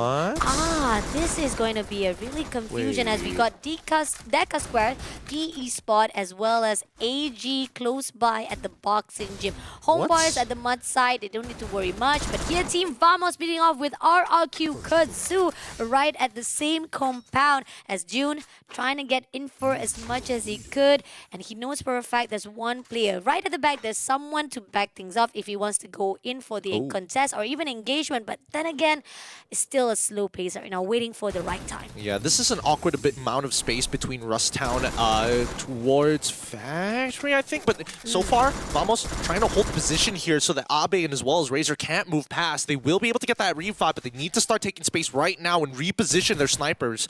So far, Razor, as well as Dudes, still alive. They do launch a nade to try and melt away that glue walls fast, but they just reposition themselves once again. Okay, you want to go for the engagement. Then again, you're a little bit hesitant. And then moving into another position, we got Star Knights able to take down Expand Afik. And then we got Hua Esport also at the same area of Grave Labs. Now, Expand only left with Tanamo. He moves away from the team of Hua Esport and might actually stumble upon the rest of the team from the side of Star Knights. But then again, Star Knights, as they just had a lot of great combats coming into the side of Expand, Hua Export will be the next victim. Yep, and Hua going to start off this fight strong, looking for opportunities, and they've already got Coach Shield down on his knees, which is pretty good. They still are 4-man strong to continue this push to dominate this area. Grav Lab is pretty difficult to escape from. Not a lot of spaces to actually walk away. Plenty of open land outside of the compound. 18 Deer, he needs to win this one, but so far the electrotherapy is doing some good work. Alpine survives as we see Triken drop it down to finish him off. I like the fact that they know this is the place that you want to play with a jump because it is anti-gravity. So play around it, mess around with a lot of the aimings of your enemy, and you get the kill. And this is what we see from Hua Esport. On the other note, we do see that Team Vamos is also in a fight with the enemy side.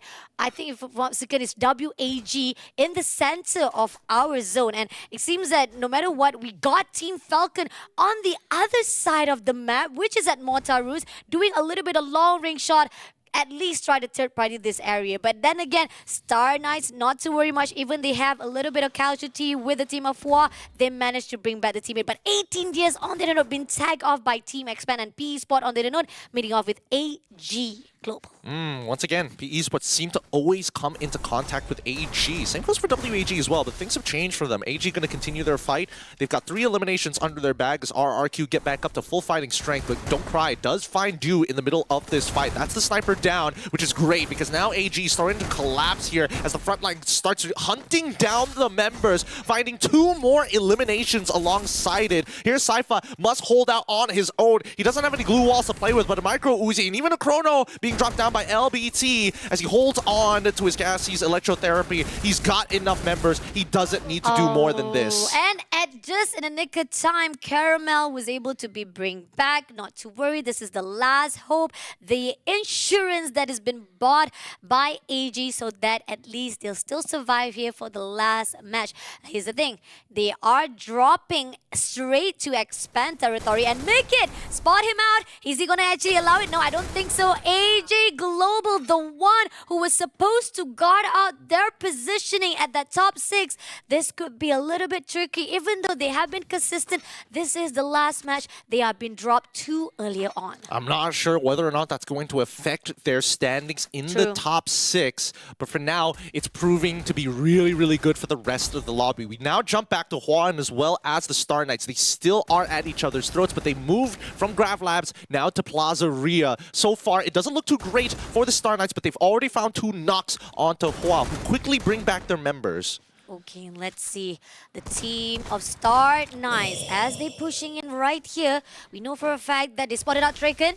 Kochil jumps down, ready for the shots. One more shot, just one shot, you need it. And just in the nick of time, he takes down Draken straight away. But Hua was able to bring him back, so they're back with the full squad power. But then again, the Star Knight, they need 18 gear. They're looking for a vending machine, but Hua Shin spotted out Kochil. Try to shoot down, the glue wall has been put out. Now they're going to go in for the rotation. Oh, they spotted out Kochil. Kochil is right in the open glue wall. Where are your glue walls? Oh, a little bit too far off with that glue wall, but the second one was able to actually break it up. But here, Hua Shin with a 360 takes him down. There's another player still surviving for the team of Star 18. Faiz MKS is able to buy the full squad back to get back into this, and it looks like they have insurance policies. They've sent their distraction further to the southern side, allowing Faiz to actually walk away from Plaza Ria. What he doesn't know is from the western side, Buriram United have moved down to Grav Labs, went back up to Turbine, and now have crossed the river to get closer to the ring. Okay, this is going to be a little bit tough. Homeboys, they are one of the teams that has been struggling throughout the whole entire match, and yet, despite being given the opportunity of these 4 matches, they are being dropped dead very easily. Now, they're meeting off with the big giants Falcon, and they're going to actually have a little bit struggle, not even enough space to survive it out. And Team Vamos, Cat TZ, right at close by to Team Falcon. I think he's going to be a little bit of disturbance, but he's all alone. There's not much of a threat to them. But on the other side, right now, we do see from the southern side, a lot of the fights are happening at the outside zone. Yeah, I don't know. It's not looking good for anybody on the south side. Attack all around currently around in Intellect Center. We should be able to hold everybody out here, but people are hungry, and PE Esports want to clear their backs off here. Even Expand sending members down to try and clean this up. Shin goes down, and LBT going to start running back at death. Hua are getting run down and hunted one by one. I mean, they had a really good start off fighting off with the team of AG, but now when PE Sport comes into the scene, takes down Yamin instantly through the portal, and now leaving only Shin as well as Trakian to be surviving the last hope. RRQ on the note, meeting off with Expand, Mikit having a little bit of damage here. Abai and Razor jump straight away, but no, Mikit unfortunately will be taken down, and leaving only Tanamo, who just barely surviving away. But here on out, RRQ is going to chase after him. Dudes right in front, glue wall both sides, but at the same time, there's going to be a launcher being put out, going in straight into through the window, takes down another player of Expand. It feels good for RRQ. Expand once again, tails between their legs, forced to run out, but it looks like, wait, hold on. I'm looking at the Godspot map, and it looks like PE Esports are launching themselves in. They are hungry for blood, and they want to take out RRQ. No, that's crazy. Now they're meeting off with RRQ. Non-stop fighting by PE Sports. Looking for the next way out. It seems that Abai, they traded off each other though, as we see PE Sport also losing their players. But at the same time right here, RRQ going into the compound, hiding themselves for a while. Don't cry. And it seems that TQ right at the spot, too open. But he's sticking together with the teammates. PELBT shooting down from outside. Try to get into the fight. Takes down Deuce as well as Razor been taken out by Lao. And it's going to be one more play to go. And no! Hua was eliminated, and RRQ Kazoo losing a lot of lifeline to a point. The team of PE Sport getting a lot of elimination points. Yeah, and Abe was able to escape the chaos as PE Sports have finally cleared their backs. They have a long way until they get into the ring, but don't worry, it's only the very third ring. But at least 70% of the map has already been closed off to the rest of the world. BR, you need to win this against WAG, who are looking to take a higher compound just within the circle. So they have a rotation in, and Wasana is left to dry unless Joanna makes a shot of a lifetime. Ooh, let's see. WAG hiding off from the glue wall, but this is going to be a 1v1 situation. Driller was taken out first of all by Wasama. One more play to go, but Wasana was traded off as well by Cyrus. Now Cyrus looking for another one. He wasn't managed to take it down. Get High was able to take him down first of all. Now leaving only Allen. One last study, but no! WAG was taken out by Buriram. They had a really good positioning, but when it comes to 1v1, Buriram was just better. Yeah, it looks like WAG, unfortunately, this is just not their tournament this time. Really struggling overall to adapt fast here, which is what is required here at SPS because there's not a lot of play days. Buriram, once again, bullying them out and now heading towards the eastern side to maybe creep their way into Intellect Center. Yep, exactly. Buriram definitely will be able to meet off with the team of Star Knights as they launch in. Hopefully they do it in the nick of time because this is not going to be so good if Star Knight take a long way shot or even a slower pace as the team of Buriram catching up to them. Now X-Pen still haven't done and still not finished off as Falcon goes into the fight as well. They're going into the safe zone, make it trying to actually survive it out from the outside zone as Falcon coming in. And we do see RRQ Kazoo did manage to bring back the full squad, but Razor on the other note has been taken out. Now PE knows for a fact they gotta get into the zone through the bridge, and RRQ Kazoo is guarding them, gatekeeping their side. LBT getting 7 kills right now as the highest killer with On Fire with 6 kills. That's amazing with 2 of this team trying to fight for that top 6. Now shots coming to from Sada On Fire. Can he actually make it? Doesn't manage to get the knock that they needed, but they know for a fact they are going to actually guard up PE Sports with RRQ on that other side as well. On Fire doesn't have any med kits. He is just full of glue walls right now. Any damage he sustained is permanent. And homeboys, they need to guard their side. They're going to quickly launch on over to Falcon's position of all positions. What? Homeboys, are you sure?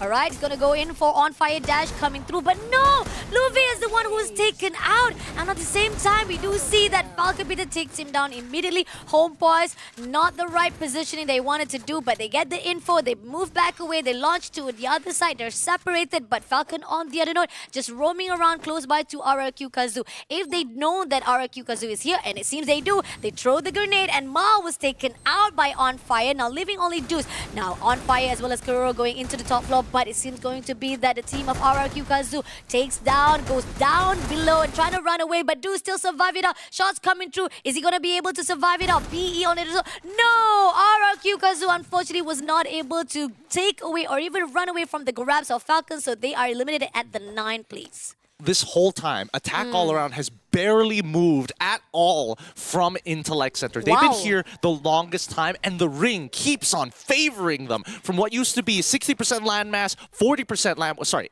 landmass, 20% water. Now it comes to 100% landmass as it pulls deeper into Intellect Center. And finally, we see homeboys get eliminated, but BRU are quickly catching up. 12 eliminations, looking for that fight against PE, but do they know about Vamos on the high ground? Let's see. Vamos probably would not want to insert themselves unless they do have any of the long range shot for themselves. But grenade been thrown out one after another to break the glue wall, give a lot of damage. At the same time, PE slowly pulling back as well. Now Buriram decided to back off as well. They know they don't want to actually go in very early on our engagement, so they might actually end up stumbling with Vamos, who's already guarding themselves for their compound. But Buriram still putting out their target here for the PE. Laho getting a lot of damage. They know the information of PE's rotation, but Expand on the note been taken out by AAA as Falcon bringing back Kororo. So now we're up to up to 6 teams to survive. Yep, attack all around, and BRU currently the bullies of the lobby right now, making sure that everybody is taking punishment on their way into the ring. Falcons and as well as Vamos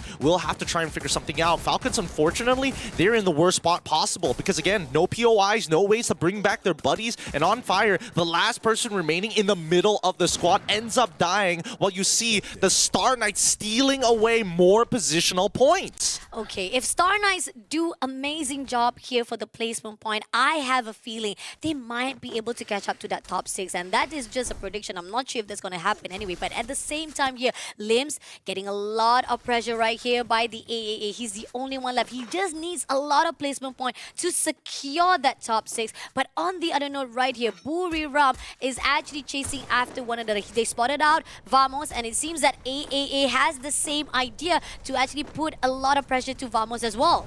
Because Vamos have to make it over this ledge. It's not a lot of play space, and it will cost them resources, which work well for both attack all around as well as BRU, who are compiling a lot of their loot that they can't hold on in their inventory right now, just to make sure that they're ready to fight. They punish Vamos and even sending out Riptide Rhythms to clear their backs and expose them to the line of fire. Vamos only left with Crime to be survived, but Crime goes away from the side of AAA. I think that's going to be a really tough call, but he used the monster shot to run away from the side. But can he actually survive it out? A lot of damage been done, but Vamos taken out straight away by the team of Buriram at the 4th place. Now we're fighting with the top 3 teams. Star Knight still surviving though. He's all alone, but it seems that Buriram will be in the favor to fight with AAA first of all. We got the Cougar being taken out first of all. 3 more plays to go. That's an opening for the Buriram. Joanna breaks the glue wall. On the other note, Lim just overlooking from the outside, but Lim has been spotted out by Cougar as well as Joanna. Now 1v1v1 as Cougar managed to be survived and taken down easily, and that's gonna be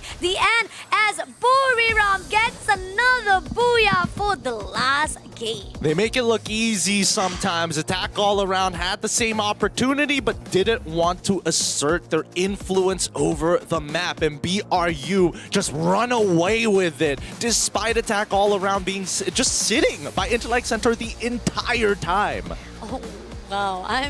I'm shocked. The AAA didn't even move a budge to even go into the contest, but Buriram, like you talked about how they have bullied a lot of teams here for the Nexterra, they are the dominator. They definitely have this map in their hands and giving a lot of pressure to all of the teams. No matter how much they try to move away, they try to run away from BRU, Buriram still have them in their grabs. Yeah, no, honestly, it was a really tough game overall, especially with the early drops, and especially for teams like the Star Knights having to take multiple layers of punishment, but still, they snuck away with a lot of points this time round. True. I think they have a good amount of eliminations. I'm not too sure whether they broke double digits or not, but definitely in terms of positional points, there's a good chance that they're walking away with 11 of those points. Could be, there's a possibility. And again, we're talking about they were at the 2nd page, right? And they already got 2 booyahs. And not only just 2 booyahs, the 2nd booyah already convinced or even confirms them and give them a lot of support with 32 points in their hands. So that's a possibility they might be able to push themselves to the 1st page. The question is, are they at the top 6 enough to pull away the Twisted Mind, or are they able to just pull away the team of AG Global as well? That's the question. I'm not sure, but you did say about AG Global. Not too sure if they were eliminated too early on to a point that they jeopardized their own top 6. Well, I think at this point, it's safe to say that there's a good chance that they might have overtaken God of Wolf, but at that point, it's tough to say overall AG's performance. They have some like off maps. They've also had some really good performances as well. So it's tough. I can't guarantee it. Mathematically, I don't think it's likely that Indostars were able to overtake, but it's a very happy thought if they do. That could be a case as well. Because the fact is, again, I mean, the elimination points was just superb. The placement point was also just enough, barely enough for them to be surviving out for that match number 8. And then again, talking about how the fact that Team BRU still maintaining at the top with this performance. I mean, oh wow, 65. This is the highest of all 3 days that we have been casting. 65,000 damage here for game number 8. Every single teams here from Group C and B is putting out a statement right here for the last round. On fire with the highest kill with 10. We got assist by PETQ with 7, and then the glue breaker, which is 10 by Buriram Moshi. Yeah, I mean, considering that the first 3 phases were so bloody for a lot of these teams, and we're seeing that the recovery pattern is pretty much how Falcons like to play the game. Go out inside the blue, recover entirely, and then come back in. If it costs you a lot of resources, so what? Just take out another squad, yoink whatever they have, and then continue to press on. But once again, the Booyah, the team stats here for Buriram, achieving their Booyah, 9 on Get High. Wow. Jonah with 5, so that's 14. Moshi with 3, 17. Wasana with 6, putting them up at 23 for a whopping total of 35 points by the end of that game. There is no way they are not number 1. Exactly, definitely. I mean, like, I think they already achieved 300 match point of overall standing. So I think so too. Yeah, I mean, 300 points already. They're comfortable, not to worry. And then this is adding on another 35 points, and also the same points that we see from the side of the team of, if I'm not mistaken, it was Star Knights who managed to get 35 points as well previously for the Booyah. So again, 42 points for the side of Team Buriram after the show. I'm just messing around with the estimation, I don't know. But on this side of, if you want, I mean, I love the fact that this is where you see when it comes to SPS, we give you guys the idea why they are so powerful. And if you want to be as powerful as them, you can try to use their setup. We got Groza, Emma2B, Woodpecker, 2 Woodpecker in the hands of Joanna, as well as Get High. And that's the reason why he has the highest skill. Yeah, I mean, they've consistently went out with this particular setup, and in terms of their weapons as well, I'm pretty sure we're going to see it in top 3 weapons alongside it. But give it up for Buriram United Esports at first place. In terms of number 2, Team Falcons, and then Esports at 3, which begs the question, how many eliminations did they get? Because they didn't make it to the second half of the game. Oh, agree, definitely. I mean, Esports is struggling a little bit. I mean, we talked about how Nexterra is something that they have to be careful, and they were a little bit too hesitant when it comes to a fight. And this is something that, again, does Esports has what it takes to actually go into the top 6. But wow, amazing damage coming in from both Team Falcons as well as Buriram with 10,000 and 11,000. 16 kills by Team Falcons, SBD, XM8, as well as AWM in the hands. This is very interesting because we're also seeing Team Falcons coming up with a relatively similar type of build. They probably didn't find any Woodpeckers. They got eliminated pretty early on. Yeah. But at the very least, they were able to get 16 overall kills. Same goes for PE Esports, 15 overall kills for themselves. Maybe the meta is shifting to a more mid to short range, mid to long even, depending on what your setup looks like. Agree, definitely. I think there's a possibility. This is where most of the teams, they know for a fact that even so we are coming closer to maybe the mid games, it's required to have that mid long range weapon in the hand so that you can be able to actually steal some kills for yourself. And this is what we see from Team Falcons. They always mess around when their teams are fighting, and they try to go in for the long range of the third party. Now this is the game 8 standing, not the overall standing. Hold your horses. Right now, we got Buriram as the Booyah with 35 points. Team Falcons with 22. PE Sport with 20. Star Knights with 16. Team Vamos with 14 points. Again, this is a little bit too late, but I love how you still have that power, that will of hope, trying to actually at least get enough points to show off here for the last game. Attack around with 14 points as well at the 6th place. Yeah, and even Homeboys Conspiracy doing not too bad, finding 7 eliminations for themselves. They get bowed out very early on, but they're doing better than teams like RRQ, Kazu, Expand, Hua Esports, AG Global, and even WAG. Ooh, AG Global with 4 points. I mean, I know for a fact they are quite comfortable at that top 5, but again, it begs the question whether or not, is there any possibility of PE Sport? Oh! No way! Oh, they overtook them! Yo! No!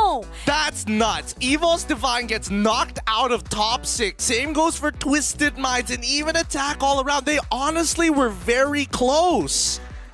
Production, you didn't even give us another breather, you know, like didn't even like say, okay, here's the overall standing. You just drop here in our face and then telling us that Star Knights and PE Sport just at the cross corner was able to take over all of these teams. Wow, that is crazy. But again, I'm impressed on AG Global though, because they were at the top 5 and now they're at the top 3. They push away the team of RRQ Kazoo. Not only that, Evo's Divine was already at the top 3, was already taken over, and now Twisted Mind. That's what we talk about, Twisted Mind. 170 was not even enough for them to survive that top 6 because Star Knights with 2 booyahs, with 117 kills in their name, they got top 5. So congratulations to top 6 of our teams: Buriram United Esport, Team Falcons, AG Global, PE Sports, Star Knights Esports, and RRQ Kazoo, who is moving into the Challenge Finals. Wow, PE Sports and Star Knights Esports really surprising the lobby this time round. We're not seeing previous champions Twisted Minds win it all again here at SBS. They have bowed out and will have to go through the play-ins. That's crazy. The rising star right now, deserving of the name itself,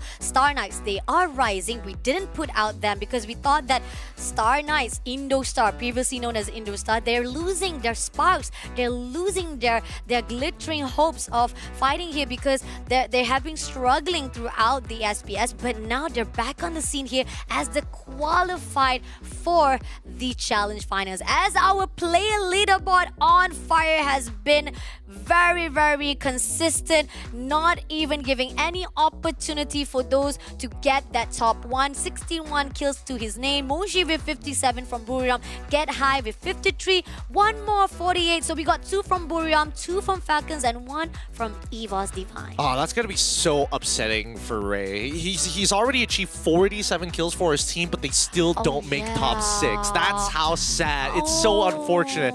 Don't worry. That we just showed you just the glimpse of what the multiverse looks like. You know, apparently I'm some 8 foot old dude, no hair. I gotta take pot shots wherever I can. But yeah, that concludes it. That concludes it with our top 6. And tomorrow we'll see the play-ins for everybody else to qualify for those 6 spots. I didn't expect it to end up like this, honestly. Yeah, bottom 6 or bottom 17 to 18 right now, they have the opportunity, the second last chance for them to go into the Challenge Finals. Will Twisted Mind finally be able to redeem themselves? They have been struggling for 2 days, but they finally pulled through at the last end. But then again, it's not enough. Evo's Divine was supposed to already secure it, but ended up denied by the Star Knights as well as the team of PE Sports. Oh no, production, Yo. you nasty. Fraud. Okay, wait. Okay, I got Team Falcons, I got Buriram, I got RRQ Kazoo. The only 3 teams that I didn't manage to go in is Twisted Mind, Attack Around, Team Vamos. Okay, Twisted Mind, on the other note, you gotta give justice because they were supposed to survive, but unfortunately, it's just that they were a little bit too late, and Attack Around, I think they were a little bit too comfortable. That's why they didn't expect it, and the fact that they had this chance tonight and they weren't doing well. I mean, same goes for Twisted Minds, right? Both of these teams didn't perform up to the expectations that we were hoping for. Your side. For my one, it feels a little bit more justified, but it feels really bad that WAG did not come anywhere close to the top 6. They did really, really poorly this time round. We keep on giving them highlights. We thought that WAG was the rising star. I thought so too. Because they were the region stars. Here's the thing, guys, look, right? My initial predictions at the very beginning of this, I thought Vietnam was on the rise today, but it looks like the Indonesians have proven me wrong. Star Knights, I got to give it to you boys. They played a hot game today to start overtaking a lot of the competition. Yeah, I want to see Daniel Lee. Did Daniel Lee get it right a little bit? Because we got 3, you got 3. Okay, Daniel Lee got Team Falcons. Same. Okay. We're good. We're all good. We're all Gucci here. here.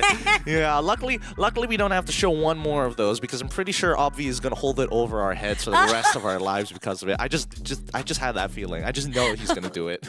Yeah, definitely. But anyway, this is the end of our day 3 the group stage. Congratulations again to our top 6. It's not done yet, guys. Don't chill. Daddy, chill, because the fact is we got our bottom teams still have the last chance tomorrow for the play-ins. Yes, they do. And again, this is not going to be... well, they don't have to worry about the top 6, so the heavy hitters are out of the pool. That means it's fair game for anybody. WAG could pop off of that on that day. It doesn't matter where you are on the standings. You have just as much chance as everybody else. I know that you're not going to be here tomorrow, but I wanted to see your prediction from that bottom 7 to the 18. Who you think that will be able to survive it out to the challenge finals? I'm going to say Twisted Minds. I'm going to say I'm still going to say WAG. I got to give him credit where credit is due. However, for me, Attack All Around and GOW Esports currently in the same spot for me. I do think that EVOS Divine can can sneak it out. They can do it. I do. They've been looking so good throughout SPS compared to FFWS. Yes, agree. I do agree. They really surprised us off. I mean, this is the Indo Pride, and we need another Indo star to be put it out right here for the challenge finals. But again, I have this patriotic feeling in my guts. I never let it down. So I'm hoping to see at least one of the MSP to join into the challenge as well, because the fact is we don't see Toda, we don't see Homeboys, we don't even see Team Vamos as well. Look, if they want it bad enough, they're going to have to work for it. Remember, tomorrow is the play-ins for our 12 teams listed down for you. We're closing it out here at the SPS, brought to you by ESL. My name is Gideon. This is Fasha Bunny, bidding you farewell, good night, and goodbye. We'll see you guys in the play-ins tomorrow for the Snapdragon Pro Series Free Fire here in Southeast Asia. Bye-bye.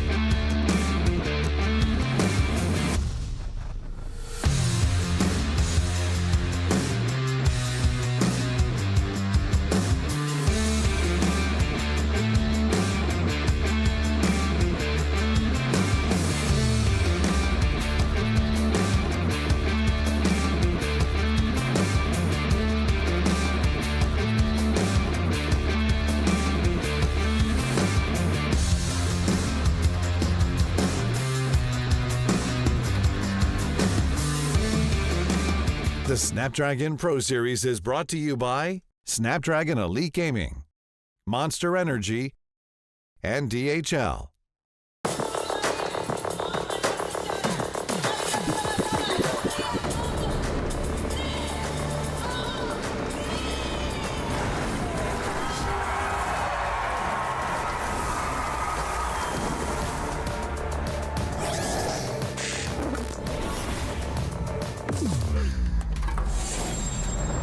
Let the weak melt away!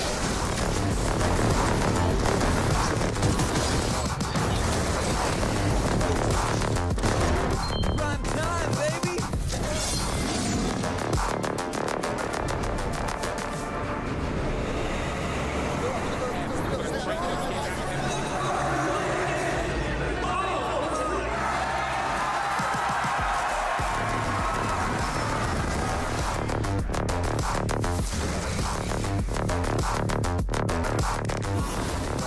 Looks like the players are ready.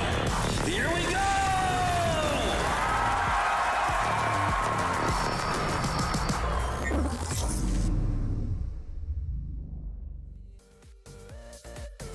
Journey off to another world. Come and get lost with me. Don't wanna leave here without you, girl. Come and get lost. Yeah, we'll never be found. 'Cause you're alright. Oh, but bringing me down. Come and get lost with me. Get lost with me. Lost with me. I'm gonna be higher than the sky, yeah, for sure. Don't wanna be down here on this planet no more. Let's take a journey, don't you worry, uh-oh. Are you ready to go? Oh, oh, oh, oh, oh, oh, oh, oh, oh, oh. Get lost with me, oh, oh, oh, oh, oh, oh, oh, oh, oh. Come and get lost with me. We'll journey off to another world. Come and get lost with me. Don't wanna leave here without you, girl. Come and get lost. Yeah, we'll never be found. 'Cause you're alright. Oh, but bringing me down. Come and get lost with me. Get lost with me. Lost with me.